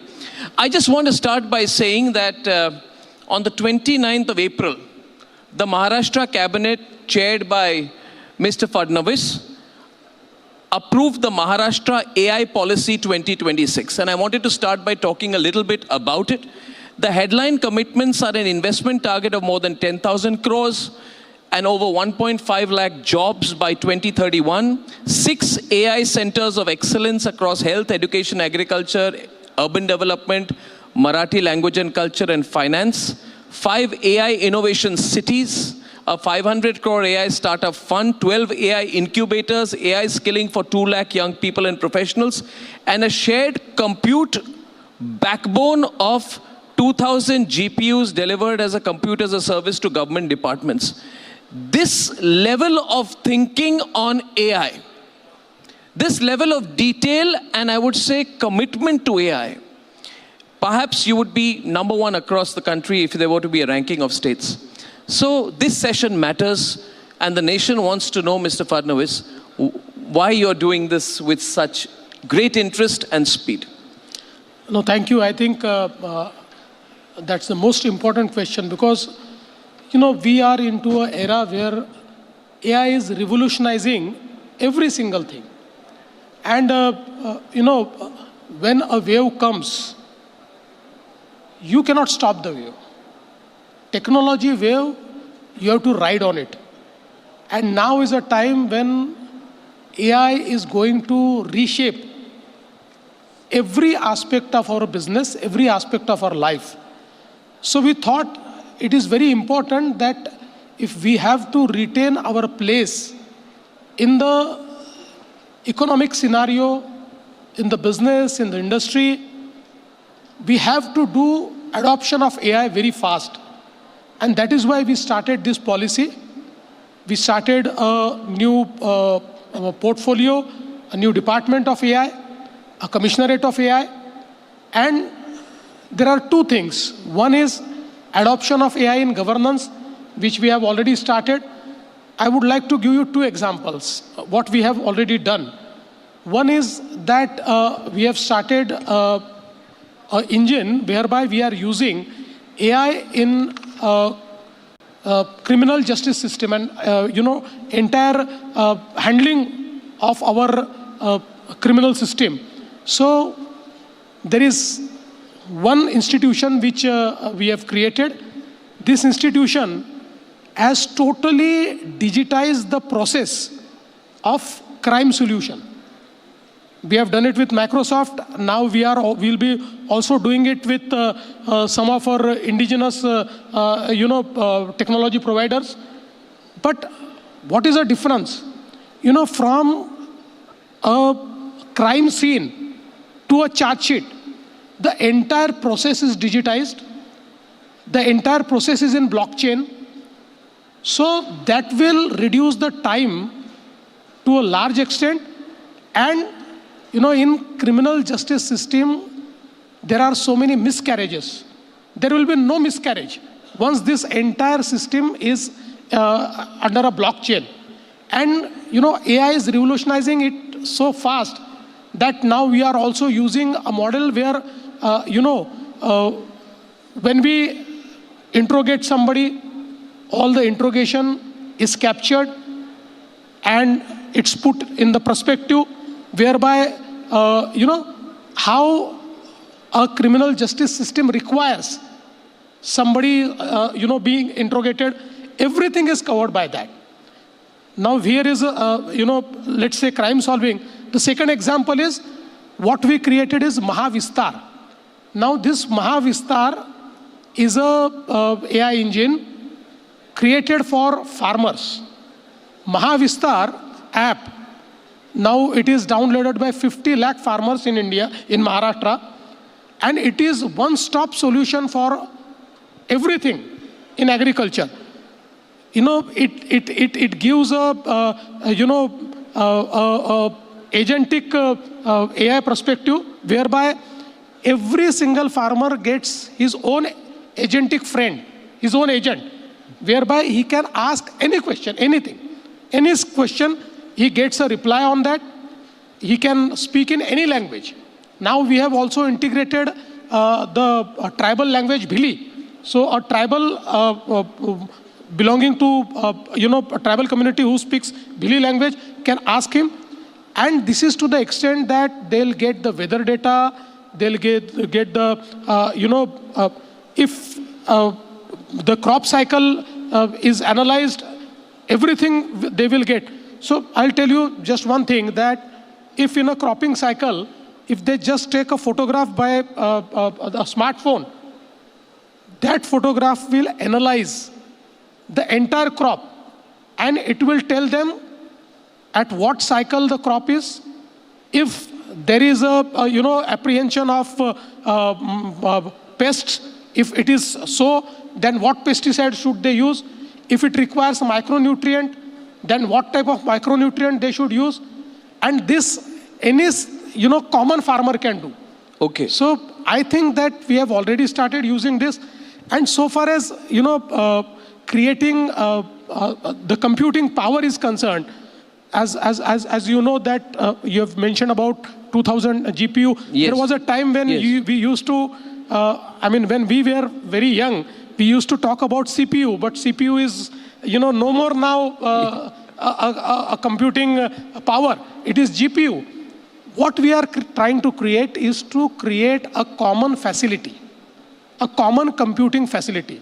I'm telling in very simple words, because today, when you talk about startups, all startups require huge computing facility, and this computing facility is, is very expensive. If they buy it from somebody, if they partner it with somebody.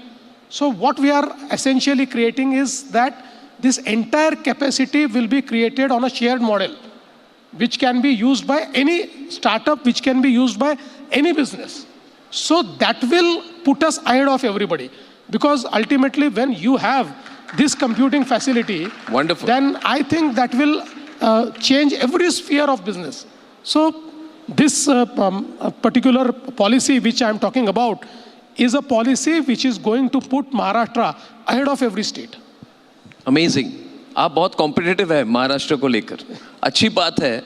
और सबसे बड़ी बात जो मुझे लगी, I move to Hindi a little bit if you don't mind, because I want this to reach as many people as, can I mix between English Hindi? ठीक है. क्योंकि सबसे बड़ी बात यह है कि हमारे देश में टेक्नोलॉजी कभी कभी लेट आती है, मगर अडॉप्शन बहुत क्विकली हो जाती है. बिल्कुल. और टेक्नोलॉजी की यूसेज जो है, ये हम मानते हैं कभी कभी कि कोई आम किसान ये टेक्नोलॉजी यूज़ नहीं कर पाएंगे, मगर हमने देखा है कि टेक्नोलॉजी अडॉप्शन भारत से ज़्यादा स्पीड में और कहीं नहीं होती. कोई आप शेयर करना चाहेंगे? जैसे आपने कहा कि this is used by common farmers, तो स्केल अगर बनानी है तो technology adoption by the masses is very important. उसके लिए कुछ कर रहे हैं आप? नहीं, मुझे ऐसा लगता है कि यही सबसे ज़रूरी है. क्योंकि देखिए, हम लोग अगर कुछ 20-30 साल पहले जाएंगे, तो जिस समय हमारे यहाँ पर कंप्यूटर्स आए जी, तो हमारे यहाँ पर कुछ नेता कहते थे कि ये कंप्यूटर तो देश को बर्बाद कर देंगे, ये कंप्यूटर तो देश में इतनी बेरोजगारी तैयार कर देंगे कि देश बर्बाद हो जाएगा. फिर किसी ने पूछा था कि कंप्यूटर धान उगा लेंगे. तो कई बातें हमने कही थी, लेकिन अल्टीमेटली वी अडॉप्टेड, हमने उसको उसका अडॉप्शन किया, उससे चीज़ें बदली. जी. फिर .com का बूम आया, हम लोग उस बूम में चले गए. उस समय भी कई लोगों ने कई प्रकार के प्रश्न पूछे थे, लेकिन India could lead that revolution. हमारे लोगों ने दुनिया के, मतलब सिलिकॉन वैली में जाकर, सब जगह जाकर, इंडियंस ने एक प्रकार से इसको ये .com बूम को लीड करने का काम किया. तो मैं ऐसा मानता हूँ कि अब जब हम AI के एरा में आए हैं, तो हम लोगों को ओपन आर्म से इसका स्वागत करना चाहिए, और लोग कर रहे हैं. जैसे मैंने आपको बताया महाविस्तार ऐप का, मतलब मुझे भी शुरुआत में लग रहा था कि हमने बना तो लिया है, पर क्या किसान इसको यूज़ करेंगे? किसान इसका यूज़ कर रहे हैं. किसान उस पर प्रश्न पूछ रहे हैं, और उसके कारण आप जानते हैं एआई का तो ये होता है कि जितना डेटा जनरेट होता है उतना वो मॉडल ट्रेन होते जाता है जी। तो इतना एक्यूरेटली ट्रेन हो रहा है। अभी करीब करीब हम लोगों ने देखा कि क्रॉपिंग साइकिल में हम लोग जो फोटो के माध्यम से उसका एनालिसिस कर रहे हैं, अब उसका धीरे धीरे ट्रेनिंग होते हुए एक्यूरेसी 80% पहुंची है, और मैं ऐसा मानता हूं कि एक साल 2 साल में दैट विल रीच 90%। तो मुझे लगता है कि अब लोगों में, और विशेष रूप से भारत जैसे देश में जहां हमारी मतलब एक एस्पिरेशनल और बहुत ही यंग पॉपुलेशन है, जहां आपके 65% लोग 35 साल से नीचे के, यहाँ पर तो एआई एडॉप्शन ये कठिन होना ही नहीं चाहिए। और देखिए जिस समय हमारा स्मार्टफोन आया तो मेरे जैसा आदमी भी सोचता था यार ये पुराना ठीक था, बटन दबाते थे, बिना ये बटन के क्या कीपैड आ गया। लेकिन हम भी सीखे और हमारे पहले की जनरेशन भी सीख गई जी। बिल्कुल। तो मुझे लगता है कि इंडियंस इसको अडॉप्ट करते हैं, आपको ओपन आर्म से उसको मतलब उसका स्वागत भी करना चाहिए, और सरकार ने या बिजनेसेस ने इसका विचार न करते हुए कि क्या लोग इसको स्वीकारेंगे, आगे बढ़ना चाहिए। तो फडणवीस जी, अभी इस वक्त जैसे बहुत स्टेट्स compete करते हैं आपके साथ, और महाराष्ट्र आज एक I think it's $660 billion economy, right? And you are attracting 31% of India's FDI as of now. जब FDI बाहर भी जा रही है, स्टिल यू अट्रैक्ट ओवर 31%, मतलब आप टॉप पोजिशन पे हैं। And by the way congratulations, आपको डेवोस में I think you got investment pledges of 200 billion from Davos alone. So पूछता है भारत कि ये कन्वर्जन होगा कि नहीं इन MOUs का, पहला सवाल। दूसरा, you have a target of a $1 trillion economy by 2030. Is this achievable? Some people feel that you have set a very stiff target. You have a 1 trillion economy. Why are you setting such a target for yourself? और उसमें अगर महाराष्ट्र के पोल position को रखना है, इस संदर्भ में इमेजिन नेक्स्ट के कॉन्टेक्स्ट में आप टेक्नोलॉजी को किस तरह से यूज करेंगे एज अ कैटलिस्ट उस 1 ट्रिलियन तक पहुंचने के लिए बाय 2030? अभी सिर्फ 3.5 साल ही बाकी है। मुझे ऐसा लगता है कि मैं आपको एक ही एग्जांपल दूंगा। मैंने $1 ट्रिलियन की बात करी थी इन 2015। तब से मैं कह रहा हूँ कि महाराष्ट्र $1 ट्रिलियन इकोनॉमी होगा। 2015 में हमारी जो इकोनॉमी थी, हमारी जो अर्थव्यवस्था थी, वो थी करीब 14 लाख करोड़ की, 14 lakh crore. And today we are 54 lakh crore. In 10 years हमने ट्रिपल से भी ज़्यादा हमारी अर्थव्यवस्था को बड़ा किया है। और आज अगर हम देखेंगे तो देश में कई राज्य ये कहते हैं कि we want to become $1 trillion economy, लेकिन महाराष्ट्र ही एक ऐसा राज्य है जो इस टारगेट के पास है, because we are already 660 billion. और आप अगर देखेंगे तो कोविड ईयर्स छोड़कर हमारा नॉमिनल ग्रोथ रेट 10% रहा है। 10% CAGR से हम लोग ग्रो हुए हैं। इसी ग्रोथ रेट को भी हम मेंटेन रखते हैं, तब भी हम 2030 में $1 ट्रिलियन इकोनॉमी हो जाएंगे। हाँ, अगर ये हो सकता है कि एक आधा साल, जैसे ये साल अल नीनो का है, पता नहीं अगर थोड़ा हो जाए तो 1 साल और आगे चला जाएगा, but we are absolutely on track. और मैं उससे जाकर आपको कहना चाहता हूँ आगे जाकर कि आज Maharashtra in size of economy we are not competing with any state in India. हम बाकी स्टेट से बहुत आगे हैं। अभी अगर हम लोग बाय साइज देखेंगे तो we are, Maharashtra is 30th largest biggest economy of world. दुनिया की 30वीं सबसे बड़ी अर्थव्यवस्था है। और Arnab ji, in next 2 to 3 years we will surpass the economy of Singapore and UAE। उनकी इकोनॉमी को हम सरपास करेंगे। इसलिए ये जो टारगेट हमने हाथ में लिया है, ये बिल्कुल अचीवेबल टारगेट है। और जो आपने कहा ये अचीव क्यों होगा, केवल टेक्नोलॉजी के कारण अचीव होगा। देखिए, टेक्नोलॉजी ये फोर्स मल्टीप्लायर है, AI ये फोर्स मल्टीप्लायर है।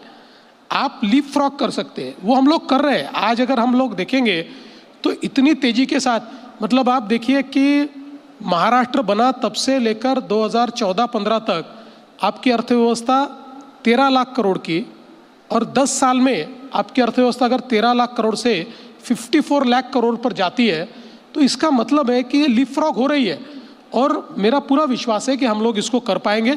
और हम लोगों ने केवल टारगेट नहीं रखा है, हमने उसका एक प्लान तैयार किया, एक इकोनॉमिक एडवाइजरी कमेटी तैयार की।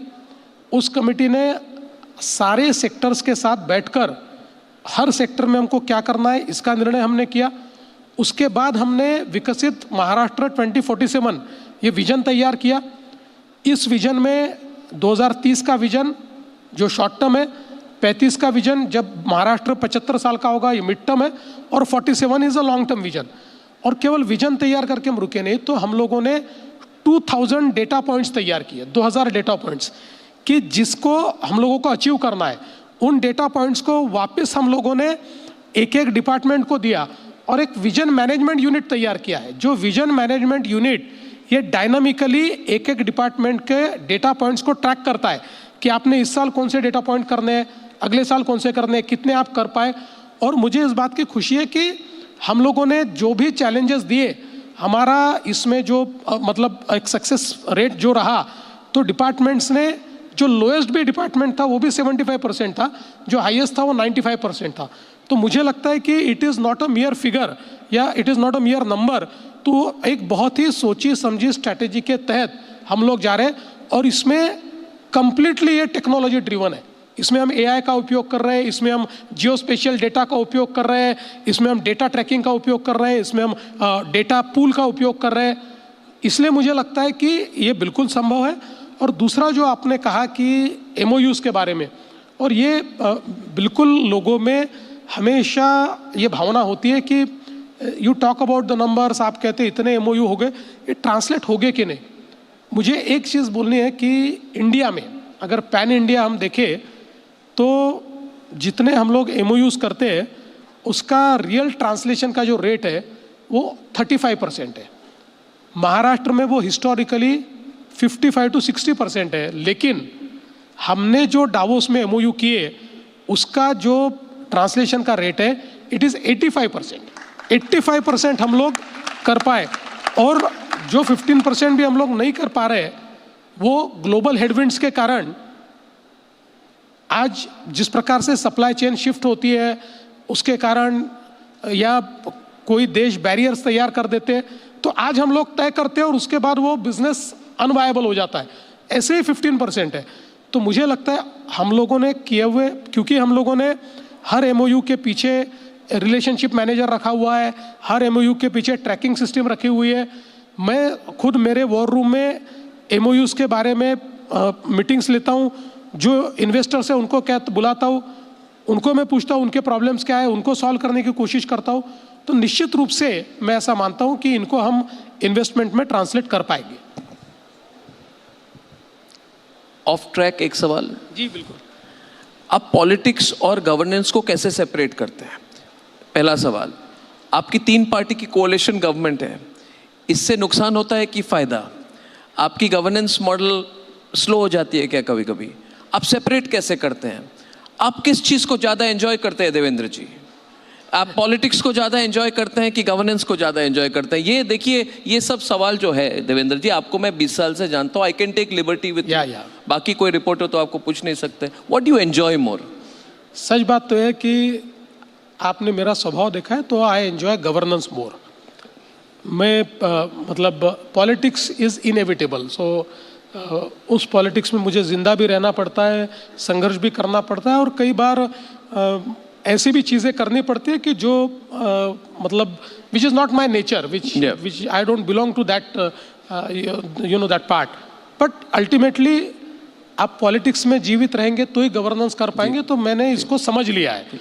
लेकिन आई एंजॉय गवर्नेंस। और आपने जो बात कही, इसमें एक गवर्नेंस का जो मॉडल मैंने तैयार किया है, देखिए मैं आपको एक बहुत मज़ेदार बात कहना चाहता हूँ कि when I became chief minister first time, तो उस समय एक बहुत ही सीनियर IAS ऑफिसर मुझे मिले और उन्होंने मुझे कहा कि सर मैं आपको एक बात कहना चाहता हूँ। मैंने कहा बताइए।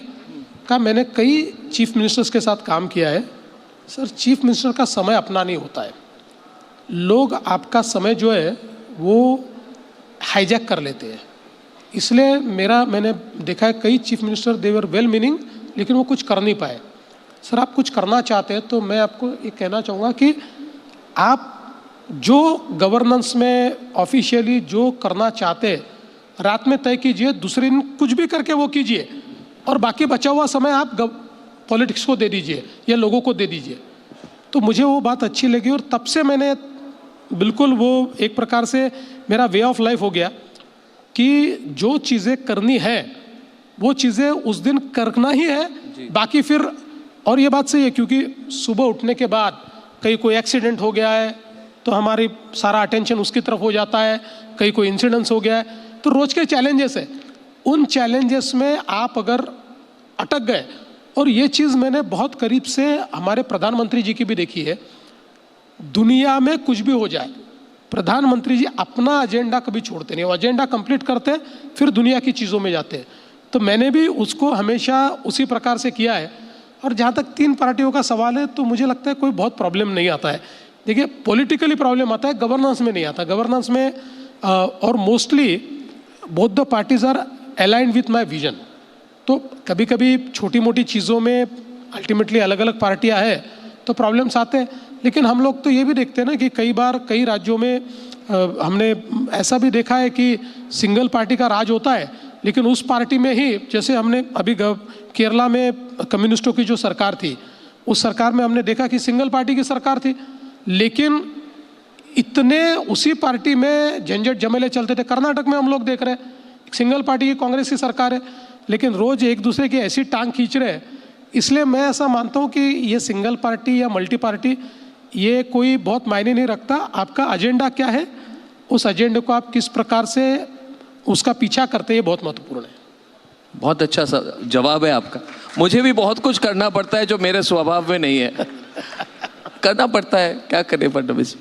बट एक चीज़ मैं अप्रिशिएट करता हूँ, व्हेनेवर जब भी आपसे बात हुई है, जब बड़ी राजनीतिक असमंजस चल रही है, there is a lot of political tension, he comes, कभी भी हमारे सामने आते हैं, ही स्माइलिंग जैसे कोई स्पा या सोना से निकले हैं, बिल्कुल फ्रेश, रिलैक्स। दुनिया भर में टेंशन है, सारे रिपोर्टर्स इधर सब खड़े हैं आपके पीछे, अलीशा नायर आपके पीछे भागती है, आप ऐसे स्माइल करके आते हैं just you have just come from a spa. It's fantastic, it's very good. Actually governance और पॉलिटिक्स को सेपरेट करना पॉलिटिशियन की सबसे बड़ी चैलेंज है। तो आपने कंपेटिटिवनेस के बारे में कहा, आपने कहा आप टेक्नोलॉजी स्टैक को यूज़ करेंगे। पिछले 2 साल से मैं जब मुंबई में आता हूं तो देखा coastal road, Atal Setu, metro 3, Navi Mumbai project, 3 trillion ring road network, पूरा redesigning. I am seeing a, and I think you are all very fortunate in Mumbai. You are seeing a redesigning of Mumbai, and I think you are to take the credit for that. Do you really think that Mumbai, क्या आप एक तरह से इस infrastructure के साथ या technology stack के साथ या अपने AI प्लान के साथ आप ग्लोबल एशियन हब्स जो है दुबई और सिंगापुर के साथ, is it possible now to directly compete? अभी हमने मिडिल ईस्ट की क्राइसिस देखी, सडनली पीपल जो दुबई गए थे they are trying to find ways to come back. ये एक अपॉर्चुनिटी भी है हमारे लिए, ग्लोबल हेडविंड्स जो हो रहे हैं उसमें अपॉर्चुनिटी है। तो मैं ये पूछना चाहता था कि जो FDI इन्फ्लोज हो रहे हैं आपके, क्या आप महाराष्ट्र, क्या मुंबई के स्ट्रक्चरल एडवांटेज को यूज करके मुंबई की रीपोजिशनिंग डिलिबरेटली कर रहे हैं? क्या इसमें कुछ रिवर्स इंजीनियरिंग प्लान है आपका कि आपने सोचा है कि I have to reach the target, 1-2 साल इधर उधर हो सकता है, उससे ज़्यादा नहीं, 1 ट्रिलियन इकोनॉमी बनानी है, इसलिए क्या आप रिवर्स इंजीनियरिंग के साथ टेक्नोलॉजी स्टैक, इंफ्रास्ट्रक्चर, सबका गेम प्लान चेंज कर रहे हैं? आपकी सोच क्या है उसमें? What is your thinking? करीब करीब ऐसी ही सोच है, क्योंकि देखिए जिस समय IT की wave I, Mumbai lost on IT wave, और उसका एक कारण ये था कि लैक ऑफ इंफ्रास्ट्रक्चर। देखिए उस समय IT इंडस्ट्री ये मानती थी कि 50 रुपीज़ पर स्क्वायर फीट में रेंटल जगह अगर हमको मिलेगी तो हम लोग IT में एक प्रकार से सक्सेसफुल हो सकते हैं। Mumbai could not offer complete. देखिए एक नेचुरल इकोसिस्टम मुंबई और पुणे में तो है, लेकिन उसका जो मेजर एडवांटेज है ये उस समय बेंगलोर को गया और हैदराबाद को गया। इसलिए अब ये सारा जो इंफ्रास्ट्रक्चर डेफिसिट है उसको कंप्लीट करने का प्रयास हम लोग कर रहे हैं। और मैंने मुंबई को केवल मुंबई के रूप में नहीं देखा है, तो we are imagining Mumbai along with MMR, Mumbai Metropolitan Region. So new Mumbai और रायगढ़, ये जो सारा क्षेत्र है, MMR रीजन को हम लोगों ने अभी इंटीग्रेट किया है. अटल सेतु के कारण अब हिंटरलैंड ये मुंबई से कनेक्ट हो गया है. आप देखिए आज यहाँ जहाँ आप बैठे वहाँ से भी आप न्यू मुंबई बहुत कम समय में पहुँच सकते हो, और अभी हमारी 2-3 और लिंक हो जाएगी तो आप तो 30-35 मिनट में पहुँच जाएंगे. तो इसलिए एक प्रकार से हिंटरलैंड को जोड़ने का काम किया है. और जो मुंबई है उसको री इमेजिन हम लोग कर रहे हैं. Complete Mumbai is going into redevelopment, क्योंकि मुंबई ये लैंडलॉक सिटी है. यहाँ पर जो स्पेस है उसका हम लोगों को स्मार्ट, सस्टेनेबल इस प्रकार से उपयोग करना पड़ेगा. उस प्रकार का कंप्लीट रीडिजाइनिंग हम लोगों ने मुंबई का किया है. इसमें पब्लिक इंफ्रास्ट्रक्चर तो है ही. हम लोग अभी कोस्टल रोड का, नॉर्थ कोस्टल रोड तैयार कर रहे हैं. तो पूरा जो मुंबई का मतलब कोलाबा से या नरीमन पॉइंट से लेकर तो आपको भाईंदर तक कंप्लीट एक सिंगल रोड ऐसा मिलेगा कि जहाँ पर कहीं पर भी आपको एक भी सिग्नल नहीं मिलेगा. तो इस प्रकार का हम लोग इसका तो डिजाइनिंग हमारा काम भी चालू हो गया है. हम लोग ईस्ट वेस्ट कनेक्टिविटी के लिए टनल्स तैयार कर रहे हैं, उसका भी काम हमने चालू कर दिया है. एक टनल्स का बड़ा नेटवर्क हम तैयार कर रहे हैं. इसके साथ साथ जो पुराने मुंबई के लेआउट्स हैं 50 साल 60 साल 70 साल पहले तैयार हुए, माड़ा ने 56 लेआउट्स तैयार किए हैं अलग, इसका कंप्लीट रीडेवलपमेंट कर रहे हैं. इस रीडेवलपमेंट के कारण यहाँ पर हाउसिंग स्टॉक भी मिलेगा, कमर्शियल स्पेसेस भी मिलेगी, और साथ में मुंबई को जो ओपन स्पेसेस चाहिए, मुंबई को जो सांस लेने के लिए जगह चाहिए, वो जगह भी उसके कारण क्रिएट होगी. तो ये जो हमारा 400 किलोमीटर का मेट्रो का नेटवर्क है, इसके कारण कंप्लीट इंटीग्रेशन हो रहा है. अब सेकंड फेज में हम लोग क्या कर रहे हैं, देखिए अगर हम लोगों को Mumbai as a economic growth hub ये अगर तैयार करना है तो हमको प्लग एंड प्ले सिटीज तैयार करनी पड़ेगी जी. क्योंकि आज का मॉडल हम इंडस्ट्रियल रिवोल्यूशन के 6ठे फेज में चल रहे हैं, 4th, 5th, 6th एक साथ चल रहा है. इसमें हम लोगों को प्लग एंड प्ले सिटीज तैयार करनी पड़ेगी. न्यू मुंबई एयरपोर्ट और अटल सेतु, इसके बीच मुंबई से बड़ा एक अर्बन एरिया हम लोगों ने तैयार किया है, जिसको हम लोग थीमेटिक सिटीज के रूप में डेवलप कर रहे हैं. वहाँ एक एजू सिटी तैयार हो रही है. इस एजू सिटी में 12 दुनिया की बेस्ट यूनिवर्सिटीज, जिसमें से 7 ऑलरेडी आ गई है. ये यूनिवर्सिटीज 1 लाख बच्चों को पढ़ाएगी और वर्ल्ड क्लास एजुकेशन और रिसर्च वहाँ चलेगा. उसके साथ में हम लोग मेडिसिटी कर रहे हैं, उसके साथ हम जीसीसी सिटी कर रहे हैं, उसके साथ हम इनोवेशन सिटी कर रहे हैं. और when I am talking to you, इसमें से कोई चीज़ कागज पर नहीं है, हर चीज़ कागज से आगे बढ़ चुकी है, इम्प्लीमेंटेशन के स्टेज पर जा चुकी है. यही सारा एरिया है जहाँ पर भारत का 60% डेटा सेंटर कैपेसिटी तैयार हुआ है. और जैसा आपने कहा कि अभी जिस प्रकार से यूएई में या बाकी सारी जगह पर ये वॉर के कारण क्राइसिस तैयार हुआ है, वी एक्सपेक्ट कि हम लोगों की जो डेटा सेंटर कैपेसिटी है, और स्पेशली जो सारे हाइपर स्केलर्स है, एआई हाइपर स्केलर्स है, ये सारे अब मुंबई आना चाहते हैं. उसके लिए हम लोगों ने तैयारी कर ली है, जगह की, पावर की, पानी की, सारी तैयारी हम करके बैठे हुए. आज अगर भारत में डेटा सेंटर के लिए रेडी पावर और ट्रेसेबल ग्रीन पावर अगर किसी के पास है तो महाराष्ट्र के पास है. कॉरिडोर हमारे तैयार है. इसलिए मैं ऐसा मानता हूं कि एक प्लग एंड प्ले इस प्रकार की कंप्लीट इकोसिस्टम हम तैयार कर रहे हैं, जो निश्चित रूप से दुबई के साथ या सिंगापुर के साथ compete कर पाएगी. चिप फैब्रिकेशन में आपकी बहुत अग्रेसिव रेस चल रही है गुजरात के साथ. अब chief minister of Gujarat is your friend, you talk to him, absolutely, you discuss chip fabrication.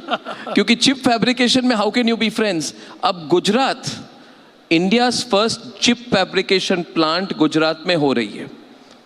Maharashtra flagship semiconductor belt जो है वो $10 बिलियन की पनवेल की आपकी शायद फैसिलिटी है. आप कैंडिडली हमारे रूम को ये बताइए, ये चिप वैल्यू चेन में, in the chip value chain, what can Maharashtra win and what has Maharashtra already lost on chips? नहीं, आपने बहुत अच्छी बात कही. आज हम लोग कॉम्पिटिटिव फेडरलिज्म में हैं. Yes. States are competing with each other. और आपके और मेरे मित्र उद्धव ठाकरे जी ये जिस समय चीफ मिनिस्टर थे उस समय आपके मित्र जरूर हैं, मैं मैं क्या कहूँ, मेरा अनुभव कुछ अलग है उनके साथ और उनके तो वी आपके फ्रेंड हैं, मुझे पता है। वी लॉस दिस चिप का आपका मतलब जो फैब की इन दैट टाइम ये है वो it went to Gujarat. Yes, लेकिन मैं जैसा आपने कहा कि हम लोगों ने, क्योंकि ये 8 स्टेप की वैल्यू चेन होती है और इसमें कई चीज़ें बहुत इंपॉर्टेंट होती है। इट इज़ नॉट जस्ट मतलब fab is not just a single thing. तो आज चिप मैन्युफैक्चरिंग भले ही गुजरात कर रहा है, हमारे यहाँ भी अभी जैसा आपने कहा कि $10 बिलियन की इन्वेस्टमेंट उसमें आई है, लेकिन हम पीछे हैं। They are much ahead of us. उनका तो they have into production. But इस वैल्यू चेन में सबसे इंपॉर्टेंट बात क्या है, that is OSAT and ATMP।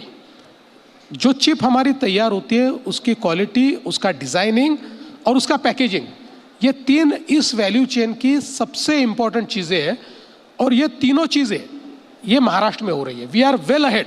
उसकी सबसे बड़ी कैपेसिटी ये महाराष्ट्र में तैयार हुई है। और विशेष रूप से RRP जो हमारे मुंबई के पास में ही है, उन्होंने जिस प्रकार से इसको तैयार किया है, इसको रीइमेजिन किया है और अभी उनकी फैसिलिटी जिस प्रकार से नया एक्सपेंशन कर रही है, तो उसके कारण मैं ऐसा मानता हूँ कि इस वैल्यू चेन के हम सबसे बड़े प्लेयर बन रहे हैं।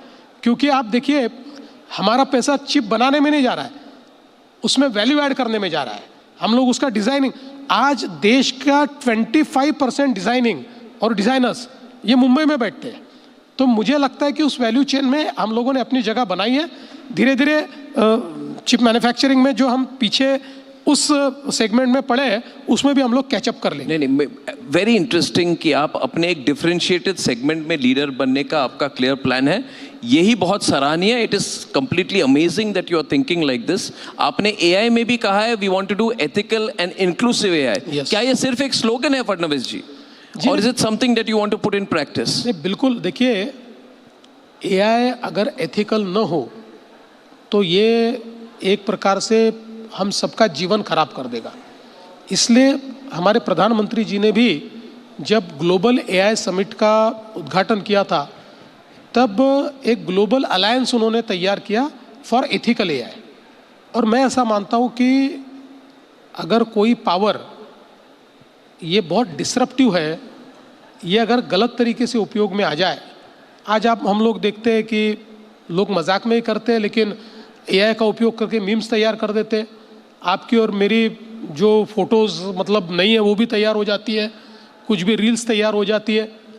ठीक है, वो एंटरटेनमेंट के लिए अलग बात है, लेकिन धीरे धीरे अगर उसको गलत तरीके से इस्तेमाल किया गया, और टेक्नोलॉजी इतनी फास्ट बदल रही है कि इसमें लोगों का नुकसान हो सकता है, कम्युनिटीज़ का नुकसान हो सकता है। इसलिए हम लोगों ने एथिकल AI पर ही जोर दिया है।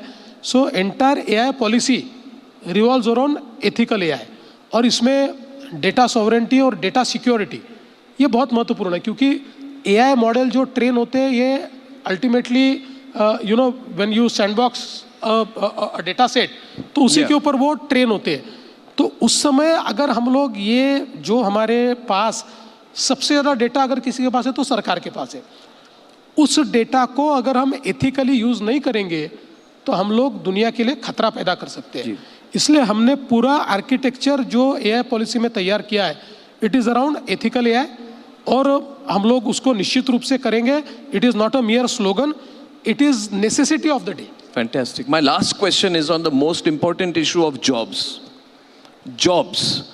Abhi, the Chief Minister of the largest state economy of India sitting with me has said that roughly 70% of jobs will be reshaped by AI. आपने कहा है कि 70% जॉब्स AI से रीशेप हो जाएंगी, मतलब या तो वो चली जाएंगी या फिर नेचर बदल जाएगा या फिर कन्फिगर होगा। और आपने कहा है कि आप you are targeting 1.5 lakh net new jobs. Now how can both of these things be true? देखिए, both of these things are true. जहाँ तक AI पॉलिसी से तैयार होने वाले जॉब्स है वो मैं ऐसा मानता हूँ कि एक लिमिटेड है, यानी वो जो हमने टारगेट किए। बाकी जॉब्स ये प्राइवेट सेक्टर तैयार करने वाला है, सो उसको हमने मेंशन नहीं किया है। लेकिन आज अगर हम लोग देखें तो बहुत समय नहीं, इन नेक्स्ट 1000 डेज, 1000 दिनों में हमारे 70% जॉब्स का नेचर चेंज होने वाला है। इसका मतलब ये नहीं कि वो जॉब्स जाएंगे, लोगों को रिस्केल करना पड़ेगा, लोगों को अपस्केल करना पड़ेगा। उदाहरण के तौर पर बहुत सिंपल उदाहरण है कि जिस समय कंप्यूटर आया तो कंप्यूटर आने के बाद कई चीज़ें कम हो गई, हमारे टाइपिस्ट कम हो गए, हमारा जो हम लोग जिस प्रकार से लेजर्स रखते थे बड़े बड़े लाल रंग के, वो समाप्त हो गए। तो इस प्रकार से चीज़ें बदलेगी। मतलब आज देखिए कि पहले ये होता था कि जो एक बड़ा सीईओ होता था उसके साथ एक स्टेनो घूमता था, and he used to speak, और स्टेनो शॉर्ट हैंड में लिखता था, फिर उसको टाइप करके लाता था। उसकी आवश्यकता ही नहीं है, एआई ने उसको समाप्त कर दिया है। तो इसलिए नेचर ऑफ जॉब चेंज होगा। देखिए, मैंने बहुत पहले ये पढ़ा था इन 2017, जब एआई बड़ी तेज़ी से आ रहा था, उस समय एक रिपोर्ट मैंने पढ़ी थी। उस रिपोर्ट में कहा गया था कि एआई के कारण 23 ग्लोबली उन्होंने विचार किया था, तो 23 करोड़ जॉब्स ऐसे कि जो जॉब्स की आवश्यकता नहीं रहेगी। लेकिन उसके साथ उन्होंने कहा था 25 करोड़ ऐसे जॉब्स हैं जो नए तैयार होंगे। तो मुझे ये लगता है कि जब भी टेक्नोलॉजी चेंज होती है तो नेचर ऑफ जॉब चेंज होता ही है। आज देखिए, आप मतलब चैट जीपीटी को या क्लाउडे को या ग्रॉक को एक प्रॉम्प्ट दे देते हैं तो आपका आधा काम वो करके दे देता है। तो इसलिए जॉब का नेचर चेंज हो रहा है। लेकिन मुझे लगता है कि अगर हम लोग तेज़ी से अडॉप्शन करेंगे और तेज़ी से हम लोग रिस्किलिंग अपस्किलिंग करेंगे तो इसमें जॉब जाने का खतरा मैं नहीं मानता। वो बहुत कम लोग हैं, कुछ लोगों का जा भी सकता है, लेकिन एक नई अपॉर्चुनिटी इसके कारण तैयार होगी। तो मैं ये मानता हूँ कि AI is there to increase your efficiency.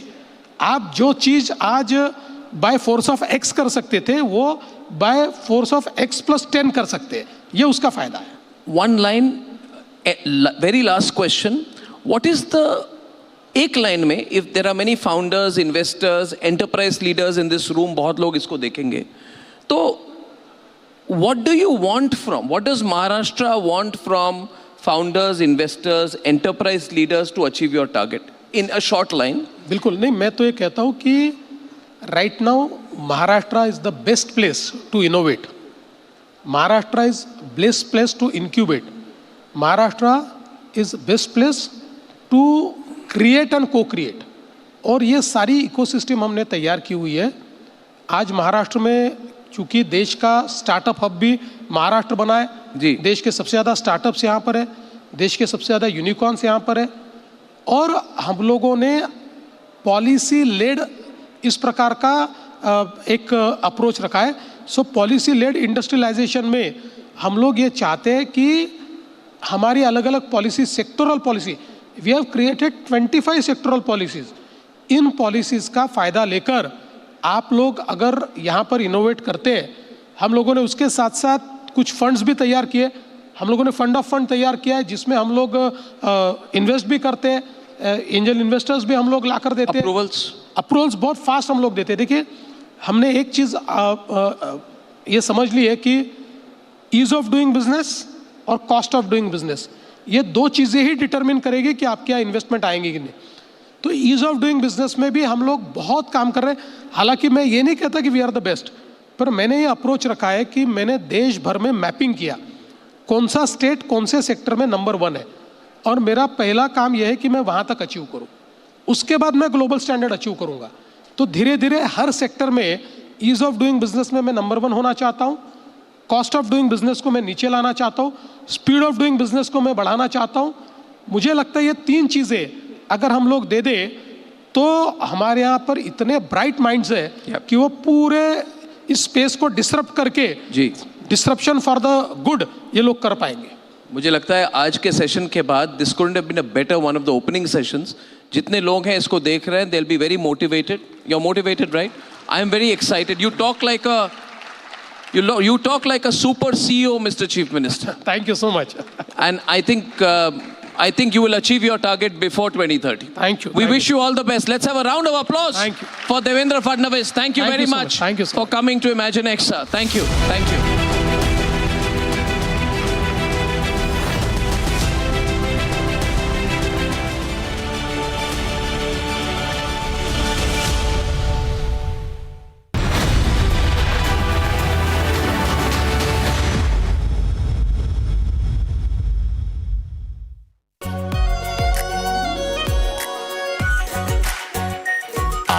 और shahi paneer masala. Delicious, healthy, everyday. Amity University has one of India's largest merit scholarship programs for brilliant students. Over 9,000 students with 90% plus in their 12th boards are currently at Amity, benefiting from the culture of academic excellence and focus on research and innovation. To be with like-minded students who want to be successful, apply at amity.edu/scholarships. चमकी चाट से क्या बना है? Sandwich लस्सी और छाछ। हर घूंट में चमकी चाट। ड्राई फ्रूट और दही बड़े। चमकी चाट से स्वाद बढ़े। असली स्वाद सिर्फ चमकी चाट।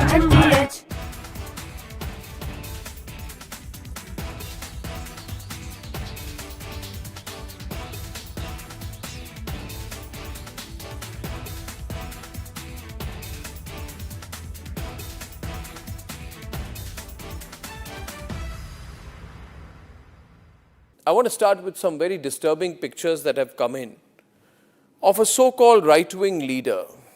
His name is Sushil Prajapati. He is accused of rape. After being in jail for 9 months, he gets bail, which means he's still an accused. He's an accused in a rape case. And the case goes back to 2025 when he took an LLB student to one place on the pretext of introducing her to a senior advocate. He drugged her drink and then he sexually assaulted her. He is still under trial for rape. He has not been released. But when he comes out, this rape accused, garlands are put on him as if he's some kind of a hero, as if he's achieved something great. Is a rapist to be celebrated, ladies and gentlemen? I ask you that question. And more than anyone else, I ask the right wing of this country. Very often I come on television and I say, yes, on several issues, I'm happy to be called a right-winger. But ladies and gentlemen, let me put it clearly.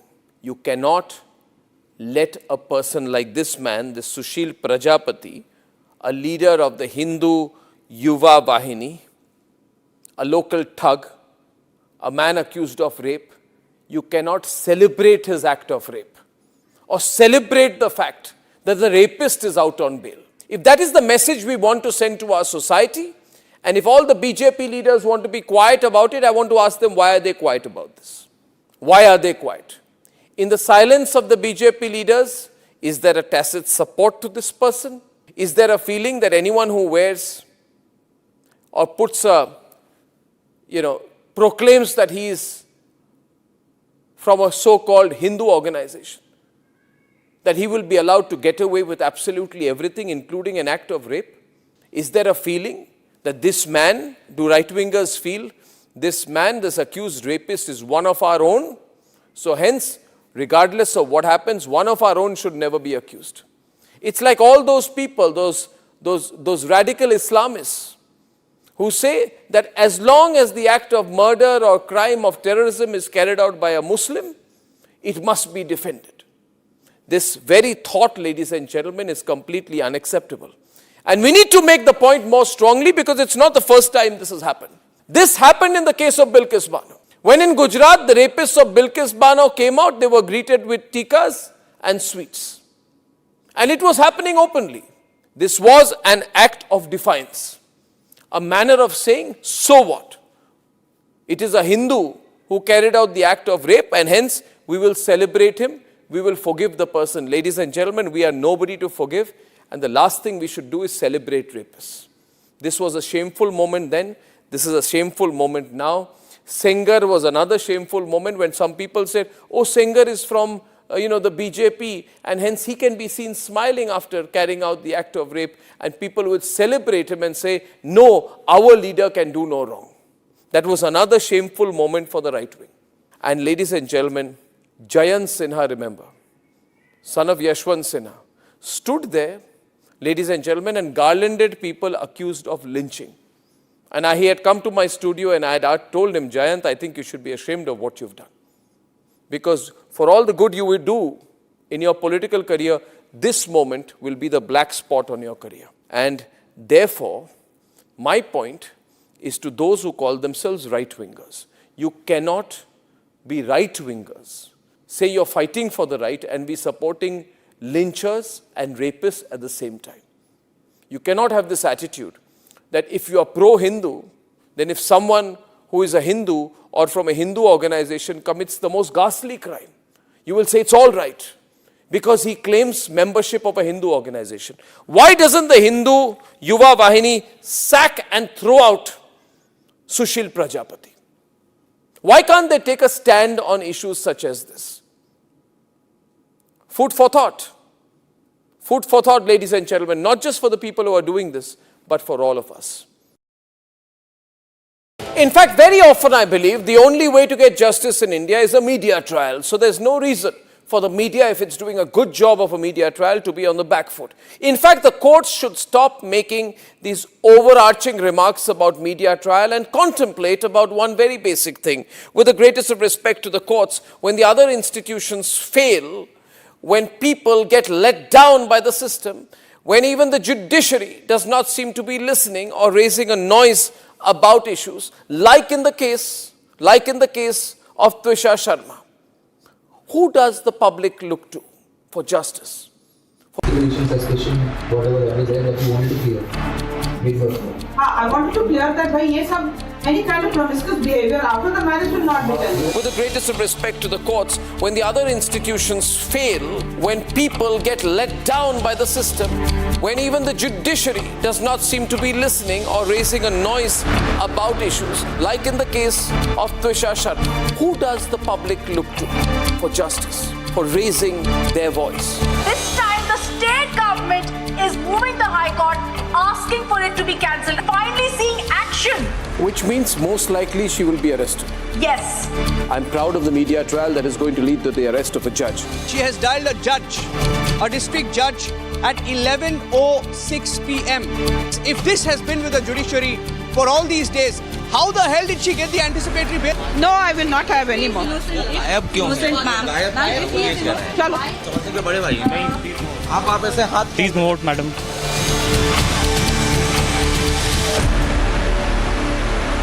Are pure सूजी pasta उबालो मिलाओ और खाओ 8 minute में तैयार. क्या taste है सबका राजा आर प्योर मसाला. केसरिया से मन जोगी हुआ रे दिल झूमे देखो मतवारा हुआ रे. केसरिया से मन जोगी हुआ. हर पल मनाओ केसरी त्योहार.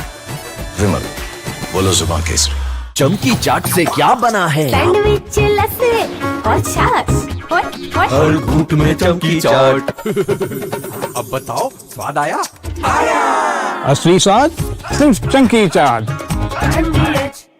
In fact, very often I believe the only way to get justice in India is a media trial. So there's no reason for the media, if it's doing a good job of a media trial, to be on the back foot. In fact, the courts should stop making these overarching remarks about media trial and contemplate about one very basic thing. With the greatest of respect to the courts, when the other institutions fail, when people get let down by the system, when even the judiciary does not seem to be listening or raising a noise about issues, like in the case of Twisha Sharma, who does the public look to for justice, for raising their voice, for bringing something that's utterly false, illegal or wrong to public attention? It is only and only the media. And today, therefore, we are doing a media trial in this specific case, ladies and gentlemen, of Twisha Sharma, the 33-year-old daughter-in-law of an ex-judge, in a case where the ex-judge and the ex-judge's advocate's son appear to be more than involved. Ladies and gentlemen, 15 questions tonight. And if they think it's a media trial, so be it. So be it. Why did the ex-judge in the case of Twisha Sharma, neither she nor her son call a police or an ambulance? What took them 57 minutes to bring the body down? Where are the 3 men who are seen in the video dragging Twisha's body, destroying evidence? What was the police doing? Did they question the house staff? Did they question the judge? Was Twisha carrying headphones in her bag, in her hand, or a rope? Where is it now? Where is that so-called belt that cops claim was used by her to commit suicide? Why was it hidden? The mother-in-law, the ex-judge, walks up calmly while the body is being dragged down and evidence is being destroyed before the judge's eyes. Is that normal? Why don't the judges raise a hue and cry about it? Why don't the appellate courts take up this case suo motu? So people don't start believing that when an ex-judge is concerned, the victim will never get justice. Ladies and gentlemen, what was the ex-judge carrying in her hand when she went down? Where is all the CCTV footage? Did the police collect it? Why did the ex-judge's son Samarth Singh escape after bringing the body of his wife to AIIMS? Is it true that the ex-judge's son's medical examination was not conducted? The police station is right behind the ex-judge's Giribala's house. Why was no call made? Why did it take 5 days to file an FIR in the case? Who stalled it? Why was the victim's family attacked in court if there's nothing to hide? And did a very senior police officer go to AIIMS that night to try and fudge the post-mortem report? Ladies and gentlemen, I'm asking these questions. Now I ask you, am I right or wrong in asking these questions? And if I don't, who will? Will the government of Madhya Pradesh raise these questions? The Chief Minister doesn't have 30 seconds to meet the victim's family. Will the higher courts of the country raise these questions? So far, I have not seen this case being picked up by the appellate courts, though we are screaming and shouting about it. So I say tonight, what happens when other institutions fail? And if we do a media trial, should we be celebrated and supported for doing so? Was Aravali a media trial? Yes, it was. It was. Thank God for that. Thank God for that media trial which stopped the Aravalis from being destroyed. Was the Pune Porsche case a media trial where innocents were killed by a rich brat and the whole system colluded to give the rich brat a free run? Was it a media trial? I confess it was. Thank God for it. Thank God for that media trial. Was RG Kaur a media trial? When the government of Mamata Banerjee and the whole system came together to destroy the evidence? Was it? If it was a media trial, I and the entire Republic Bangla team are proud for it. Thank God for that. Thank God for such media trials in our country. Thank God for the media trial in the Jessica Lal murder case.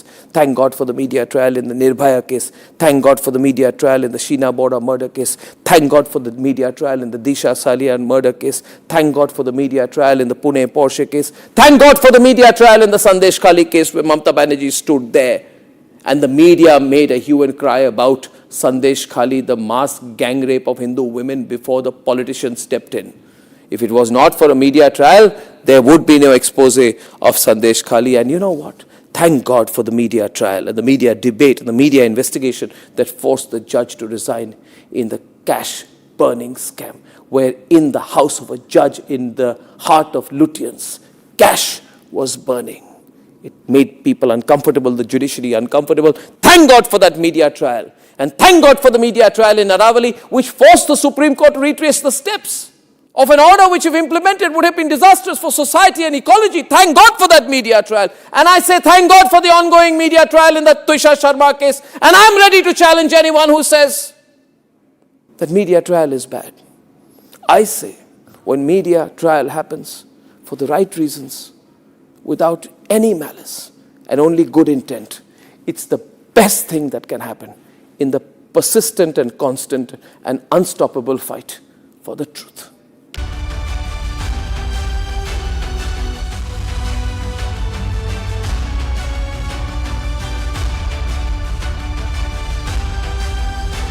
थोड़े में ज्यादा स्वाद यही तो है इसकी खास बात। वाओ मामा क्या स्वाद है? अरे मेरे राजा राजा और मसाला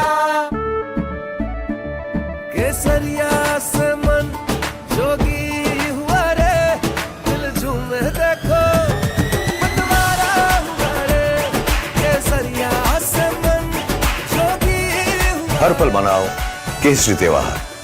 विमल, बोलो जुबान केसरी। प्यास बुझाए ठंडक लाए सबको भाए जीरा से MTH का जलजीरा जीरा से। जीरा से असली रिफ्रेशिंग, असली स्वाद, असली मजा।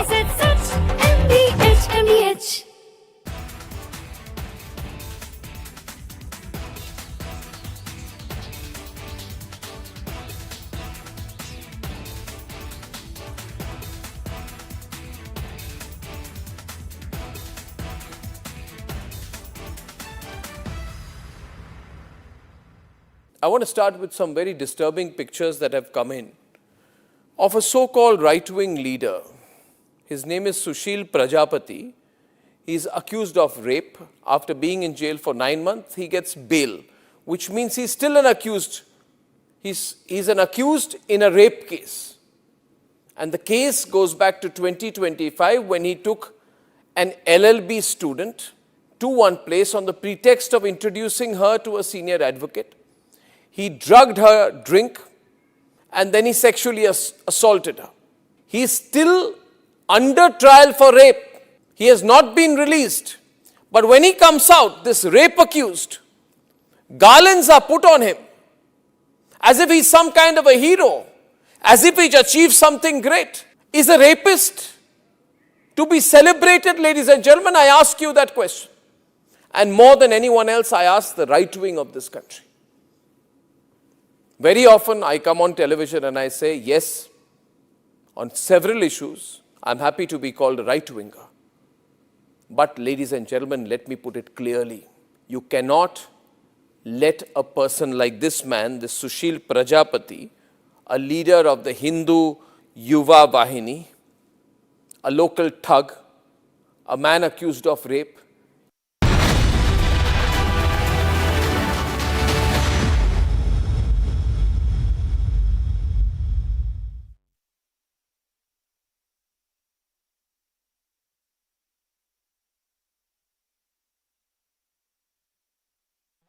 is one of the few global software companies built outside Silicon Valley that competes with Salesforce on equal footing. On the 27th of January 2025, its founder stepped down as group CEO to become chief scientist, citing the AI moment as the reason.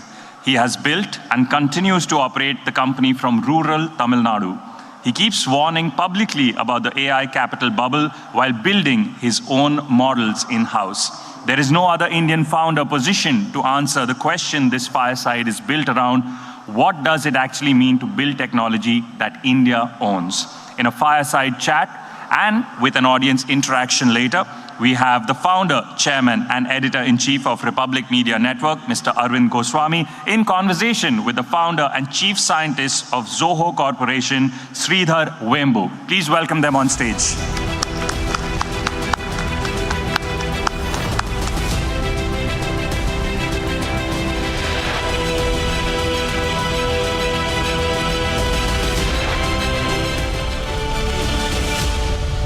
Mr. Vembu, may I start by saying what a privilege it is that you've come here and that you have taken all the trouble to fly down here. To make the most of this session is very important for me. So that, because I believe that you are not just the founder of Zoho, you are perhaps the most courageous thinker in the technology world in the applied sense in India and around the world today. I think you are a completely maverick disruptor. It is difficult to define you. Even people who criticize you and don't like your very open thoughts appreciate the fact that you are one of the few technologists who is not afraid to speak his mind. So thank you for coming, sir. Let's have a round of applause for Sridhar Vembu, please. Thank you. Thank you. Vanakkam. Thanks for having me, Arnab. Thank you. It's a pleasure to be with you. Yesterday you put out a tweet saying that warning against AI becoming a crutch. Why are you against AI? What are you afraid of its potential impact on software developers, on young professionals? Do you think there needs to be some limit put onto AI, and are you working on anything in that sense? Yeah. Mr. Vembu. So I use AI pretty heavily. So for my own A lot of it, I'll say, research, reviews. For example, I'll give it some piece of code and ask it to review. It's an excellent reviewer. It can surface ideas that you hadn't thought of. So, in that sense, I'm actually a heavy user. I call myself, I pay for 2 of the AI subscriptions too. So, but the tweet was about high school students losing mathematics skills because they are not learning mathematics, they are learning to rely on AI, basically. And actually speaking, more broadly, we run a school in our village in K-12. We do not emphasize technology until kids get older. I think exposing kids to too much technology too young is detrimental. And it's not just me. Steve Jobs believed the same thing. Steve Jobs did not want his own kids using the iPad, all of that too young. And likewise with AI. They have to learn basic skills. You have to learn how to read and write and do calculations, arithmetic, all of that, without relying on the crutch of getting AI to write it for you, write a letter, all this. And this is not just old-fashioned thinking, because now a lot of research is coming that we lose skills, we even lose the judgment if we are not in it. Likewise with code. Code, if you are a software engineer and you only know how to manage AI generating all the code, very soon even that job won't be there, and you have to be discerning about what code it's doing. Because as another tweet I said, this was a quote actually, we have exceptional intelligence without any understanding. I think that would summarize AI. You can use the exceptional intelligence for a review, all of that, but you must supply the understanding. I think that's how I will categorize that. Never surrender your understanding. It is just like you said, you are ultimately AI or no AI, you have to supply the judgment as a journalist, your conviction, your passion, that's what you have to supply. It's exactly the same thing true in technology. Technology might seem dry, but you have to have, when you build a product, you are building your conviction in the product. You're not just building a product, there is some encoded conviction. You cannot outsource that conviction to AI. So that's the point. So I mean, I don't understand the technology world too much, but everything I'm asking you is in the context of recent developments in our country where we are becoming acutely aware of the need for sovereignty. Sovereignty is no longer a philosophical concept or a political concept. I spoke about information sovereignty. Let's not be dependent on the West for the narrative. We're speaking about sovereignty at a time when FDI inflows are negative. When suddenly there is a war, you feel the dollar is becoming stronger and you are suddenly concerned about your overall, your forex reserves. And at the end of the day, my worry is, Mr. Vembu, that Silicon Valley has too much control over us. We are fooling ourselves by saying, oh, we are building our own way model. We don't need our sovereign models. We are a market. We are the best to apply their technology. Are we living in a fool's paradise by saying so? A, have we reconciled to not being the original creator? B, without a creative force that can challenge Silicon Valley, is there any point in being the largest market for applied products? Everybody talks about enterprise solution, this enterprise solution, that. What is the base for that? If the base for everything is going to be Grok and X, Y, Z, whatever, then are we building the base that India needs, that Bharat needs at this moment? I will speak from a historic point of view. When you ship cheap raw material, import the value-added finished product, that was the foundation of the East India Company. And we know how that turned out for us, right? When you give somebody else your cheap raw material, and all of the value addition is happening elsewhere and we are importing it, that's the foundation of the colonial economics, and that's how the East India Company came to rule over this continent. So that's why it's important that it's not merely that you're consuming somebody else's creation, it is the value we are shipping, it is the dependency we create. And I have said this openly. The risk is for us, Google or Microsoft or Amazon and Facebook, all of these companies become the new East India Company. And we have to be aware of this risk. That's a very real risk. It is not something mythical I just invented. And given our own history, we must be aware of this. And don't be fooled by the fact that there is an Indian CEO at the top. That's irrelevant to the discussion. It is whose laws, whose sovereignty, whose jurisdiction. It all matters. So it's very important to keep this in mind.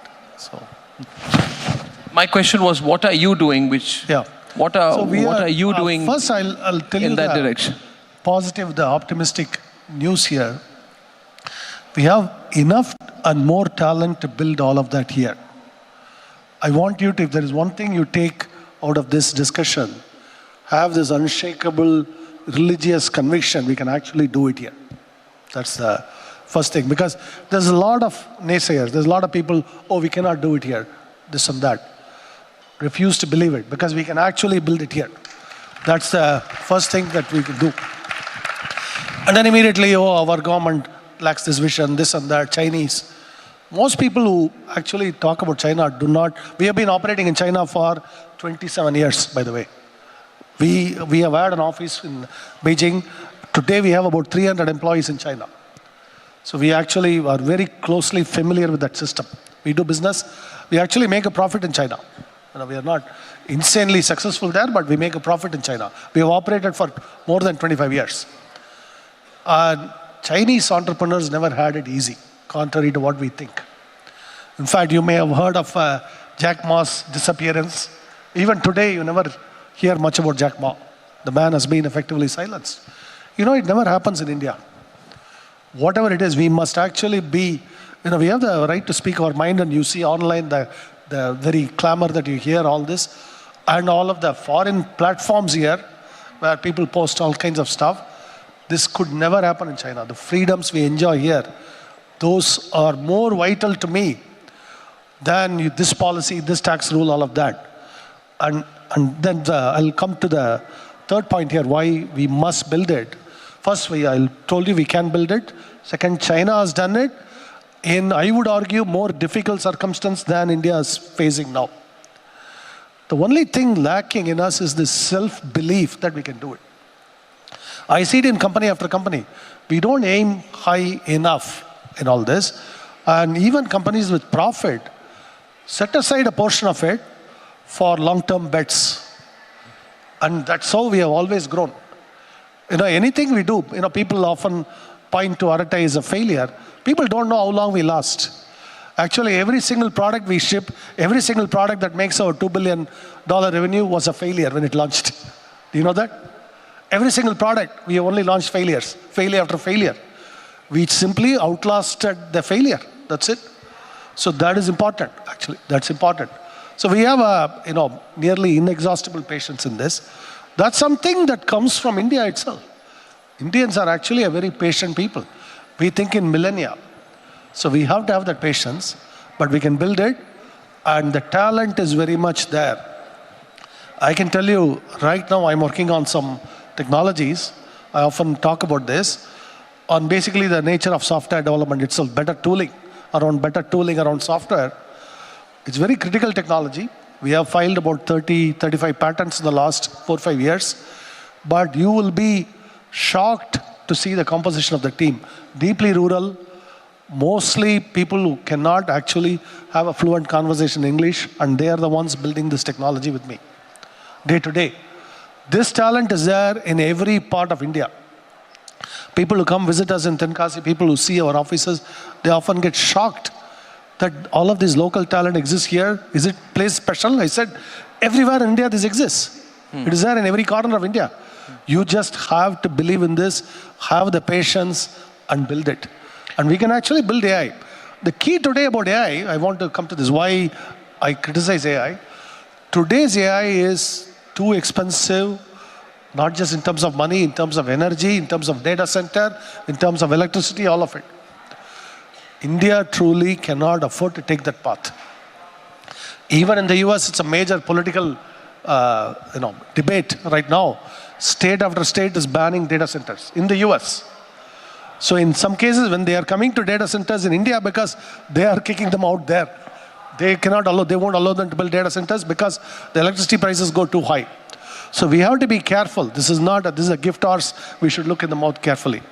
Because data center, AI, the level of energy utilization, all of that, these are legitimate questions. I believe fundamentally there are cheaper ways to do it. We can apply our brain, we can build it. The reason why Americans are not doing it is there's a mad rush to dominate the world in this. But if you apply some patient engineering and technology, you can actually build it over long haul. That's what we are attempting to do. So where is the dependence, if you were to be asked, one thing we do not need to be dependent on the United States companies on Silicon Valley for, because you've been very vocal about imported software stacks, this imported compute. This has created a structural imbalance, and we can be as good as the Chinese, or even better, provided we take a policy decision to make it easier for Indian companies to compete. Does the government needs to take a policy decision? Do consumers need to take a policy decision? Does that need to be social awareness towards it? Because this imbalance 10 years from now may not be good for the country, right, Mr. Vembu? So if there was one thing that you think we should start doing away with consciously, what would that be? At a level of a entrepreneur like you, or at a level of people? I'll start with your own slogan, Arnab, nation first. Yeah. I think it's, too often today, we are looking at it as what's in it for me right now, short term, all of this. That's not the mindset that builds the greatest companies. Even if you want to build the greatest technology company, even in Silicon Valley, just looking at it short term never helps. You have to have the persistence, you have to stay the course, and the conviction to stay the course. What is our conviction? The conviction is we can build all of this here, and we need to build all of this here. That it has to start there. And the government now increasingly, actually in the last several years, with the Make in India program, now the Atmanirbhar, the policy direction is going in the right direction. You have to remember, it's very difficult to turn this massive ship around in this way, because we were fed post-1991. The entire consensus was the Washington consensus, globalization, all of this. Anybody who mentioned the word Swadeshi would be laughed out of the room. They would be lampooned. In fact, our good philosopher, friend, mentor, Sri Gurumurti ji, when he started the Swadeshi Jagaran Manch, people really laughed at him. And we confused Swadeshi with socialism. Very common confusion. Swadeshi just means that Indian private sector, Indian entrepreneurs, and building our own stuff. It does not mean the government owning everything. Unfortunately, we confused the two in the 90s. And from that intellectual mood to come to a point where the Prime Minister actually now has mentioned Swadeshi. Openly. The word openly. First time, right? It's a huge mental shift in the landscape. It is happening. I believe it will happen more and more and more, because the geopolitics is dictating it. It's not only India. You read the headlines. Just this morning I tweeted about it. I called for Indians to consider returning home, particularly from America. Today they passed a new rule saying, if you're waiting for a green card, you have to go back and wait. You cannot wait here. And green card already takes 15, 20 years. So they are supposed to come to India and wait. Then why don't you just come back permanently? Why we wait for another country? So build something here. So it is that reality that is staring us.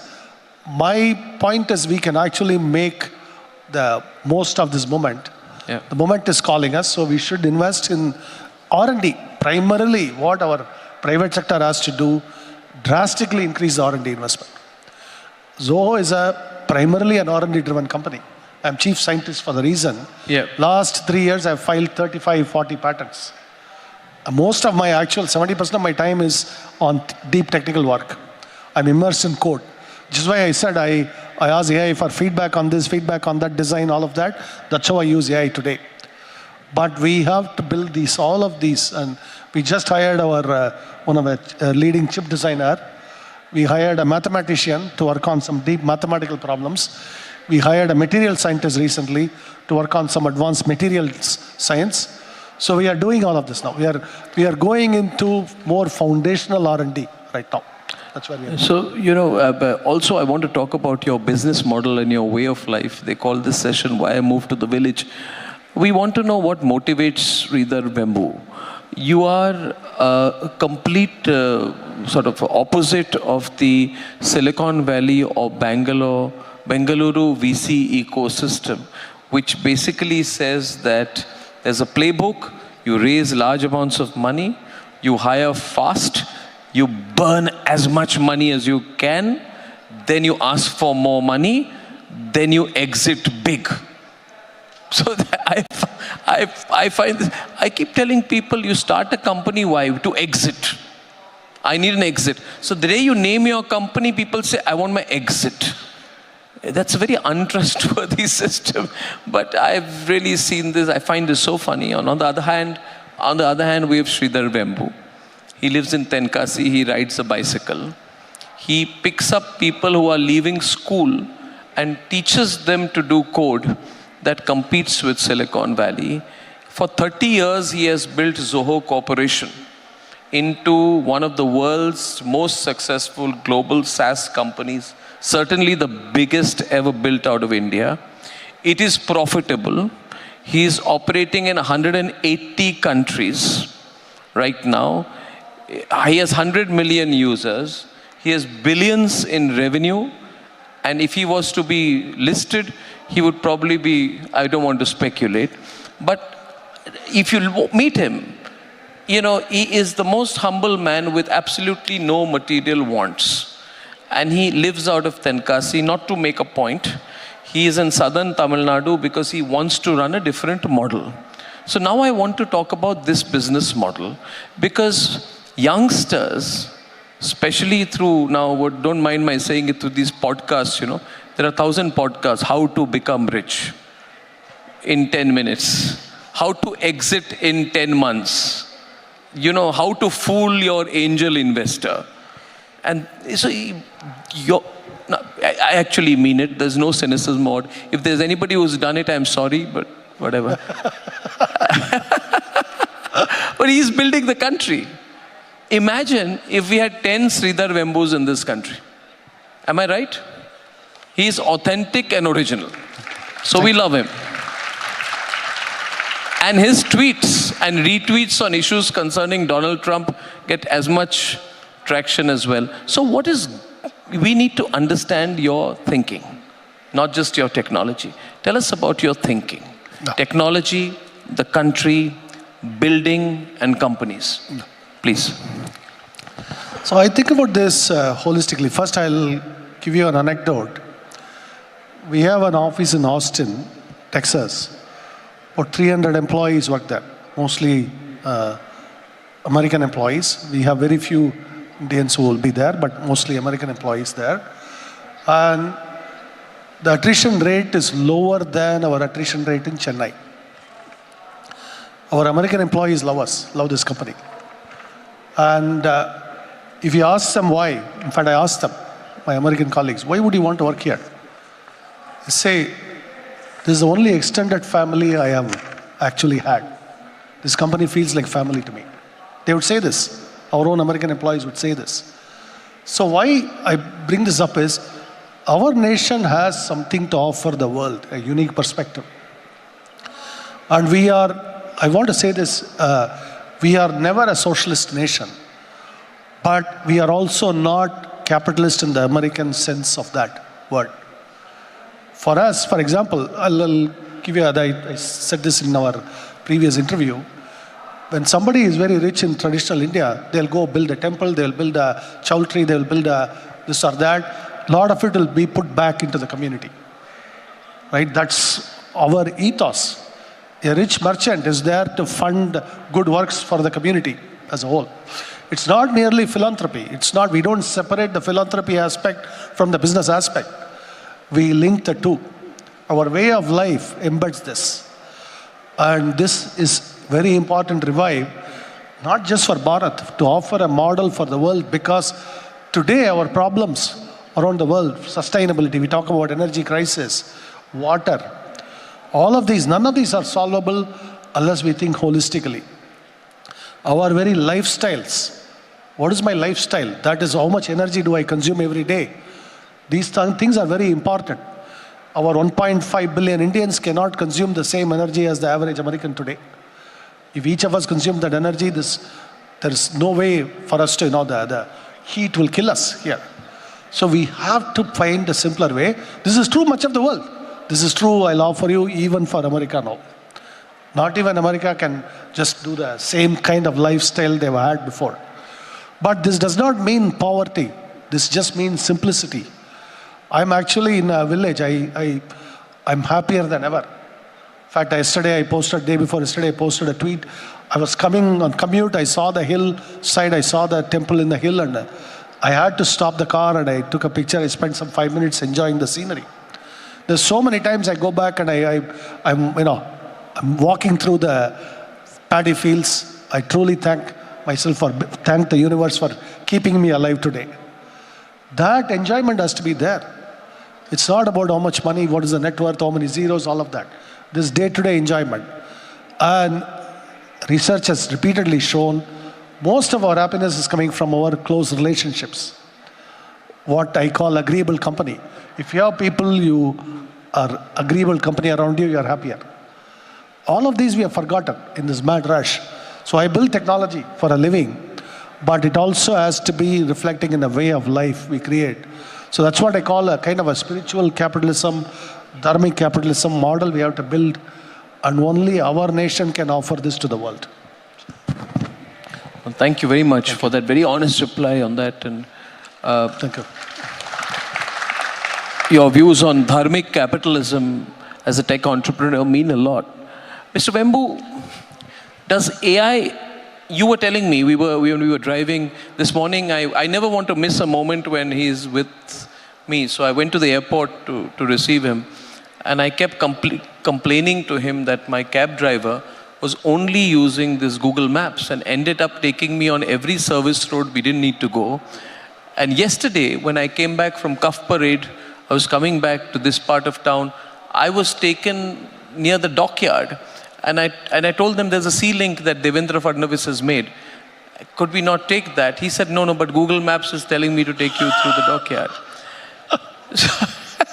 Yeah. Technology has its own limits. Now, serious question. AI is not a magic wand, right? It is here to stay, but it has limits. In the car today, you were telling me some interesting case studies of how AI, beyond a point of time, tends to hallucinate, tends to go against itself. In the sense, technology becomes gangrenous. It starts eating itself. It consumes too much energy. It becomes very expensive. And therefore, the more complex the function, this is what Mr. Vembu told me, the more expensive and energy consuming it becomes. And often, AI is very okay with easy issues. At one point of time, a law of diminishing returns tends to apply. Now, because AI is a 2-3 year craze that has happened right now, we're in that very, opiated state where we are all very happy about AI will solve everything. Can you tell us about when the law of diminishing returns tends to apply? And in that context, I want to read out the first paragraph of your other tweet. How is it that in the US, the AI leader, a good part of the population, even a lot of college students, have come to hate AI? It does not help that companies are blaming job losses on AI, which is both convenient and as an added bonus makes a company look visionary. The layoffs are often related to rising cost pressures. We experience those pressures too, and India is a very cost-driven economy. The economic picture is getting grimmer. Then you use the word AI investment bubble. And you go on to say, this has got a lot of traction in America also, this tweet. He says, Mr. Vembu says, the AI investment bubble has kept the American economy afloat, but that can only go on for so long. So what is this bubble that you are talking about? Can you zoom out and tell me what is going on which the big tech bros are not telling us? And what can we do about it to prepare in India? I just saw this headline today, it was a news article. Microsoft reports AI is more expensive than paying human employees. Microsoft. If Microsoft is finding AI pinching the, you can imagine. Yep. And Uber CEO said this. They exhausted their entire annual AI budget by April. So they are now having to ration token use. So it is a clear, and why is everybody using it? Or why are we spending so much money too? There's a very strong FOMO, we call it, fear of missing out, right? What if somebody else uses AI and beats us? Yeah. That fear is there in every engineer, that's there in every company, that's there in every CEO now. And even in our company, there's two camps. There's people who think we are moving too slowly. There are people who think that, why are we wasting so much money on AI? So I tell them, you too argue this point out, because I'm not going to intervene right now. Whichever camp I weigh in on now, I will be hated. So it's better that you two argue this out right now. But this is real today. This whole FOMO is real, and this is what is making everyone spend the money. What is this FOMO about? Basically, AI comes with so much promise, potential to revolutionize everything. We are always thinking some other company is going to steal a march over us. And that's true for every industry now. You could be in real estate, you could be in construction, you wonder whether somebody using AI is going to beat you. Right? You could be in retail. Or also for just positioning. Yeah, positioning. You want to be seen to be an AI company. Everybody does AI. Everybody has got AI as an abbreviation. What is your name? Arnab.ai. Yeah. Exactly. I'll get a better valuation. It's becoming. What is your company? Hotel.ai. University.ai. Everybody is doing it, Mr. Vembu. You can actually use Arnab.ai with AI means all Indian. All Indian. Yeah, that's that a better way. So, but that's the FOMO here. And this will not last. And I have been through... It won't last? People say it won't last because already a sense of this exhaustion is coming in a lot of people. So when... In fact, I'm seeing it even in software engineers. The guys who were 6 months ago were all gung-ho about AI, using it heavily, lot of token use, lot of code generated. Now they are saying, well, I have all this code. Yeah. I didn't write it. I did not generate it. I have to maintain it. And AI is becoming slower and slower, digesting its own output. Yeah. But so we've seen Oracle, Meta, Amazon, Cisco, all announcing these major layoffs in the face of AI. You've been arguing that all of this is being done to accommodate and service the cost of AI itself, the cost of the hardware, the cost of the servers. Correct. So your argument is that people are being laid off by companies to service their investments in AI rather than as a productivity miracle. But AI was meant about improving productivity. So let me ask you the question on productivity. Yeah. What is Sridhar Vembu doing, as much as you can say, on this critical word of productivity? Yeah. Because if we are going to grow towards being a Viksit Bharat, we have to find our own Bharatiya model of productivity. Right. So what are you doing on that? Productivity is the key to prosperity. For a given amount of time, how much work we get done, how much we produce, all of that. That's the key to prosperity. It's also the key to having free time, all of that. If we can get machines to do some of the work, we get some free time. That's foundational. But then there's energy, all of that. Energy use, all of those questions arise. I do believe we can be much more productive, even in software development, with very low energy intensity. That I believe with a conviction. So that's what is driving a lot of our R&D. We can actually make software development more productive without spending all these tokens, huge amount of energy spent on it, all of that. Now, coming to the topic you asked about the layoffs, it's actually this is not just speculation on my part. We are seeing the exact cost pressures. We have a data center right here in Mumbai. Most of our Zoho traffic either served out of Mumbai or Chennai, and we ping pong between them. So the current server cost right now, if we buy the same identical specification, is about 3 to 4 times as expensive as 6 months ago. In order to serve a single Zoho user, thousands of users, we need to buy servers. Those servers, normal servers, nothing to do with AI, they have become 3 to 4 times expensive because of memory. Memory prices went up because of AI. So AI sucked all the memory and ordinary servers became expensive. Now we are in this uncomfortable position. Should we have to raise the prices or should we cut some other cost?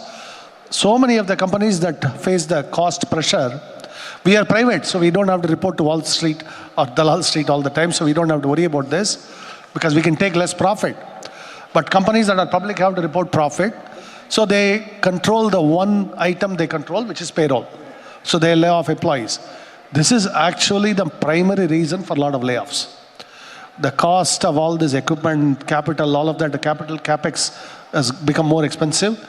AI itself has also become very expensive, as Microsoft recently admitted. These two are driving the layoffs in an attempt to cost control. Again, this cannot go on forever. You cannot lay off everyone and be a company, you know. Like Facebook laid off, what, 10% or 15% of staff. How many more 10, 15% they can go? So that's why I think there is a point at which they'll have to stop. Even they will have to stop and reevaluate what we are doing with AI, all of that. Which is where our investment in intelligence without the energy expenditure, I'm going to call it, or energy efficient intelligence. It's very possible. We are doing R&D.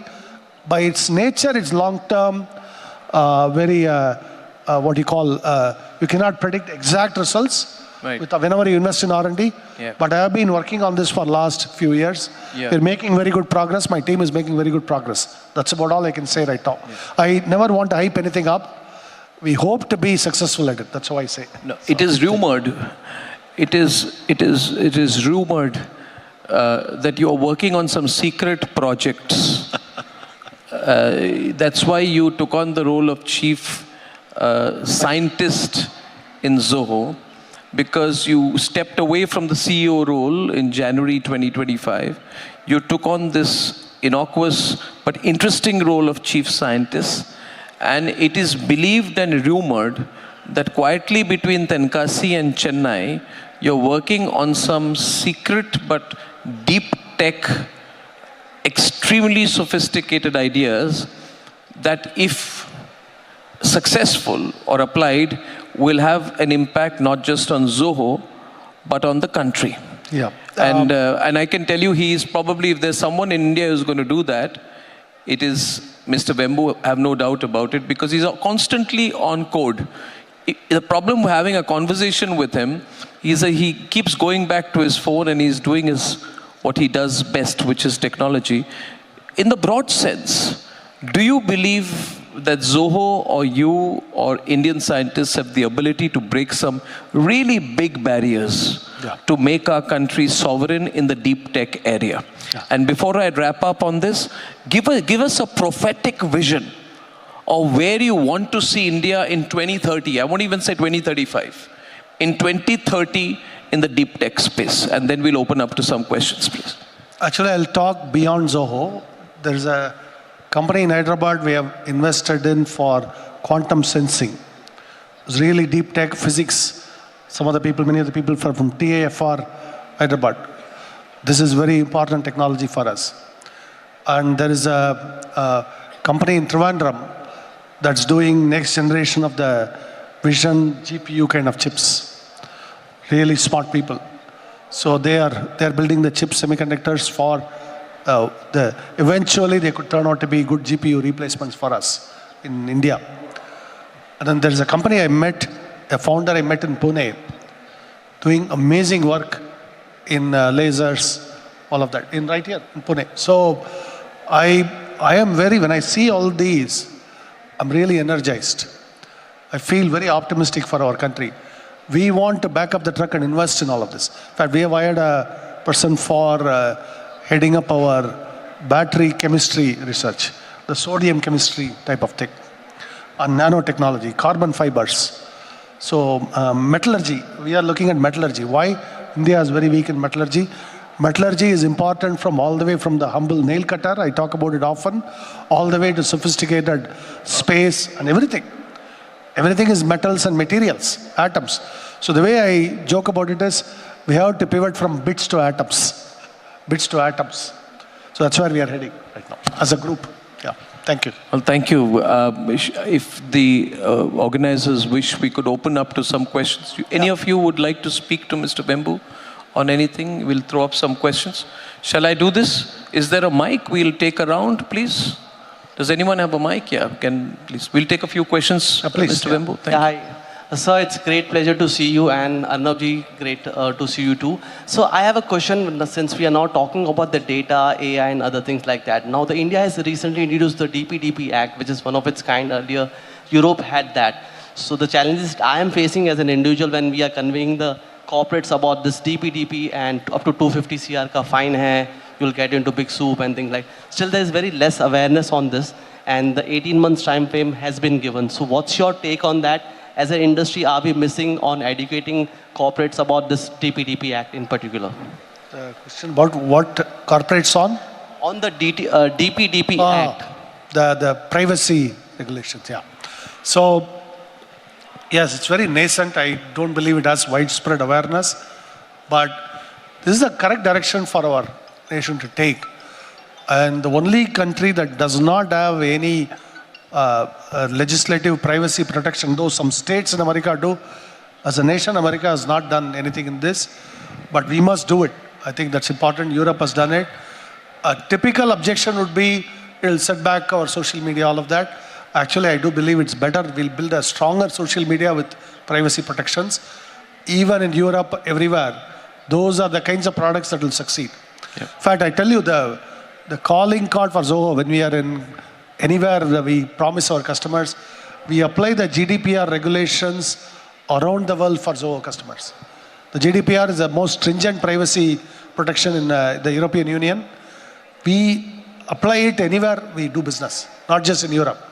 Just so that we are, we can give the maximal privacy protection to our customers. So, yes, it's important. And I think just like all the other stuff I talk. Can you move the mic a little bit here in front, please? Excuse me, sir. This side, left. Where are you? Here. Just a minute. I'm walking. Huh? Oh, okay. So it is actually very interesting panel that you have. Actually learned so much. So currently, I'm a 10th grade student and I've been building something. And being a student, what I believe is there are a lot of problems in education. What we do, what we learn, and where the world is going. So what are your takes on how exactly? If you look at the education, that's totally, bit outdated as well. So how do you think how in this, competitive era, how students can make themselves the best and what they can do in entrepreneurship? I'll give you a direct role model. Yeah. The Pune entrepreneur I met, his name is James. Oh, yeah. He learned everything through internships.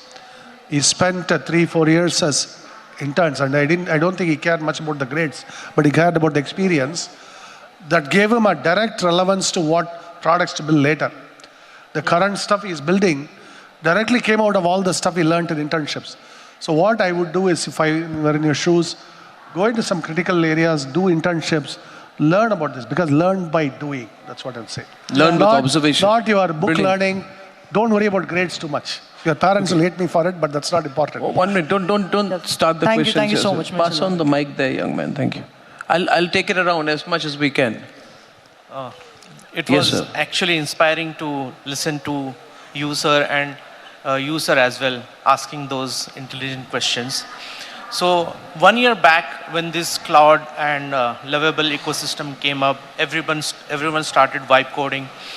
At that time, as a software engineer, I realized that these are not sustainable things, and we need to build our own tooling around it. So in order to, create production grade applications which are like secure, scalable and stuff like that. So I started building my own tooling around it, and it was working well. But 5 months later, 6 months later, I realized that now cloud ecosystem has also started developing their own sub-agents and tooling and that sort of thing.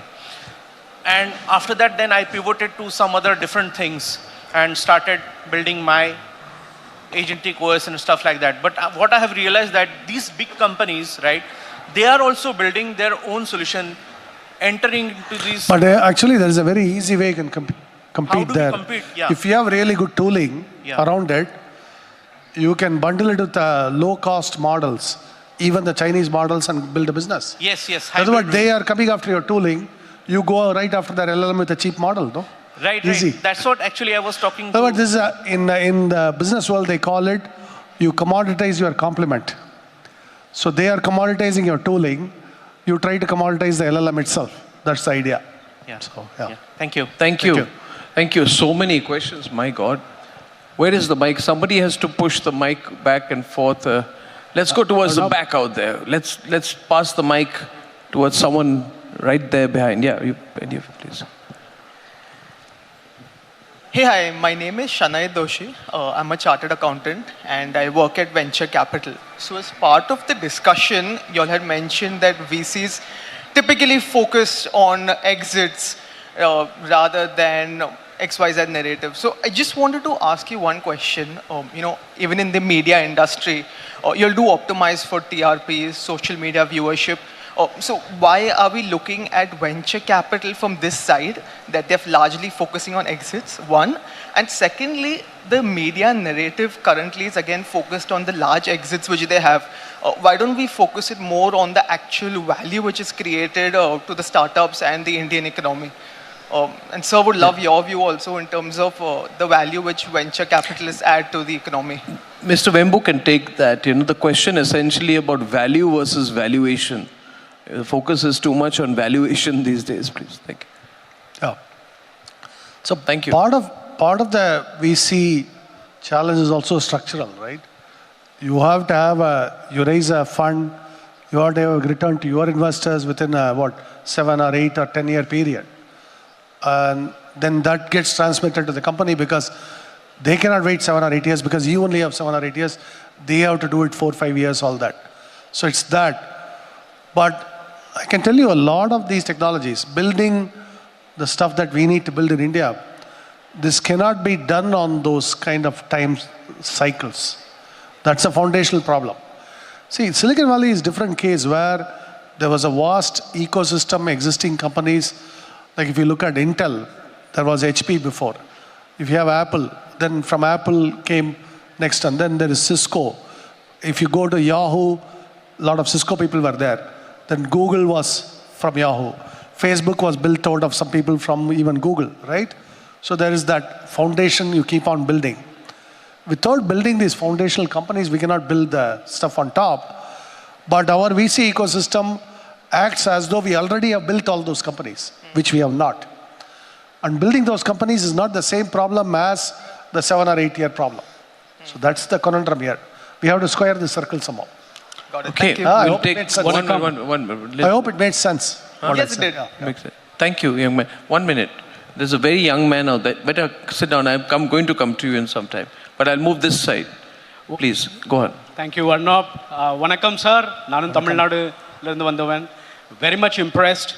Sir, just one pertinent question I want to ask. You already proved it, how Tengasi became a role model for creating the talent into a viable industry ready.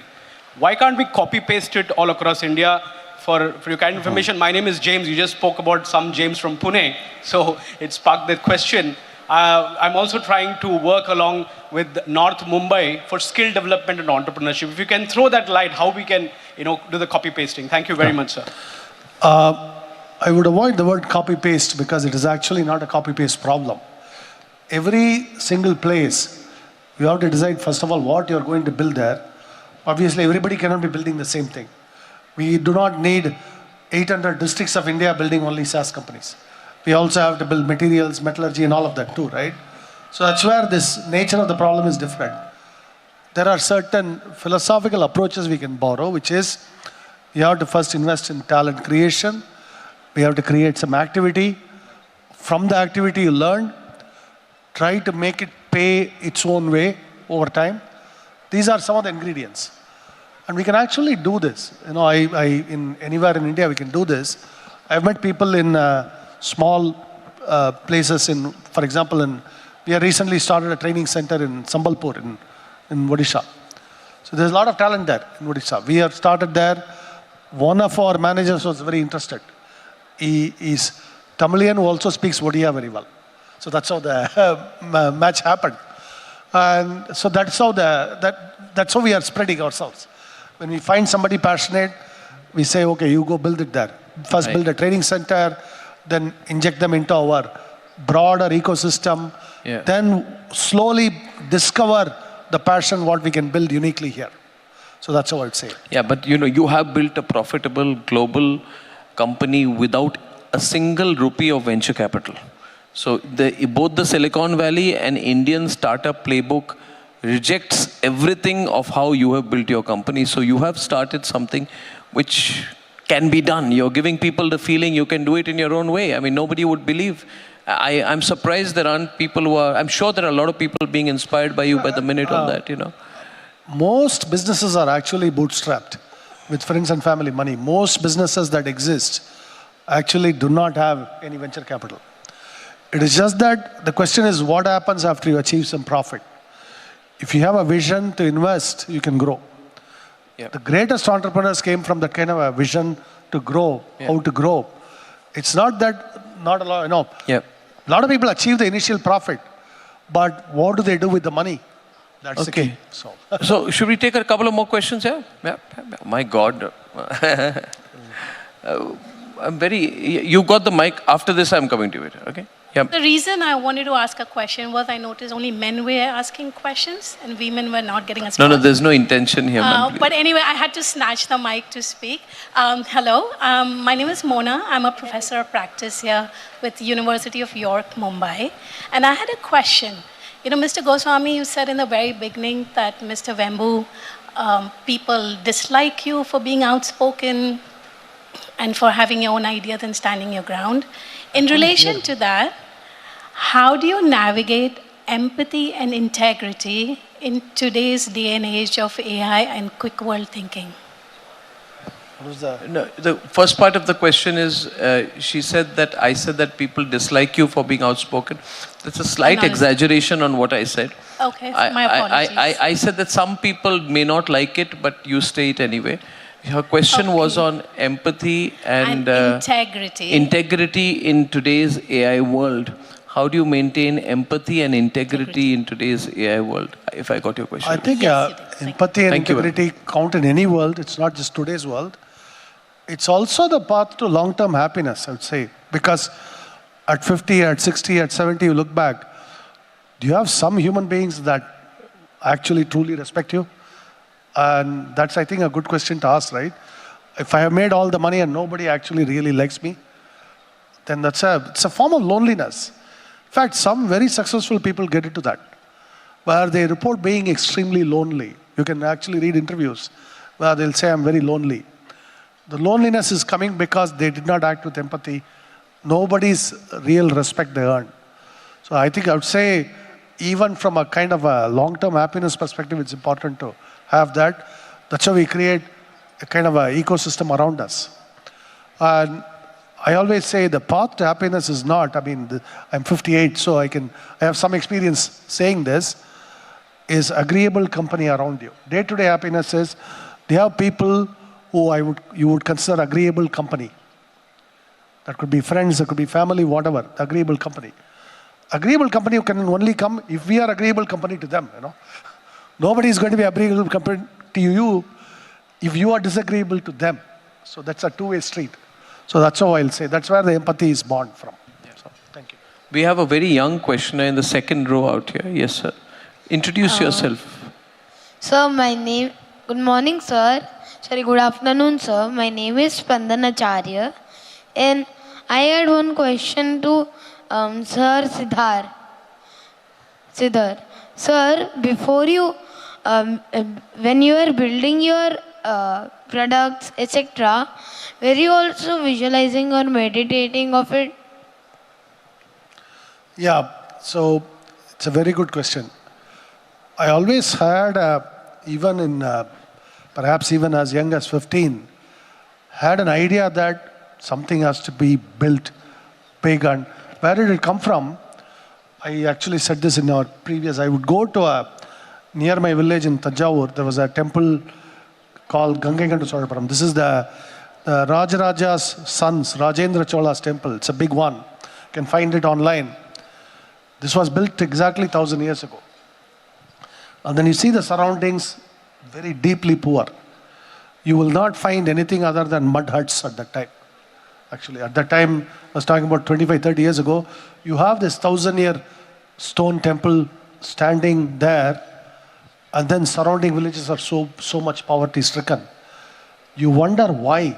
How can it be that our forefathers, our ancestors built all this, and we are wallowing in so much poverty, right? In fact, the temple was abandoned at that time. The ASI, the Archaeological Survey, was not conducting any pujas. It was like trash heap strewn, all of that. This beautiful temple. Now it has been restored, I'm happy to say. So it would give me this idea that first we can build these kinds of things. Some of our ancestors did, we should be able to do it. But you have to have the determination. So that was the vision from, in a way I would say, like all this stuff we do came from those thoughts. So it's important to actually have those thoughts. Those thoughts lead to action. So, good luck to you. Thank you. Wonderful. It's a great question and a wonderful answer. Sir. I have a soft corner for Sardarji. You should ask a question. I'll explain why. Go ahead, sir. My very first business that failed, my dear friend was Sardarji. We started a business together. So that's why I learned a lot from this. That's why I have a soft corner, I said. Yeah, thanks a lot for the honor, sir. Yeah, I'm being honored to ask the question. Like, you rightly mentioned in your topic, like in America, the family work really well. So I being a startup by Fixing Dots, so these generation, Gen Z, we have seen a lot of changes the way they work. So what is that one mantra you give for the Indians? Because India is what we are going to build. It's going to be the future. So what is that one mantra that you give us so that we keep and the attrition goes down? Yeah. Thank you. I think at least I can tell you what motivates me. See, money does not motivate me. I mean, look at my lifestyle. I don't need more money. I don't need. What am I going to do with money? But what motivates me is we have to build this nation. We have to build every one of our districts. We have to build every one of our villages, our towns. We have to build infrastructure. All of this only is going to come from the entrepreneurial energy we unleash.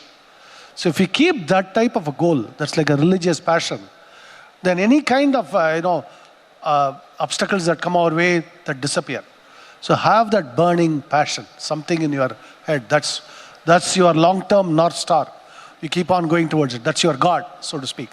Then we can build it. So, thank you, sir. Thank you. Thank you so much. Okay, we got how many more questions? 2, 3. Come on. I have been accused of gender bias. This is the only thing that was left in my life. So I will go to a lady right there at the end, please. No, she has put me on back foot now. Please, ma'am. Ma'am, please take the mic to the lady in maroon at the very end, please. Thank you.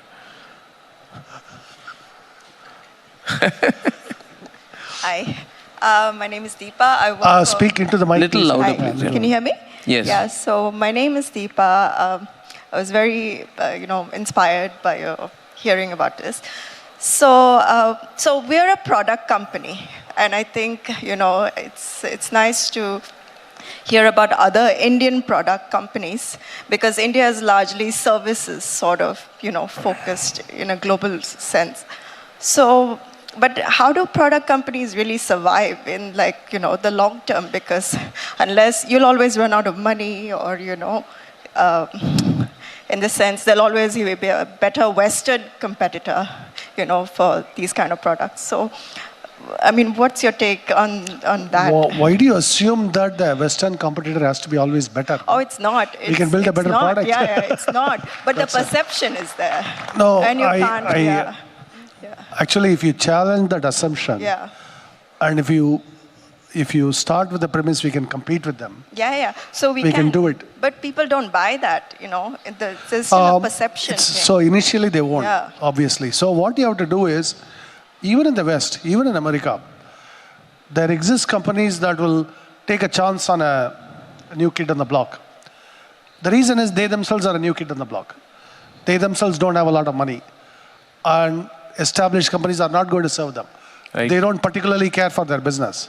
So I used to tell our people 25 years ago, we are nobodies, only nobodies will do business with us.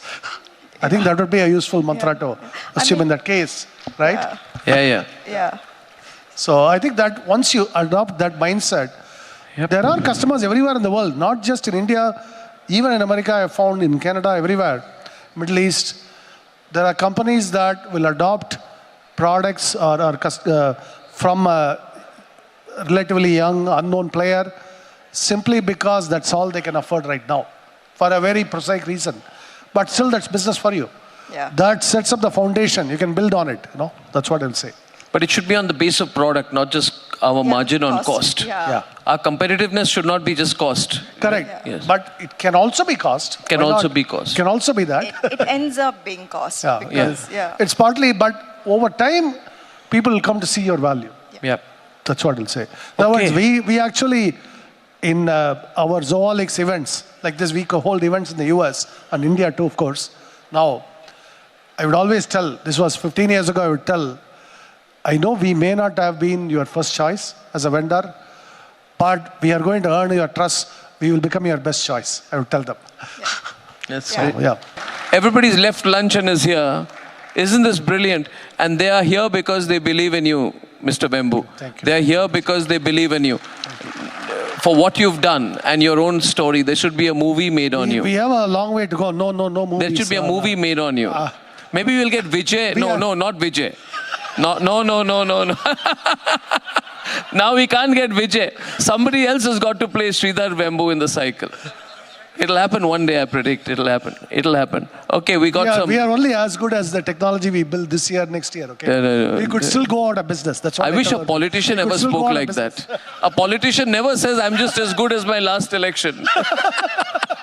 Okay, we'll take one or two more questions. There's a really enthu guy out there. Come on now, quickly. Should we take 2 or 3 in a go? You'll remember, right? Yeah, okay. I myself, being the founder, I built a services company, grew it to 800 people, 25 million revenue. Building a product. And where I really not able to compete is in US. My competitors have access to better models. They have access to better hardware, which I don't have. So what do you suggest to somebody like me sitting in India, sitting in Mumbai? I clearly know what problem is. I have a better solution, but I don't have access to better models, or I don't have access to Anthropic. Actually, have you tried the Chinese models? Yes, I tried Kimi. They are Mini. quite good. They are quite good, sir, but still there are challenges. Yes, we have alternative of Kimi, Mini, Quinn. What I would suggest is use that limitation as a strength, because use those cheaper models, build a harness around it to make them perform better. See, we have to come up with creative solutions here. And we are doing it in Zoho too, by the way, the same thing. Reason is those state-of-the-art models also are extremely expensive. In some cases, if we put that model along with our product, the model's cost will be much higher than our product. Then the customer is wondering, hey, am I paying you or am I paying the AI company all of this money, right? So you have to find creative ways. Yeah. But actually, I'm optimistic. The smaller models are getting better and better. Yeah. With creative harness, pushing the boundary, I said, between the AI and the agent, you can actually create some innovation there. We have been listening to the development on the larger scale. I can read chief scientist, you working as a chief scientist in the field of artificial intelligence.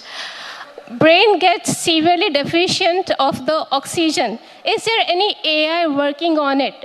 This question is in terms of keeping Delhi and rest of the city pollutant increasing level as well, like carbon monoxide poisoning, the AC generated poisoning, then the fertilizers, and then the shell,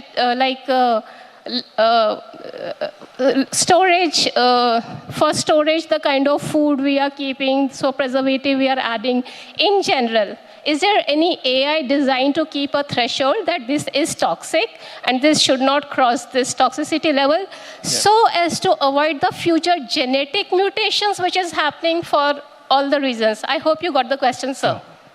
Yeah, I don't know we need AI to tell us bad things are bad. I think we already know that deforestation or our pollution around or even staying without sunlight exposure, without fresh air, pollution, the particulate matter, all of these we know they are bad well before AI.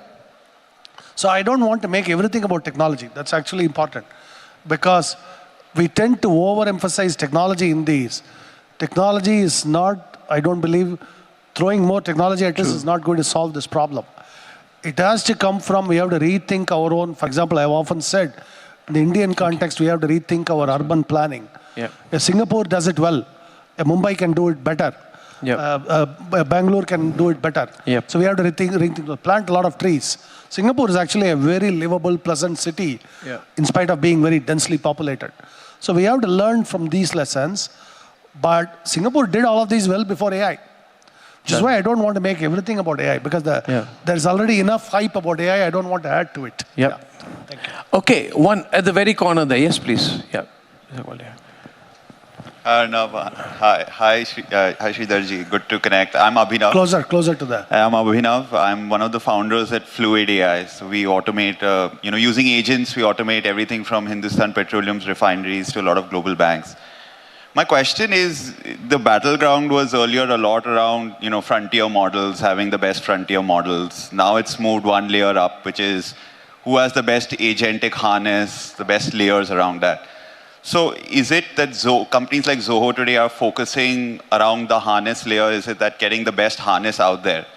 And secondly, as a SaaS platform, right, is it that your teams are constantly innovating, saying that how can we make Zoho CRM or a Zoho book such that people don't even need to log into it? Is that the vision, that it just handles everything? Yeah. So on the first one, the boundary between AI and the agent is moving around. We want to push it so that it's much more energy efficient, resource efficient to push the work to software rather than to AI. That we are working on. That is a lot of our work. The end user will still see a fluid conversational intelligence. But that does not mean we are burning up a lot of expensive tokens. That's the trade-off. Which comes to the next question. The same ideas, the AI becomes the UI. That means that the products are still there, they're getting work done, but your interaction model is very fluid. So we say you want to talk to the database. You don't want to use all the UI. We just want to naturally converse with the database, you get answers. Like, what happened in this product last quarter? What happened in this geography last quarter? Summarize that. Why did this happen? Go drill into the reasons. These kind of conversations we can have with products. That's where this is most valuable. But we want to have these, enable these, without burning up a lot of tokens, without spending a lot of our customers' money on it. So that's a challenge. Thank you. Okay, well, I'll take a last question right here. Oh, don't do this to me, please. Again, gender biased. I'd like to come to you, ma'am, to you first. Can I take 2 quick questions here, please? Or comments or whatever like that, please. Don't overcome. No, I'm not on, please. Firstly, brilliant session. Thank you very much. I'm Uday Singhani. One comment and one question. The first comment is you talked about the FOMO piece. And, when you have the NVIDIA chief saying that people who know AI are going to replace jobs of the people who don't know AI, that sort of really drifts and moves everybody towards AI, right? Largely because of the FOMO of not knowing it. So that was my comment. And the question I have is I really want some views from you, sir. If you look at the triangle, you have a large percentage of the people who are working right at the bottom of the triangle doing very transactional data entry jobs today. And there'll be a small percentage of that are going to move up the ladder, who are going to be a bit more AI ready and AI knowledgeable. So do you see in the next 3 to 5 years, you don't have that many jobs because AI is really replacing, whether it's chatbots, conversational intelligence, data entry, what have you, AI is replacing all of these jobs. So while a lot of members do say, and a lot of professionals do say that no, there'll be jobs, up the value system, but those are far and few. So really, do you see people, struggling to get employed in the next 4 to 5 years? So your first point you made about the FOMO, I'll say this way, what is really learn to use AI? Learning to ask important, good questions. That is critical thinking. That has nothing to do with AI. If I don't know how to ask the right questions, how do you get the right and you are not going to get the right answer, you are not going to get good answers. Superb. So really, that is what the skill involved is. The Yeah. skill is not some magical piece of technology. Yeah. It is critical thinking. Yeah. So Yeah, that's yeah. all you have to do, Yeah. And so you have to learn that. Absolutely. Which addresses the second one. Yeah. I think most of our people, this is where the education comes in. I am not a believer that everybody should have a paycheck job. We need a lot more self-employed entrepreneurs, people who are making their own way in life. That's my strong belief, because it is also important. See, the quality of life, distribution of jobs, distribution of a rural revival, all of this can happen only if there's a lot more self-employment, small entrepreneurs created, all of that. That again comes to critical thinking. It's not about just, if you have critical thinking, whatever your prior skills, you can actually use AI well. Yeah. Then you can also, then the same critical thinking you apply to create a small business, employ a few people around you, create some prosperity around. So that's what is critical here. So I'm going to wrap it up at this stage, because this has been a brilliant session, and on that point of critical thinking, this has been outrageously good. Thank you. Let's give him a round of applause, a stronger one than that. Thank you very much, Mr. Vembu, for being an absolute visionary and for being just so original with everything. Sridhar Vembu, thank you very much, sir. Thank you.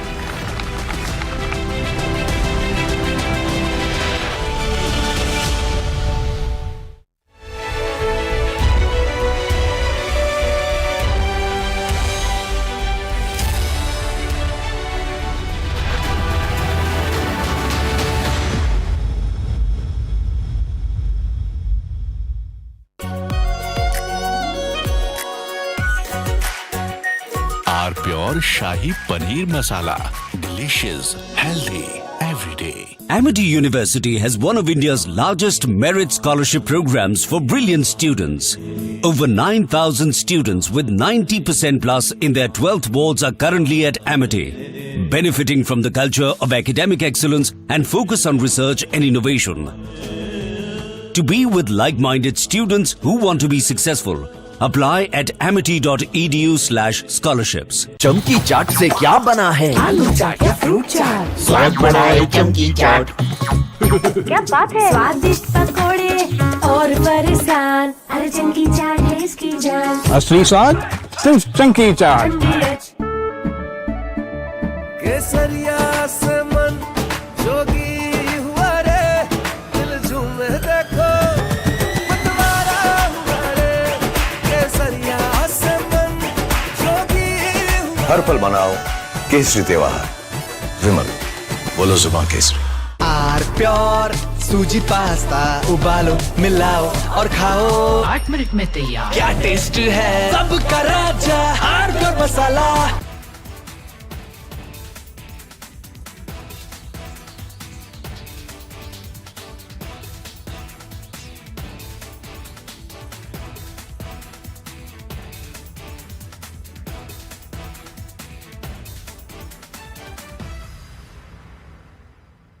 I want to start with some very disturbing pictures that have come in of a so-called right-wing leader. His name is Sushil Prajapati. He's accused of rape. After being in jail for 9 months, he gets bail, which means he's still an accused. He's an accused in a rape case.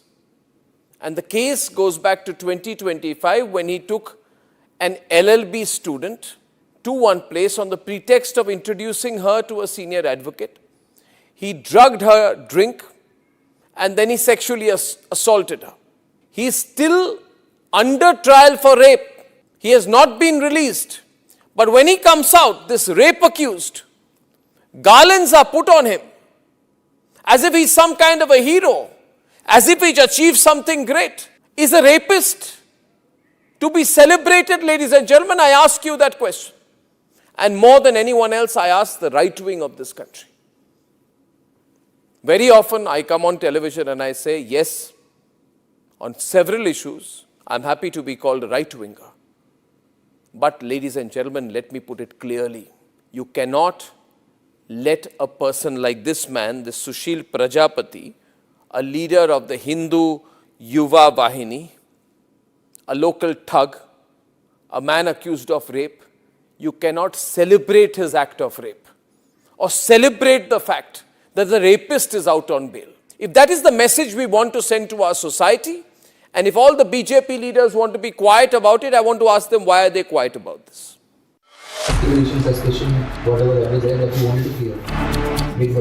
I wanted to clear that any kind of promiscuous behavior after the marriage will not be done. With the greatest of respect to the courts, when the other institutions fail, when people get let down by the system, when even the judiciary does not seem to be listening or raising a noise about issues, like in the case of Twisha Sharma, who does the public look to for justice, for raising their voice? This time the state government is moving the High Court, asking for it to be cancelled, finally seeing action. Which means most likely she will be arrested. Yes.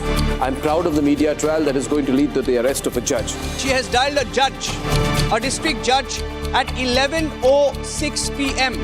If this has been with the judiciary for all these days, how the hell did she get the anticipatory bail? No, I will not have any more. गायब क्यों है? चलो बड़े भाई आप ऐसे हाथ please note madam.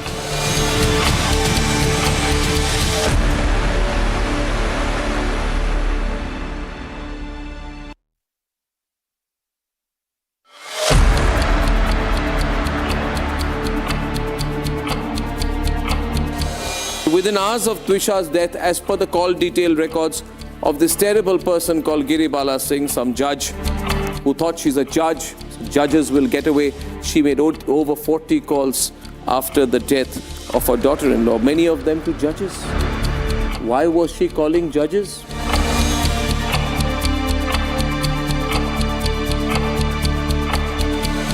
She made 48 calls. 9 calls to a district judge in one day, 3 calls to Samarth. She also called her absconding son 3 times.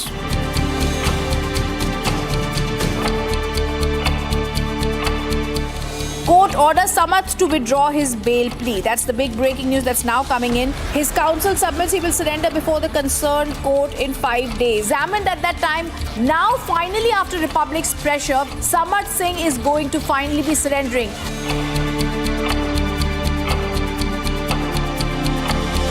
And the court has now got the biggest law officer in the country, Tushar Mehta, to take on this case and say, we oppose Giribala Singh's bail.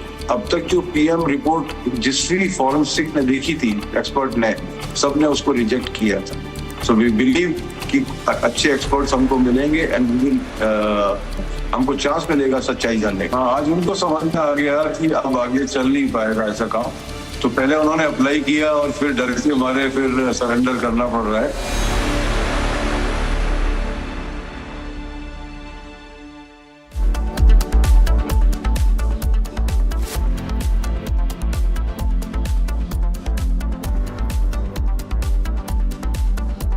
Suspicion, whatever that is there that you wanted to clear. I wanted to clear that any kind of promiscuous behavior after the marriage will not be done. With the greatest of respect to the courts, when the other institutions fail, when people get let down by the system, when even the judiciary does not seem to be listening or raising a noise about issues, like in the case of Twisha Sharma, who does the public look to for justice, for raising their voice? This time the state government is moving the High Court, asking for it to be cancelled, finally seeing action. Which means most likely she will be arrested. Yes. I'm proud of the media trial that is going to lead to the arrest of a judge. She has dialed a district judge at 11:06 p.m. If this has been with the judiciary for all these days, how the hell did she get the anticipatory bail? No, I will not have any more. गायब क्यों है? चलो बड़े भाई आप ऐसे हाथ please note madam.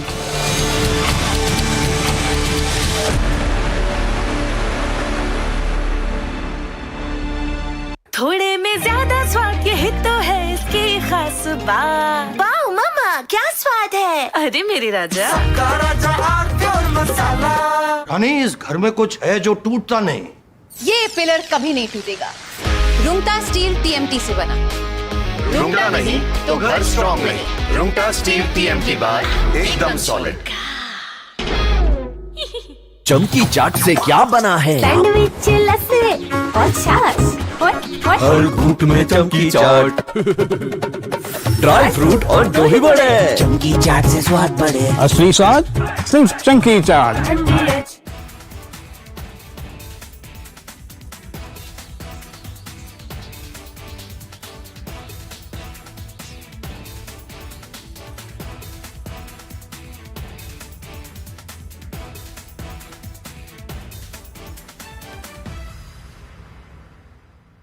I want to start with some very disturbing pictures that have come in of a so-called right-wing leader.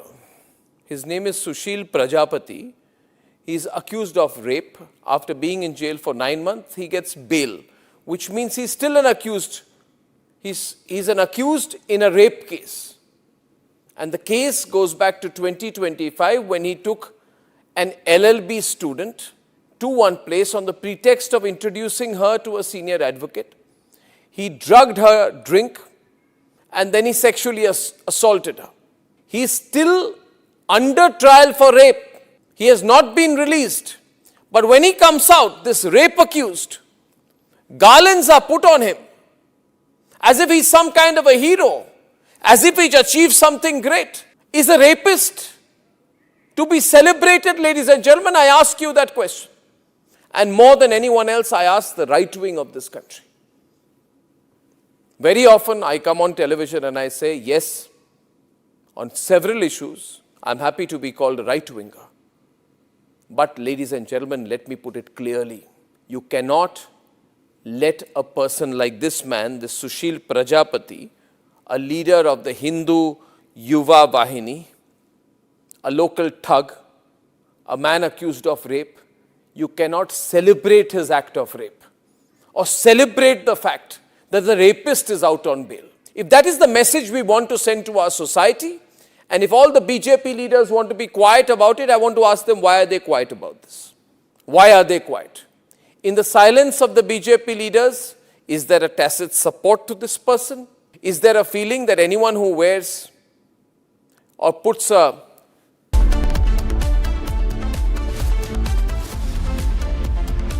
प्यास बुझाए, ठंडक लाए, सबको भाए जीरा से MTH का जल जीरा जीरा से। जीरा से असली रिफ्रेशिंग, असली स्वाद, असली मजा। MTH केसरिया से मन जोगी हुआ रे, दिल झूमे देखो मतवारा हुआ रे। केसरिया से मन जोगी हुआ। हर पल मनाओ केसरी त्योहार। विमल, बोलो जुबान Kesari.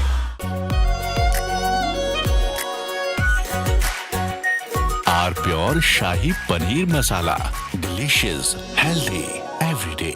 In fact, very often I believe the only way to get justice in India is a media trial. So there's no reason for the media, if it's doing a good job of a media trial, to be on the back foot. In fact, the courts should stop making these overarching remarks about media trial and contemplate about one very basic thing. With the greatest of respect to the courts, when the other institutions fail, when people get let down by the system, when even the judiciary does not seem to be listening or raising a noise about issues, like in the case of Twisha Sharma. Who does the public look to for justice, for raising their voice, for bringing something that's utterly false, illegal or wrong to public attention? It is only and only the media. And today, therefore, we are doing a media trial in this specific case, ladies and gentlemen, of Twisha Sharma, the 33-year-old daughter-in-law of an ex-judge, in a case where the ex-judge and the ex-judge's advocate son appear to be more than involved. Ladies and gentlemen, 15 questions tonight. And if they think it's a media trial, so be it. So be it. Why did the ex-judge in the case of Twisha Sharma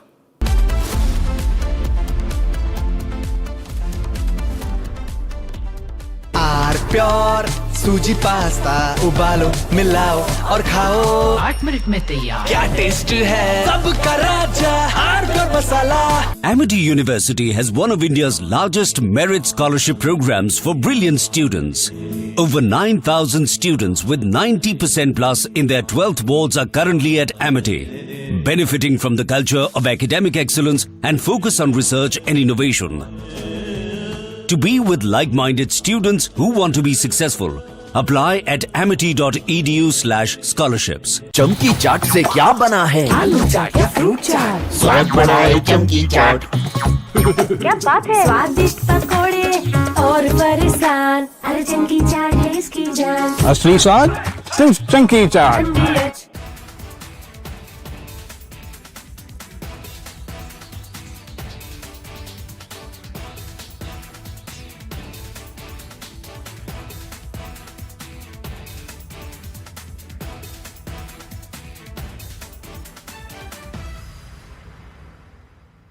I want to start with some very disturbing pictures that have come in of a so-called right-wing leader. His name is Sushil Prajapati. He is accused of rape. After being in jail for 9 months, he gets bail, which means he's still an accused. He's an accused in a rape case. And the case goes back to 2025 when he took an LLB student to one place on the pretext of introducing her to a senior advocate. He drugged her drink and then he sexually assaulted her. He is still under trial for rape. He has not been released. But when he comes out, this rape accused, garlands are put on him as if he's some kind of a hero, as if he's achieved something great. Is a rapist to be celebrated, ladies and gentlemen? I ask you that question. Viewers, these are the visuals that we're getting in. This is outside the AIIMS mortuary in Bhopal, where in fact Twisha Sharma's second post-mortem, the autopsy, has been completed. Remember, a senior doctor team, about 4 doctors from AIIMS Delhi, travelled to Bhopal just yesterday evening to carry out the second round of post-mortem that's now through. In fact, now her body is being taken from the AIIMS mortuary and they're straight headed to the Bhadbada Vishram Ghat for the last rites that are slated to be held at around 5 p.m. today evening. In fact, the bereaving family, Twisha's mother, her relatives, are all outside the AIIMS mortuary in Bhopal. We'll also show you shots from earlier where you could see his mother completely bereaving and visibly distressed and being taken away by her relatives from the AIIMS mortuary in Bhopal. Those are the visuals of the bereaving mother. Now, just one question that remains at the fore of this entire visual that we're seeing: how long until Twisha is given her due justice? Now remember, Samarth Singh, the key accused, her husband, is in the police custody for 7 days. He's been given the remand by the court, the Bopal district court, and he's been going through interrogation. Meanwhile, her second post-mortem is through. That's Twisha's mother, who's been taken from the AIIMS mortuary in Bhopal. And in fact, Twisha's last rites will be performed today at 5 p.m. at the Bhadbada Vishram Ghat in Bhopal.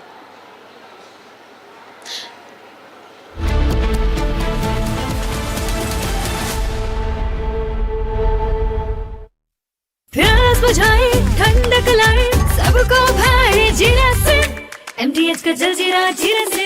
जीरा से असली refreshing, असली स्वाद, असली मजा।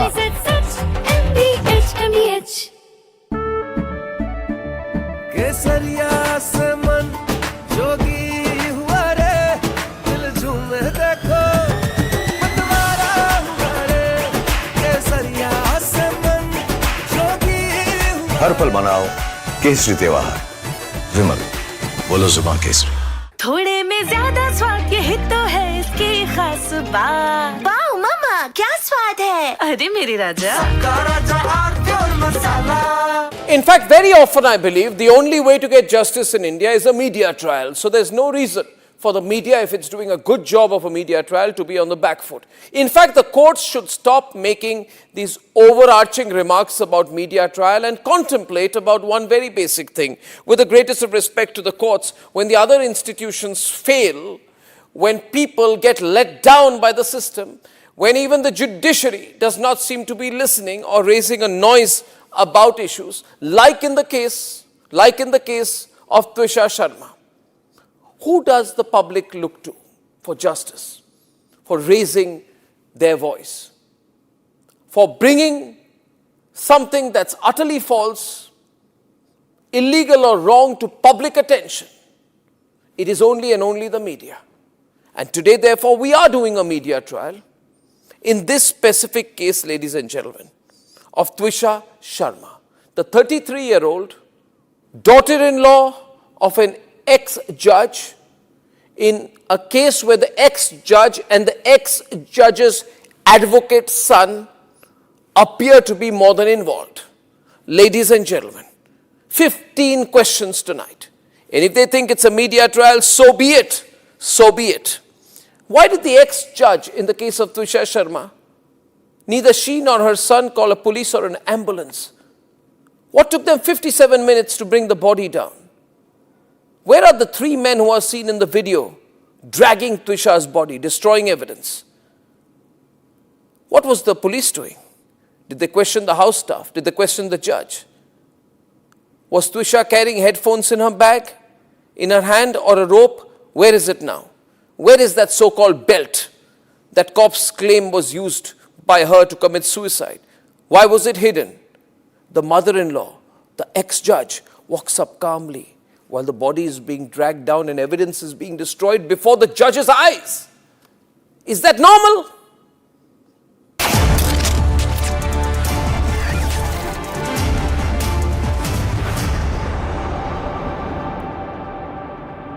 Hello and a very warm welcome to another episode of Real Estate Today. My name is Nayan and you're watching a show that tracks the pulse of India's real estate, infrastructure and development story.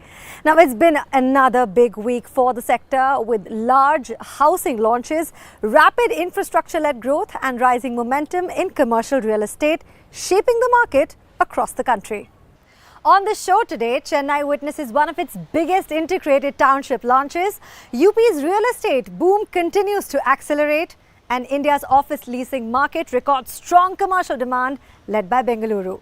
Let's take you through the top headlines shaping the sector this week.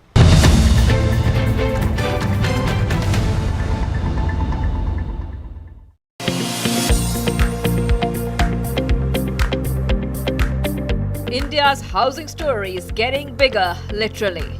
Chennai has just witnessed one of its biggest residential launches in recent years. Casa Grande has unveiled a massive 41-acre integrated township project on the city's rapidly growing ORR corridor, with over 4,000 homes planned within a single development. But this is not just another housing project. It reflects a much larger shift taking place across India's real estate market. Home buyers today are no longer looking for just apartments. They're looking for ecosystems, spaces where work, lifestyle, fitness, recreation and community living come together in one integrated environment. Large township developments are increasingly becoming the preferred model for developers and buyers alike. From sports arenas and clubhouses to schools, retail zones, landscaped spaces and co-working areas, the modern Indian home buyer wants more than square footage. They want convenience, experience and long-term lifestyle value. And Chennai's expanding infrastructure network is playing a major role in driving this growth. Improved connectivity through the ORR corridor is transforming surrounding regions into major residential hotspots. What we are witnessing today is the rise of a new urban housing format, larger, self-sustained and built around community living. And if market trends continue, integrated townships could define the next phase of India's residential real estate story.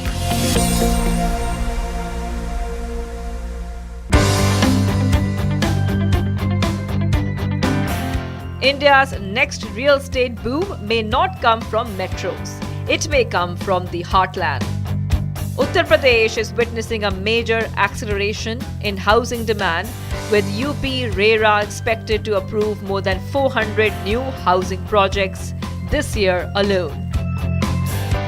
And this growth is not happening in isolation. It is being powered by infrastructure. Expressways, metro expansions, industrial corridors, airports, and improved connectivity are rapidly transforming cities across the state. From Lucknow and Noida to Ghaziabad, Kanpur, and emerging Tier 2 and Tier 3 markets, real estate activity is expanding at an unprecedented pace. Developers are now aggressively entering markets that were once considered secondary. Why?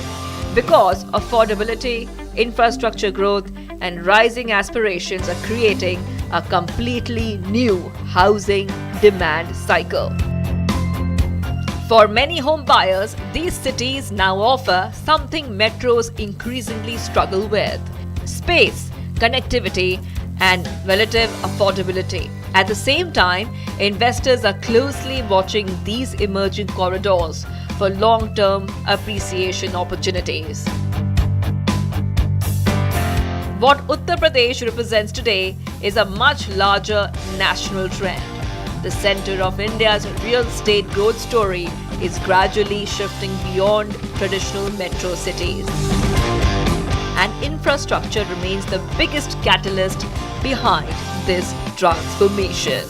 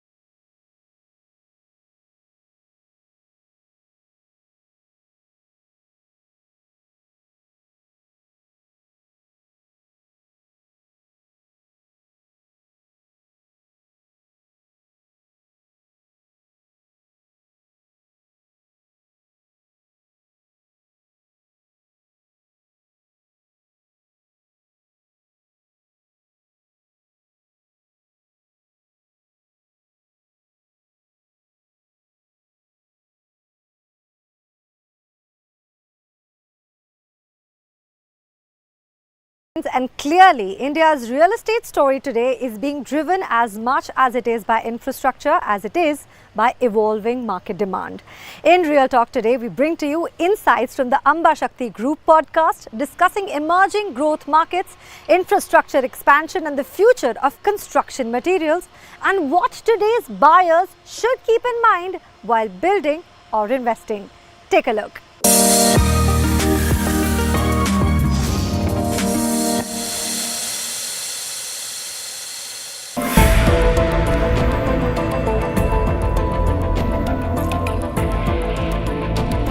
The real estate industry today is evolving faster than ever. Across India, we are seeing rapid growth in housing, commercial spaces, infrastructure, and urban development. But behind every successful project lies one of the most important elements of construction: TMT bars. TMT bars play a critical role in providing strength, durability, and structural stability to buildings. Whether it's a residential apartment, a commercial tower, a bridge, or an industrial project, the quality of steel reinforcement directly impacts the safety and lifespan of the structure. Today, developers and buyers are far more aware of construction quality. They are looking for materials that are reliable, earthquake and corrosion resistant, and built to perform over the long term. That is why the TMT industry has become such an important part of India's growth story. With increasing demand and evolving technology, companies are now focusing not just on production, but also on quality standards, innovation, and consistency. One such established name in the industry is Amba Shakti Group, known for its integrated steel manufacturing and contribution to India's infrastructure and construction sector. Because in real estate, strong foundations are not just important, they are everything. It is a privilege to introduce the leadership behind Amba Shakti Group, a name that stands for strength, trust and excellence in the steel industry. Now, the Amba Shakti Group was founded in 1974 by Mr. S.K. Goyal, whose vision, hard work and commitment to quality laid the foundation of this remarkable organization. His values continue to guide the group even today. Carrying the strong legacy forward are the managing directors Akshat Goyal and Dhruv Goyal, two dynamic leaders shaping the future of the company. I know that you're the managing directors, but I want to hear it from you. I joined the business around 12 years ago. Okay. And when I graduated, we started from a small plant in Uttar Pradesh, and my grandfather started this entire business. My dad and my uncle, they took it forward and they built it into an empire that it is today. We have multiple plants in the country, spanning 19 states where we are present with our product, and we have a combined production capacity of more than 1 million tons. There is a very strong demand of steel in India, and we did some exercises and it was found that over the next 5 to 10 years, the demand was going to increase multifold. It was suggested that there was going to be a 4-fold increase in the consumption of steel, which is actually proving to be true. So we decided to expand in this area itself, and we built bigger and better plants. So that was my role into the company, was to get foreign collaborations to come in. We got the technologies from UK, from Germany, and we built the plants to the latest standards, so that we can provide the best TMT bars to our customers. Dhruv, coming to you, I want to understand, how has the journey been so far in terms of, sort of coming down to a certain specific quality? Was quality always the indicator?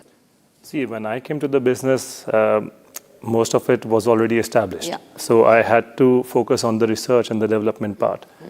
And I realized that in the market, our trust was not built overnight. We had delivered consistent quality for over 5 decades, and in many states we were progressively evolving, and there was regional competition. We need to give the best steel, but at optimum costing. And since freight was one of the biggest costs that drives the price over long distances especially, we realized that we need to make multiple plants. And when I came in, we adjusted the locations of the plant and we introduced another one. And that specifically reduced the price and increased the quality. So what do you think is the differentiating factor that puts aside, Amba Shakti, that puts you a step ahead of everybody else? All your competitors could do anything they want, but they would not reach that particular mark that Amba Shakti has. So Amba Shakti over the past 5 decades has created a niche for itself. Okay. We were one of the first companies that adapted to direct charging. Yeah. And this was a route which allowed us to conserve energy. We do not use any fossil fuels. Oh. It's only electricity. And we took that decision around 15 years ago, where we decided that all our plants will only run on direct charging. We were the first to establish a greenfield project that was based entirely on direct charging. Yeah. Yeah. And it saved a lot of energy. It was, the need for fossil fuels was done away with. And today, I would say most of the steel that is made in the country is done through direct charging route. Why are the big players or the other, the other big players that are standing shouldered with you, why do you think they are unable to meet this demand? Where does this difference stem from? See, players like Tata and JSW, they have huge manufacturing facilities. And their manufacturing process differs from ours. So LRF is something which is required in our line of work, in our process, the one that we follow. And we use scrap steel as well in order to improve our green rating. And so in order to consume that material, we are required to refine it. We, having multiple plants, where it is easier for us to innovate and to implement that R&D. And if it is good, then we just spread it throughout the entire group. India has now shifted. We're not just limited to tier 1 cities anymore or metropolitans. We are originally and in a very quick manner eyeing tier 2 and tier 3 cities as capable markets as well, and especially when it comes to real estate. So people are going to places that are probably a lot more isolated than our general cities, and they want to start building there. So how do you think that shift has come in? The shift of people moving from tier 1 cities to tier 2 and tier 3 cities in India. How do you map that? So tier 2 and tier 3 person is in fact, he has more demand of development. The infrastructure over there is growing. Our government is pushing infrastructure over there. And people have been able to construct warehouses where material can be supplied there directly. In fact, it costs more to have a warehouse in tier 1 city rather than tier 2 and tier 3. So it is accessible for us also. And people can develop their, in the housing community, they can take that steel at a reasonable price and they can start building over there. I want to also ask you about the future of Amba Shakti Group. What are you eyeing? And I mean, if you could touch upon the numbers a little bit, to sort of just, it becomes easier for us to also track the growth that you're speaking about. So Amba Shakti right now does a turnover of about 3,000 to 3,500 crores. Okay. And in the next 2 years, we are looking to cross the 5,000 crore mark. Okay. And with the kind of expansions that we are planning right now, we should go beyond the 10,000 crore mark in the next 5 years. Okay. So that is our growth projection. Okay. And we are very excited for that, to make that happen. Yeah, definitely. And again, how are you planning that this will pan out in the next 10 years when you say that these are the numbers you're planning to hit? How does that happening? Expansion is the road to go?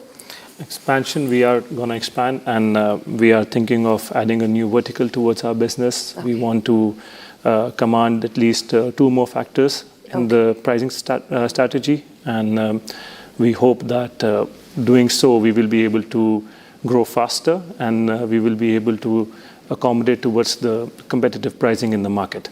Okay, that sounds good. That was one explosive conversation that we had with Dhruv Goyal and Akshat Goyal, the managing directors of the Amba Shakti Group. They talk about what the next generation is looking at. They're also keeping intact what the older generations have handed them. And that culmination is exactly what makes this case study so interesting. On top of it, of course, green steel and sustainable energy. So all that and a lot more in the conversation that we just had with the managing directors of the Amba Shakti Group.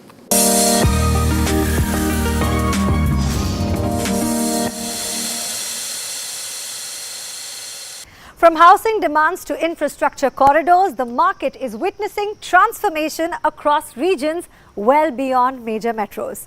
Now in Market Watch today, how the Ganga Expressway is reshaping Uttar Pradesh's real estate future. Here is a Market Watch.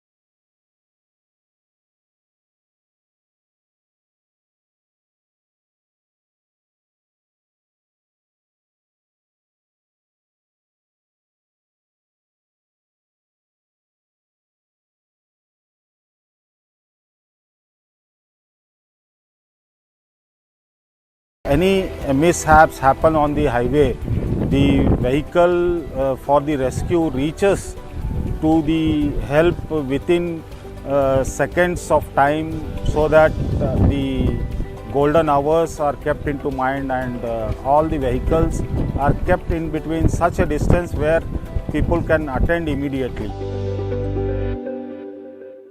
Now, beyond infrastructure and investment, one of the biggest conversations in Indian real estate market continues to be accessibility and affordability. Now, in Clarity Corner today, we look at the growing challenge of affordable housing and why demand continues to rise, what's making homeowners difficult for many buyers, and what sector needs to truly make housing more accessible in India. Let's break it down.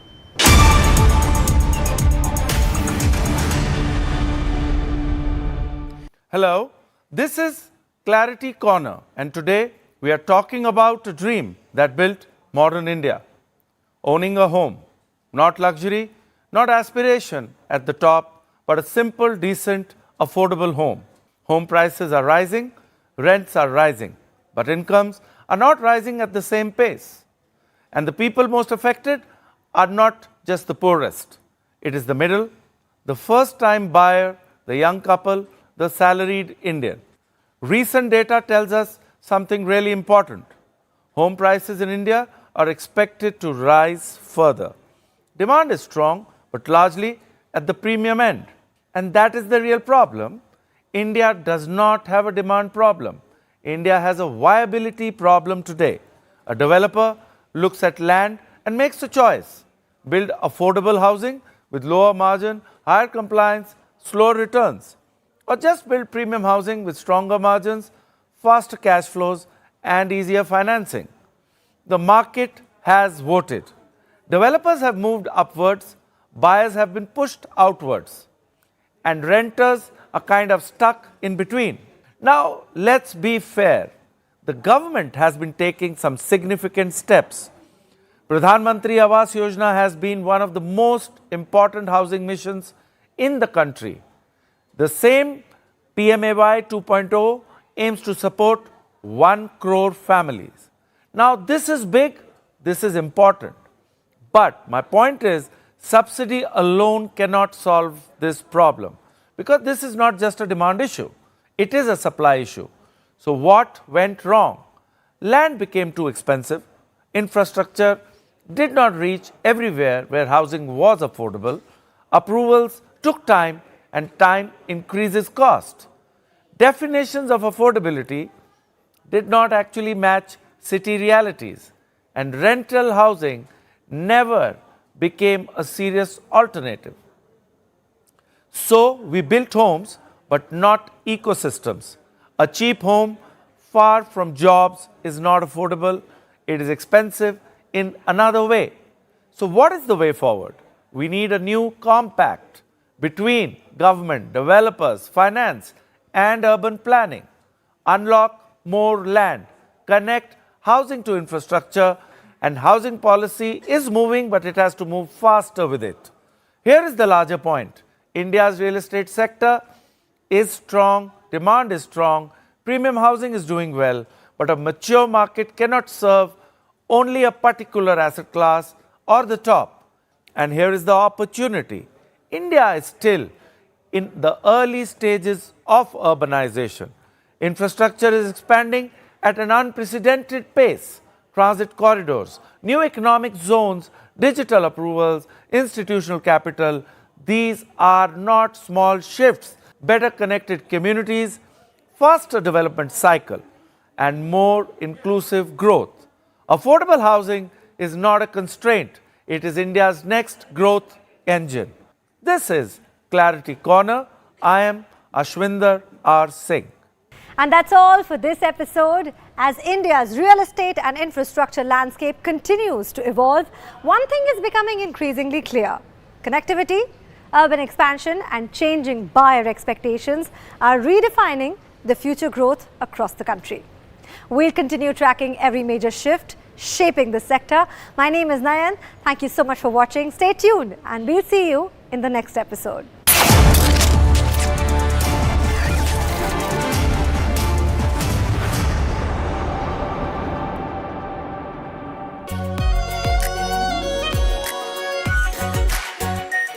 Are pure shahi paneer masala, delicious, healthy, everyday. जब तक लाजवाब न बन जाए उसे नहीं इत्मीनान है, तभी तो रिचमंड बनना नहीं आसान है। चमकी चाट से क्या बना है? सैंडविच, लस्सी और छाछ। हर घूंट में चमकी चाट। अब बताओ, स्वाद आया? आया। असली स्वाद सिर्फ चमकी चाट।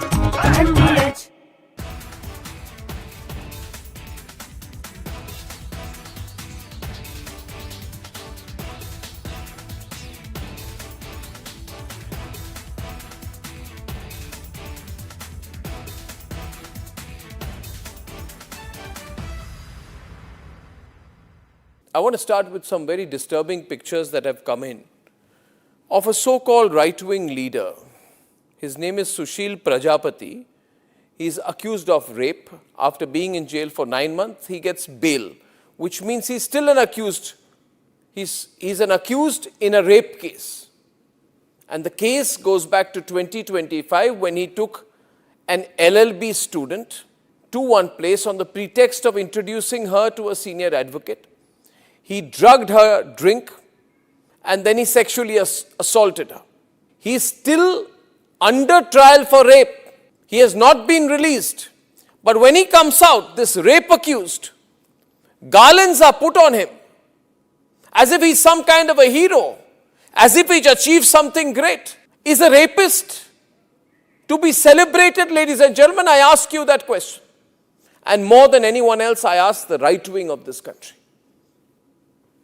Very often I come on television and I say, yes, on several issues, I'm happy to be called a right-winger. But ladies and gentlemen, let me put it clearly. You cannot let a person like this man, this Sushil Prajapati, a leader of the Hindu Yuva Vahid. चमकी चाट से क्या बना है? Sandwich, लस्सी और छाछ। हर घूंट में चमकी चाट। ड्राई फ्रूट और दही बड़े, चंकी चाट से स्वाद बढ़े। असली स्वाद सिर्फ चंकी चाट। केसरिया से मन जोगी हुआ रे, दिल झूमे देखो मतवारा हुआ रे। केसरिया से मन जोगी हुआ। हर पल मनाओ केसरी त्योहार। विमल, बोलो जुबान केसरी। आर प्योर सूजी पास्ता उबालो मिलाओ और खाओ 8 मिनट में तैयार। क्या टेस्ट है सबका राजा R pure masala. In fact, very often I believe the only way to get justice in India is a media trial. So there's no reason for the media, if it's doing a good job of a media trial, to be on the back foot. In fact, the courts should stop making these overarching remarks about media trial and contemplate about one very basic thing. With the greatest of respect to the courts, when the other institutions fail, when people get let down by the system, when even the judiciary does not seem to be listening or raising a noise about issues, like in the case of Twisha Sharma, who does the public look to for justice, for raising their voice, for bringing something that's utterly false, illegal or wrong to public attention? It is only and only the media. And today, therefore, we are doing a media trial in this specific case, ladies and gentlemen, of Twisha Sharma, the 33-year-old daughter-in-law of an ex-judge, in a case where the ex-judge and the ex-judge's advocate's son appear to be more than involved.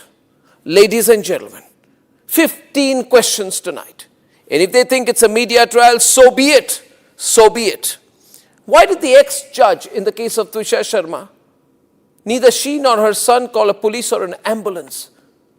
What took them 57 minutes to bring the body down? Where are the 3 men who are seen in the video dragging Twisha's body, destroying evidence? What was the police doing? Did they question the house staff? Did they question the judge? Was Twisha carrying headphones in her bag, in her hand, or a rope? Where is it now? Where is that so-called belt that cops claim was used by her to commit suicide? Why was it hidden? The mother-in-law, the ex-judge, walks up calmly while the body is being dragged down and evidence is being destroyed before the judge's eyes.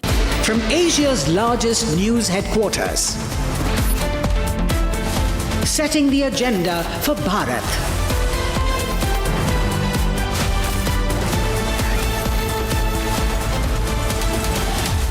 You're watching Republic.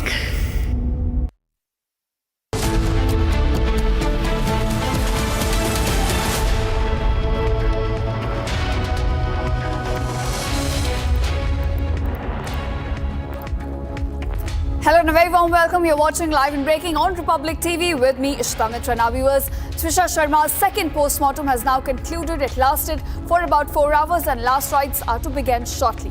Getting you all the updates on the other side, but first up, a quick check at the top headlines. Headlines brought to you by Canara Bank. Together we can. Twisha's second autopsy concludes at AIIMS Bopal. It lasted for about 4 hours. After second autopsy, Twisha Sharma's last rites are to take place in Bopal at about 5 p.m. today.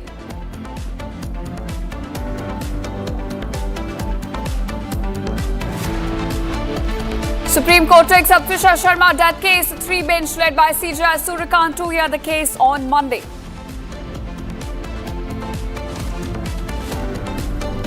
उन्होंने भरोसा दिया है non बायस और इस crash से शुरू करने का। वो एक फ्रेश तरीके से शुरू करेंगे और उसके बाद जो भी उनकी फाइंडिंग्स आएंगी उसको कंपेयर करेंगे। Big win for Twisha Sharma's family as Supreme Court now takes suo motu cognizance of Twisha Sharma's death case. India would be one of the very few countries who has very good relations, very strong relations with the United States. U.S. Secretary of State Marco Rubio holds bilateral talks with External Affairs Minister S. Shankar. Rubio hails India as one of the most important strategic partners.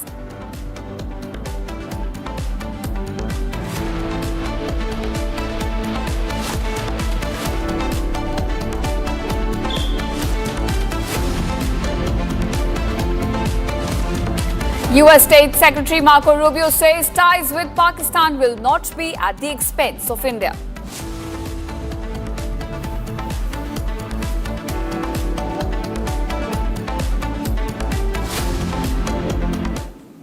All right, welcome viewers. Now, fresh developments are coming to light in Twisha Sharma's case. SIT is currently interrogating the accused husband, Samarth Singh. In fact, the public has access to some key details from that interrogation which is underway. Now, during this interrogation, the accused husband alleged that Twisha's behavior changed following her pregnancy. In fact, he goes on to claim that Twisha did not wish to lead a domestic life. Instead, she aspired to live a glamorous lifestyle. Now, he goes on to mention that her behavior underwent a change after the pregnancy was confirmed on April 17th. In fact, he recounts that tickets had been booked for him and Twisha to travel to Bengaluru. However, Twisha suddenly refused to travel and insisted instead on going to Ajmer to stay with her brother. Now, viewers, these are just allegations which have come to light. Some of the statements that the accused husband, Samarth Singh, in fact, has made during interrogation. Now, these are in line with what the mother-in-law, Giribala Singh, had also been saying, the way she has been character assassinating a dead daughter-in-law. This goes in line with that as well.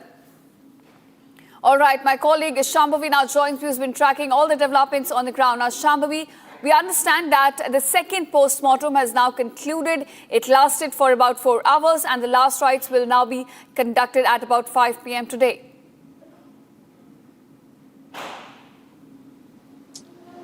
Right. We are at AIIMS Bhopal and we are just outside mortuary. I'm going to show you what is happening here. There is a hearse van where the mortal remains of Twisha has been set in, and there are other ambulances in which there are family members. So the post-mortem today, second post-mortem, started at around 11 a.m. and it concluded at around 3 p.m. So it went on for 4 hours.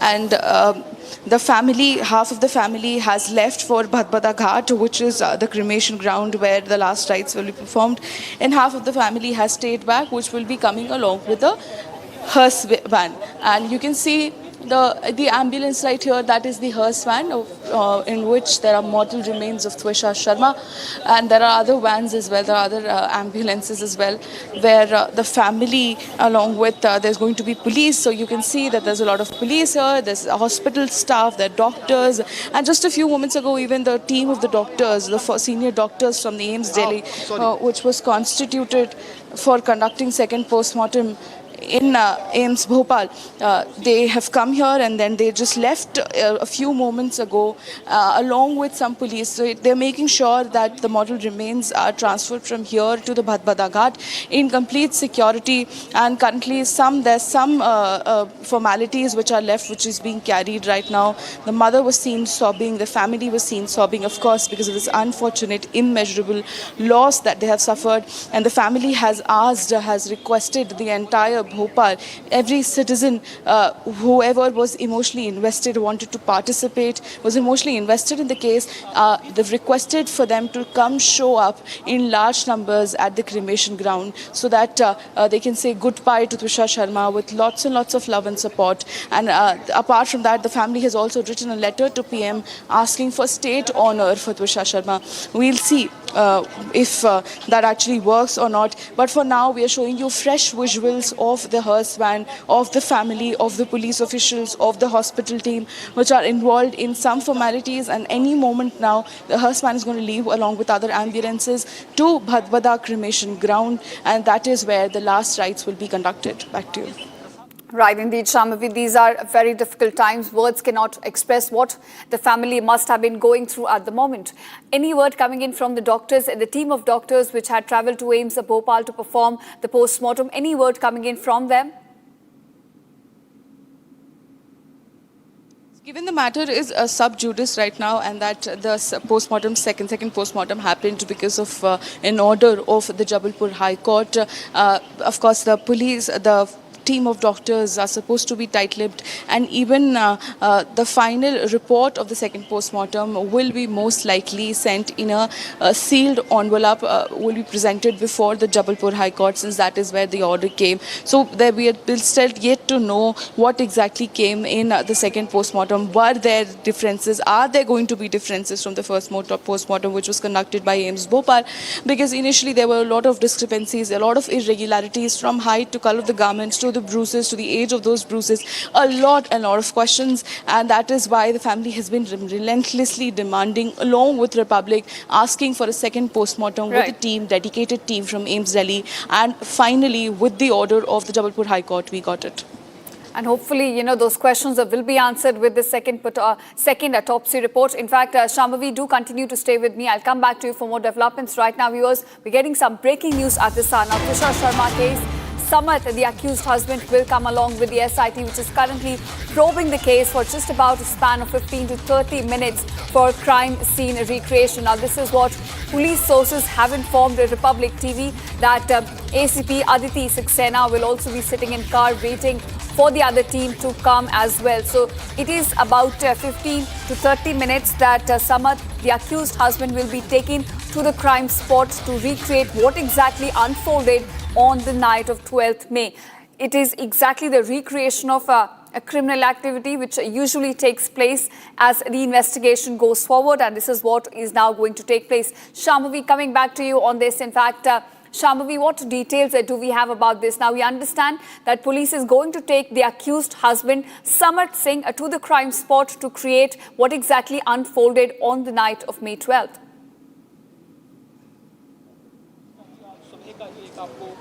Absolutely, that was a very required step, given that there were a lot of controversy surrounding the crime spot. Now, the crime spot is the terrace of Giribala Singh's and Samarth Singh's house. It's a duplex actually, so you can see a lot of rooms in the lower and the first floor and the ground floor, and above it, it's almost a semi-open terrace situation going on. The picture of which we've been showing our viewers as well, the exact spot where Twisha's body was found. There are a lot of grills and everything. So why is it needed that a proper scene can be recreated? Because for the longest time that crime spot wasn't even sealed, which was required of the police, and when the family objected to it, when the family asked the police why wasn't it happening, why aren't you sealing the place, the reason that they got is a very laughable answer, that because it's an open space, it cannot be sealed. I'm sure that there must be some stair leading to it, some door leading to it that could have been sealed, very easily sealed. But these are the kind of answers that the family has been getting.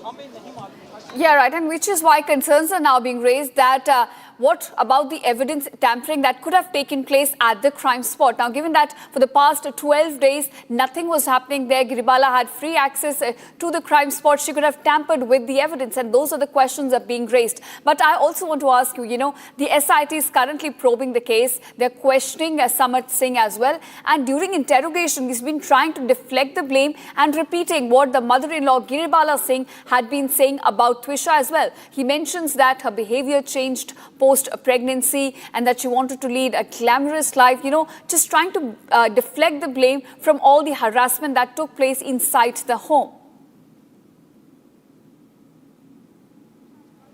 Right, and when you listen to what this mother-son duo has been saying and to what fact we have, what evidences we have, what they've been saying is just talks. They weren't able to produce a single piece of fact, a single piece of evidence supporting that. What they've been saying is she was a drug addict. What they've been saying is she did not use to, minuscule thing like she didn't use to water plants, she didn't use to take her plate out after she was done eating, and now she said that her behavior changed suddenly after pregnancy. She didn't want the baby, and we have the proof, which is counterintuitive. We have seen chats where she has said that I don't want to abort the baby. They're forcing me to abort the baby. Samarth thinks that this is not his baby, this is somebody else's baby. She was being tortured. She continued telling that to her family, to her friends, that I am trapped here, that they're torturing me, that they're constantly questioning my character. And that is what she maintained, and we have proofs of that. What proof do we have of what Giribala Singh and Samarth Singh has been saying? There is absolutely no proof. All right. In fact, I'll come back to you. We're getting some more developments at the moment now. We understand that Twisha's mortal remains have now been handed over to the family after 12 days. Now, viewers, it is May 12th when she passed away. And after a span of about 12 days, today, in fact, after the second post-mortem, now her mortal remains have been handed over to the family, which will be performing their last rites in just a short while from now. In fact, at about 5 p.m, they will be bidding farewell to Twisha. Now, Shambhavi, coming back to you as you're present on the ground, we understand that the transfer of mortal remains to the family has now taken place. Well, I would request you to please track my frame and see. Now, this is just outside the mortuary, and they're finally, after around an hour, they're finally bringing the mortal remains out. You can see there's a lot of family which is present there. There's the uncle, Twisha's uncle, present there. There's other family members, some brothers are present there. The mother was also seen coming there, and actually she was inconsolable, of course, given the unfortunate accident, an incident which has happened. I'm sorry. And now the body is finally, the father, you can also see the father is standing outside the mortuary gate, and that is the hearse van. And at any moment, the mortal remains will finally be transferred from the mortuary to the hearse van, and from here we will be, of course, we will be going along the hearse van to the Bhatbada Ghat, which is the cremation ground where the last rites of Twisha Sharma will be conducted. There were also a few people who came here with lots and lots of flowers and garlands, and you can see that the family is, of course, they're sobbing, they're inconsolable, and the remains are finally being transferred to the hearse van.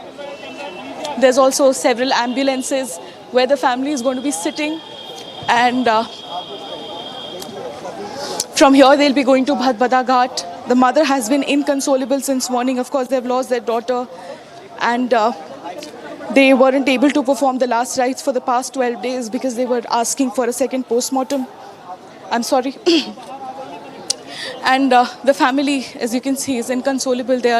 They'll be very soon leaving from here to Bhatbada Ghat. All the arrangements are being made for the cremation. The family has requested each and every citizen who was emotionally invested in this case, who could join them, who could come here at Bhatbada Ghat and pay their respects to Twisha Sharma. They've requested each and every, whether it's the normal citizens, justice-loving citizens, their social organizations, media people, everybody who has been through them, Republic has been with them through this entire journey of when it all started, till getting justice for Twisha, till Supreme Court giving us a big win, Supreme Court taking this matter as a suo moto. And now that the family has finally gotten what they've wanted, a second post-mortem because of the inconsistencies and irregularities in the first post-mortem report, there's definitely good things are going to come now, except right now is a very unfortunate time.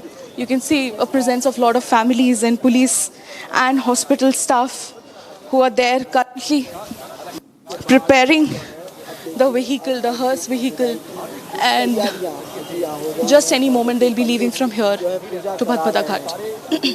You're right. Now, Shambhavi, I completely understand the atmosphere around you, and despite the fact that we are closer to now justice being served, Supreme Court has now taken suo moto cognizance of the entire case. A second autopsy has now been concluded. The fight is far from over. There's several steps to be taken yet, and even as we bid farewell to Twisha, try and give her a respectable farewell that she deserves, the fight clearly is far from over.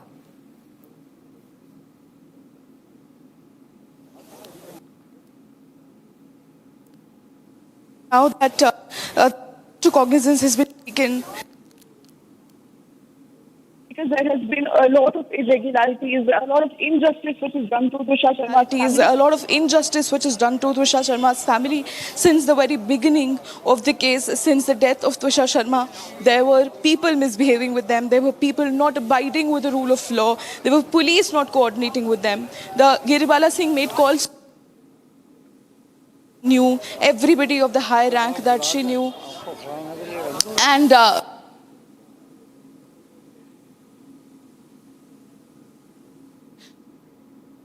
her son, but clearly the hands of justice has reached.